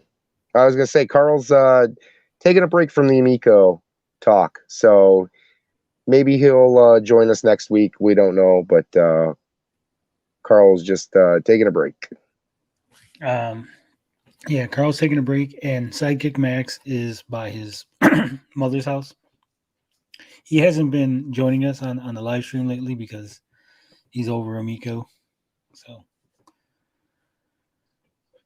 but he'll be around. Max Lenertz says, I've been lurking for various reasons. I didn't know until 3 months ago that you could do YouTube live and streamers. I think that you don't need a YouTube account, but if you have a Google account, you could chat in the chat. And Barmany says that The Suffering is so good. Never played it. Now, I'll definitely say that the Suffering 2 was nowhere near as good as the first one. There's definitely moments in there. I think they changed a lot. It's been a while since I played the second one, but the first one, the way it starts out and just the whole theme of the game, just going through, it's just so psychological, and it's really solid. That's one you need to sit down and play, Tony, if you haven't played. That was PS2, and I believe it was available on Xbox as well. Yeah, I've never played it. And then for my number 5 pick, oh man, like horror games, I could go any which way with this, but I guess I'll have an honorable mention. I'm really enjoying the Dementium series on the DS. And I just recently picked up Dementium 2 from my local disc replay. I can't decide which one I like better. They're both really solid. And being that there weren't a lot of first-person shooters on the DS, it really fills that gap on that system. Those are solid, even though the graphics are highly dated. Nobody really complains about Doom being dated, but You know, I'm sure they'll see Dementium. You know, if you go and look it up right now, and you're like, oh wow, how can you play that? Yeah, it's dated, but it's really solid. It's creepy, and for kind of like an indie studio at the time, it was made by Renegade Kid. The guys that made shit, what they made? They actually had another game that was supposed to come out for the 3DS and never did. Renegade Kid broke up, and now it's called Tui, I believe, a Tui, and they did Mutant Muds. So I think it was Jules Washam or something like that. He did Mutant Muds, and I think he helped with Mutant Muds. I don't know if it was actually developed by Jules, but Renegade Kid did. There was a few games, but Mutant Muds was one of them. And then Zeo Drifter. Have you played Zeo Drifter? No. That was a game that they did. That was like Renegade Kid. So, but I was enjoying those. And then I'd say for a honorable mention, if you've ever played the Friday the 13th game, that game was plagued with a lot of like bugs and whatnot. And I think I played that on Xbox One, and it had its issues. I heard a lot of people who played it on PC had a better experience, but Friday the 13th was a very great online co-op type game where everybody had to distract Jason, and you had a few things like you just had to stay as far as you could away from Jason, and you had to collect the car keys, the gas, and you had to find a way to escape Camp Crystal Lake. And that game was an absolute joy to play if you didn't have any issues while playing online. Obviously, you had a different pick from, I want to say there was like 6 or 7 characters that you could pick from. Everybody had their own strengths and weaknesses. And then they had a few different like maps that you could play on. But anytime Jason came into the area, it was terrifying. And there were things that they programmed into the game, like hiding under beds. Unfortunately, things like that didn't work out too well because it always seemed like you couldn't use those options. You had to just bait him into coming into a cabin and then jumping out of the window. But Jason was cheap, man. You could travel all over the place really quick with him. And as long as you knew what you were doing, dude, you could break the car. He pull you out of the car. It was fun. So I don't know if that game still exists, but if you haven't played that, maybe on PC, go try that out if it still exists. I played that like maybe 4 or 5 years ago, but I had a blast with that game. So I'd definitely say those are my top horror-ish type games. Well, if I were going to give a top 5 horror-ish type games, because I don't really play a lot of horror games, it just, I guess, never really happened. Didn't seek them out. But I would say Parasite Eve, in no particular order. Parasite Eve. I love that game. Had some horror moments, some jump scares. Silent Hill, the original one. That was pretty good. Yeah, and see, I probably get some flack for that, not saying Silent Hill was never one of my go-tos, so. But I definitely can see why people love Silent Hill. Resident Evil 2. Obviously, that has a lot of memories for me. Clock Tower was good. Ooh, yeah, that's a good one. I believe that was actually 2. I'm talking about the one that was on PlayStation, because I think there was a original Clock Tower on like Super Nintendo. But You're talking about the iconic one with like the, what does it have on there? Like the dude with like the big old fucking scissors or whatever. Yeah, the Scissor Man. But he's in both games. He's in the Super Nintendo version. But I don't think it was the original. The original, that was never in like the States. That would have been like Japan only, right? Yeah. But So that is that's basically our clock tower. I know what you're saying. And I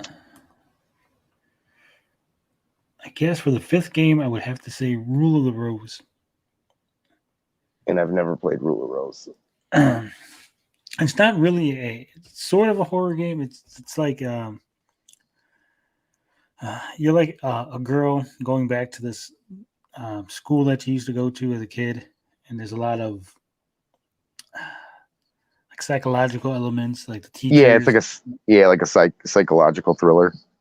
Yeah, but like they represent various things. Like there's a lot of deeper, like if you look into it, like so, it's a pretty decent game. The controls are rough, but You know how much that game goes for these days? no idea. Oh, it's like a $500-$600 game. Yep. Did you just look that up right now or something? No, I know that. I know my prices by heart. It's what I do, man. It's my job. Complete depends on what you're talking about, because a loose disc is obviously cheaper than complete in box. But the last time I checked, which is probably 2 years back, my buddy got his copy from Disc Replay, was going for around, I think, 300 complete. I would safely assume with COVID and the way game prices have skyrocketed that it's probably sitting around a $500 or $600-ish game. So, Rule of the Rose on eBay right now, open box, $749. Whew. Brand new, $3,900. Oof, it's expensive. Yeah, so the prices have even gone up. Probably the last time I've checked it, it's getting.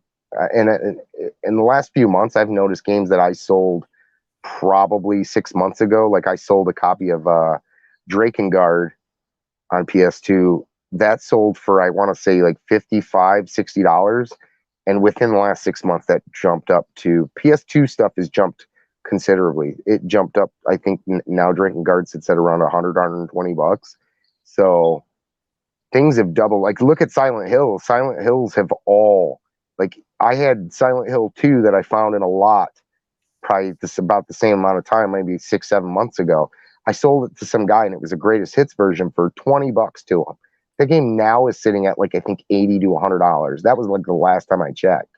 So games for like PlayStation 2 games, especially horror games, have absolutely skyrocketed in price. So yeah, at one point I sold all of my PS1, PS2 games because I needed money.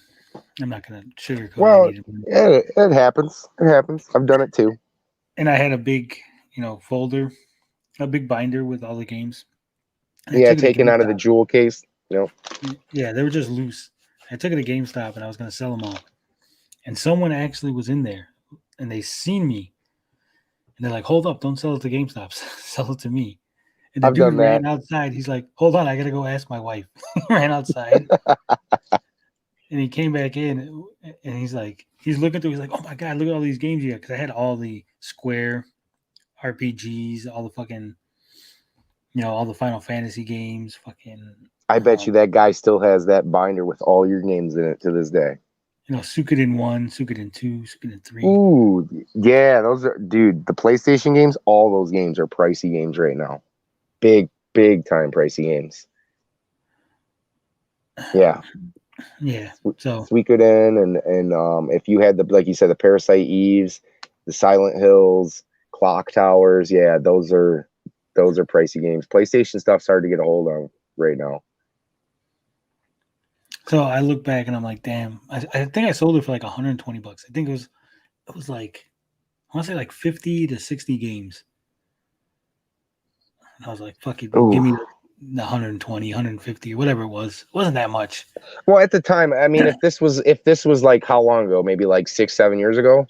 It was like 10 years ago. Yeah, I mean, back then he probably gave you a really good like price for your games, probably better than what GameStop would have offered you. Today, those games it's a big difference though. Loose games you drop a lot of money considerably if you don't have the cases and the manuals for them. And I mean considerable amount of money, unless it's a super high price game, then those prices kind of stay higher. But people want the jewel cases and the original artwork and the manuals. But yeah, it's crazy to see where game prices have gone. And there's a lot of stuff that I have in my collection that I've had for now. I mean, like I said, my Intellivision stuff, I've had it my entire life since I was born. I basically inherited it. So, and hasn't been in anybody else's hands but mine, my family's hands. Nintendo stuff, I have original, I'd say, a few Mega Mans. I still have my Mega Man 2. I still Hold have on, like Gary, real quick. Dachin Nubin, Carl does not drink. You need to stop talking shit about Carl and leave Wiley alone in the chat there. Yeah, I mean, this is kind of the reason why we don't have Carl on tonight. You know, it's not cool, and I'd much rather have Carl on and everybody playing nice, because I'm definitely not the number 2 guy. That's Carl's spot, and I kind of bummed that he's not here. So if this keeps up, then Carl's not going to want to come back. So I think we need to show him some respect, even if he's not here. And stop insulting other people in the chat. We don't do that here, Dachin. Everybody's nice to each other. We're here to discuss things. I don't be calling people dorks and nerds and stuff. Leave that to us. We will call people that. You could always insult us, but don't insult each other. Yeah, you can call me a Nintendo drone. I don't care. Big Nintendo fanboy. That won't hurt my Dan feelings. Smith. Dan says you can always add the case and manuals to loose games. Yeah, I actually had them. I think I don't even remember what the fuck I was doing. Like I don't think my intention was to sell the games. No, I used to do that too, Tony. Like you'd get like the old style CD cases and get a nice leather case and put them in there. Because for the longest time, I had problems with my jewel cases, would always get cracked. So I always took them out and put them in something nicer. And my thought was they'll all be in one place. They won't get as scratched because they had that nice soft material. But in hindsight, I'd end up losing the cases, end up losing the manuals. And that's why I don't have a very big PS1 collection, is for that reason. Jewel cases were the reason I did not, like years ago, I wasn't looking at them. I mainly stayed cartridge based, because cartridge based, in my opinion, doesn't go through disc rot. I mean, disc rot's a big thing that's plaguing CD collectors. If you look at any games that you're buying these days, you have to hold them up to light. And it's not just scratches. The scratches are like not the big main issue, because that can be fixed. It's mainly whether or not that, all that data is stored on the other side. So if that's flaking off and getting air and the oxidization or whatever's going on with those, that's your big issue with those games. So that's why I tended to stay away from disc-based games. And that's why it's a good reason why I'm a Nintendo guy, because they went to cartridges. And I mean, a lot of people are talking about flash memory having its problems here in the next few years, but I'm a cartridge guy. So yeah, I think I took them out. I think the reasoning I had was because I would play them so often. I was like, well, like you said, I didn't want the jewel cases to be all fucked up, and they'd be in one spot. When you have kids, they always have a habit of putting the games in the wrong cases. Oh my goodness. Scratching them up, trying to put them in. Yes. So I was like, what? If I put them in here, it just slide in and out. You can't scratch it, sliding it in. You shouldn't be able to. I'm sure the kids would find a way. And they'd be able to see what they wanted.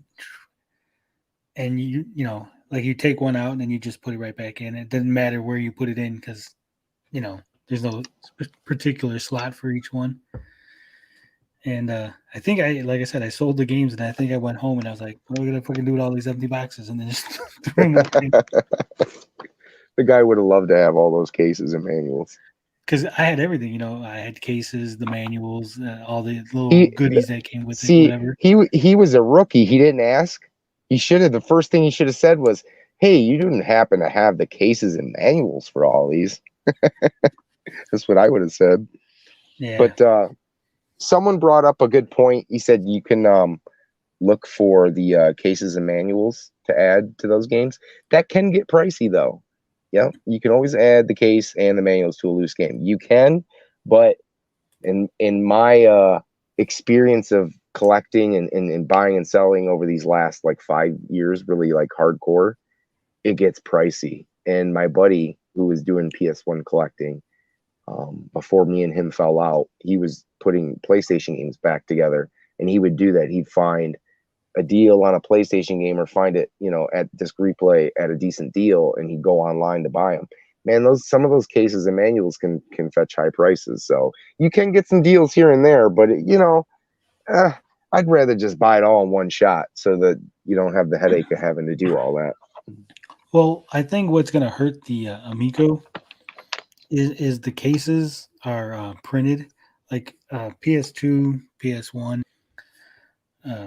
So you can buy those in bulk. Those boxes, if those boxes get destroyed, then there's no saving that artwork on those boxes. Yeah, whereas like I said, the jewel cases, even though you break the cover, whatever, you could always take that off and put a new one on, and buy fucking CD cases in bulk and just slide the fucking shit in. Yep, taking them apart. That's what I did when I'd crack a jewel case. It'd have to go into a new jewel case, except for the goddamn double disc games, which were a pain in the ass. And you'd have to get something that was kind of more along the lines meant for that. But for the most part, yeah. I mean, everything has its double fucking Final Fantasy VII was like a quadruple disc. Yeah, so you have to have that divider that has the disc holder on the insides too. So yeah, and Dodgen Noob, he says the last time I asked if Carl was drinking, you replied, "Yup." It's called sarcasm. We're not really ripping on Carl. We're just razzing a little bit. But when you're but he thinks that I really was replying, "Yup," that Carl was drinking. I was just being sarcastic. Carl doesn't drink. I don't drink, and Gary likes to fucking get blasted all the time. So he's probably all the time, man. I'm drunk right now. My girl just gave me a Cayman Jack margarita premium malt beverage with natural flavors cocktail made with lime juice and agave nectar. I've ripped off this one bottle. I used to drink so much. Like you heard the story if you were here earlier. Every weekend I used to be fucking. I didn't really get drunk as far as be goofy. I would just always get tired. 12, 13, 14 shots tequila every weekend. Well, that's because you can hold your liquor, Tony. A guy like me, I can't hold shit. Yeah, then like I said, this was when I was 19, 20. Then I became 21. I was just like, why am I drinking? This is stupid.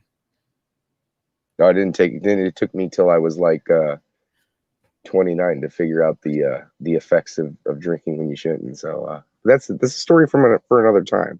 Some people learn faster than others.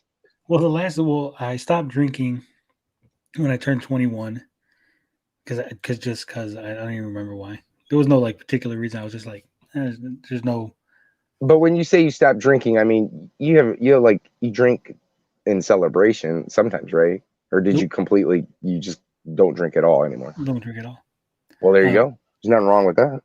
Well, I did, like I said, when I turned 21, I stopped drinking. Then, when I want to say about 25, I did drink one more time because we were at work, and where I used to work on Christmas, it was obviously a slow day because Christmas is coming up. So the last day before Christmas, work slowed down. So we would work for about an hour out of an 8-hour shift. And then the other 7, we would just fucking get ripped. And we were handling heavy machinery, obviously. So it was weird. We'd be fucking drunk off our ass, still trying to move fucking cranes and this heavy machinery and trucks and shit. And that was the last time I drank. And because everyone was drinking, so I was like, well, fuck it, right? And I remember I got my paycheck. And I was fucking drunk off my ass, stumbling into the fucking currency exchange to cash my check. For some reason, they actually gave me money. They're here's your $1,000 from your check. I would have been like, dude, we're not cashing your check. You're gonna get robbed because you're fucking too drunk. But they cashed it, and I stumbled out, and I went to the train station, and I just fucking threw up all over the fucking floor. Just threw up. And I remember looking at it, right? And because I was still sober enough to have, some kind of common sense. I looked at it and I was like, shit, I should tell somebody, just throw up here, so they can clean it up. And I thought to myself, I said, no, if I tell somebody, they're going to know it was me. And then I'm going to have to deal with that. So I left a big pile of throw up all over the train station floor for somebody to discover. And that was the last time I drank. Yeah, we all have those moments. I won't say I completely cut it out, but I'm not a hard drinker. I'm getting way too old to party like I was in my 20s. So And I every think once in a while is okay. I never smoked drugs, weed or nothing, and I don't do drugs. I've had 4 or 5 cigarettes my whole life. It's just not, it's not something that's interesting to me. I don't. I've had about 4 or 5 cigarettes in the last 20 minutes. And the only reason I smoked a cigarette was because someone was talking shit. Like, oh, you're a pussy. That's why you don't smoke. I'm like, dude, I can smoke it, and it's no big deal. They're like, oh, yo, cough. And I'm like, oh, watch. So I just smoked the fucking cigarette, like, just to prove I could do it. Because I'm dumb sometimes. like if you challenge me in the right way, I'll be like, fuck you. I'm going to show you that I'm going to do it. Tony, I bet you can't do LSD. You know what, Gary? I'm going to prove you wrong. But yeah, so I'm dumb like that. Yeah, but you're younger. You do what you do, and then you grow up, and you realize, like, hopefully you grow up, and you know what I mean. You get out of that kid phase, but in moderation. Everything's good in moderation as long as you're not fucking overdoing it. We all make mistakes when we're younger, so I've made plenty of mistakes, but another story for another time. Yeah, Bomber Knee's right. Sleep is for the weak. I sleep like 4 hours a day. I'm not a super sleeper. I just sleep 4 hours a day because I feel like I'm wasting time if I'm asleep.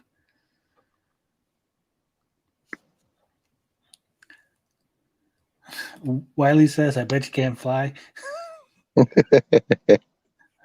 Don't make me jump off my roof with a plastic bag. Base jump. Yeah, I know Wiley said he was watching Yes Man. How'd that go, Wiley? Yes Man with Jim Carrey. Yeah. I love that movie. Oh, that's a fucking good movie.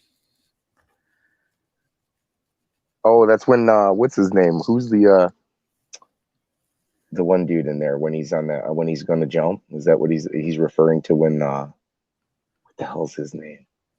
That guy's hilarious. The guy that was just assaulted, I think they went to that the Latin parade thing and he was assaulted. That guy's hilarious. Somebody got assaulted? What the fuck? The Latino dude, what's his name? He was in Anger Management as the Gay Lou. That guy's fucking hilarious. I can't remember his name, but he's a great actor. Dude, you're talking about Luis Guzman? Yeah. He was wasn't he assaulted at like or was he talking about the thing with there was a pride parade or whatever, someone was assaulted and it was for like I can't remember. I just recently seen it not too long ago. But yeah, he was talking about it. I don't know if it was him or if it was he was just talking about it in general. There was like a Latino, maybe it was like a Latino Pride Day or whatever, and somebody was like being racist or something, and he was just speaking out about it. But yeah, he's awesome. I love that guy, that actor, and that movie is fantastic. And he's the one who's talked down by Jim Carrey when he's playing the guitar. That's a great moment. It's a good movie.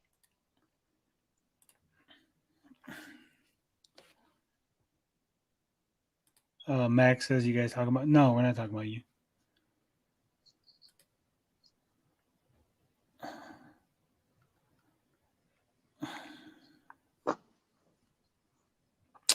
James, so those paramotor things look pretty neat. I don't know what the hell you're talking about. Oh, okay. So there's a guy I watch and I subscribe to his channel where they're like it's hard to describe. They're like in like a dune buggy type ish thing, or I don't even know if they're on that. They're just kind of like hang, but they got like a big old fan. So it's like a backpack with a fan. That's what it is. It's like a backpack with a fan, and there's a guy who does on YouTube, and I can't remember his name. I'm subscribed to his channel. Those do look fun, but like highly dangerous if you don't get the right gear. If you go the cheap way and try to buy it cheap, and you don't know what you're doing, instant death, dude. Because if you don't know anything about aviation and aeronautics or whatever the hell it's called, that could lead to your death very easily. But definitely, if you're a thrill seeker and you know your shit, that does look fun. That looks really fun. Yeah, I'm not a thrill seeker. I'm not going to be strapping a giant fan to my back with a parachute and trying to fly. I'll leave that to you guys. I like to play it safe. Yeah, I like standing on the ground. Fuck, I drank a whole 24-ounce Monster during the stream. Nope, can't do that. Don't drink the energy drinks.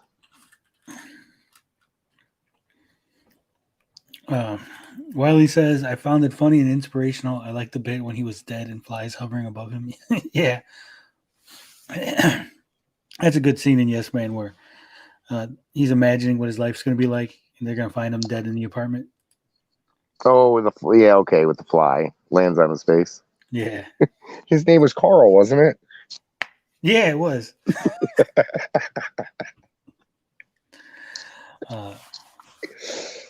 Everything comes back to Carl. Yeah, Bradley Cooper's in that movie. He is. Yeah, that's a good one. You got anything else, Gary? I think we're about tapped out. Did we cover everything today? Just more of the same. Carl, come back. We need you. We miss you. It's rough today without our Carl. I feel like we're really stretching things out, like trying to make it last longer. Like I said, I'm no Andy Richter, and we need our Andy Richter back. Definitely. Gary's more like who the hell is the guy who ran the band for Jay Leno? I can't remember. Oh, Paul Schaefer. Yeah. No, that was Letterman. Letterman? I don't fucking watch that shit.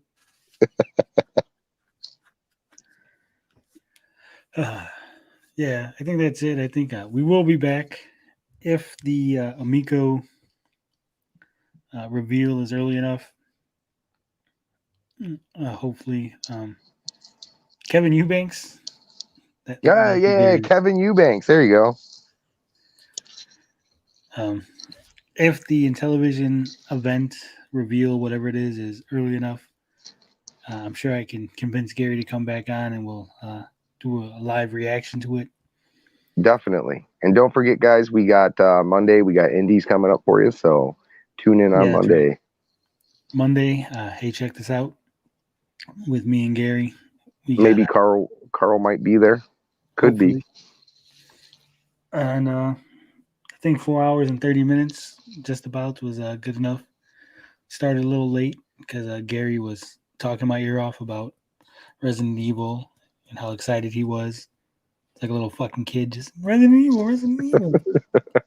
So, but it is official that Carl is the reason we last 5 hours and 10 minutes ish. Well, I mean, we went 4.5 without him. Bomberny TV says super awesome stream. I had an absolute blast. Thanks, Tony, Gary, and everyone here. Have a great one all. Yeah, thanks, guys. We appreciate you all coming here. Thank you. The 17 people still hanging on. Awesome. I do enjoy this. I do enjoy talking to you guys, talking to Gary, just getting my opinion out there, just hanging out, chatting, whatever. But you know how we do it here. Love, peace, booty grease. We out this bitch.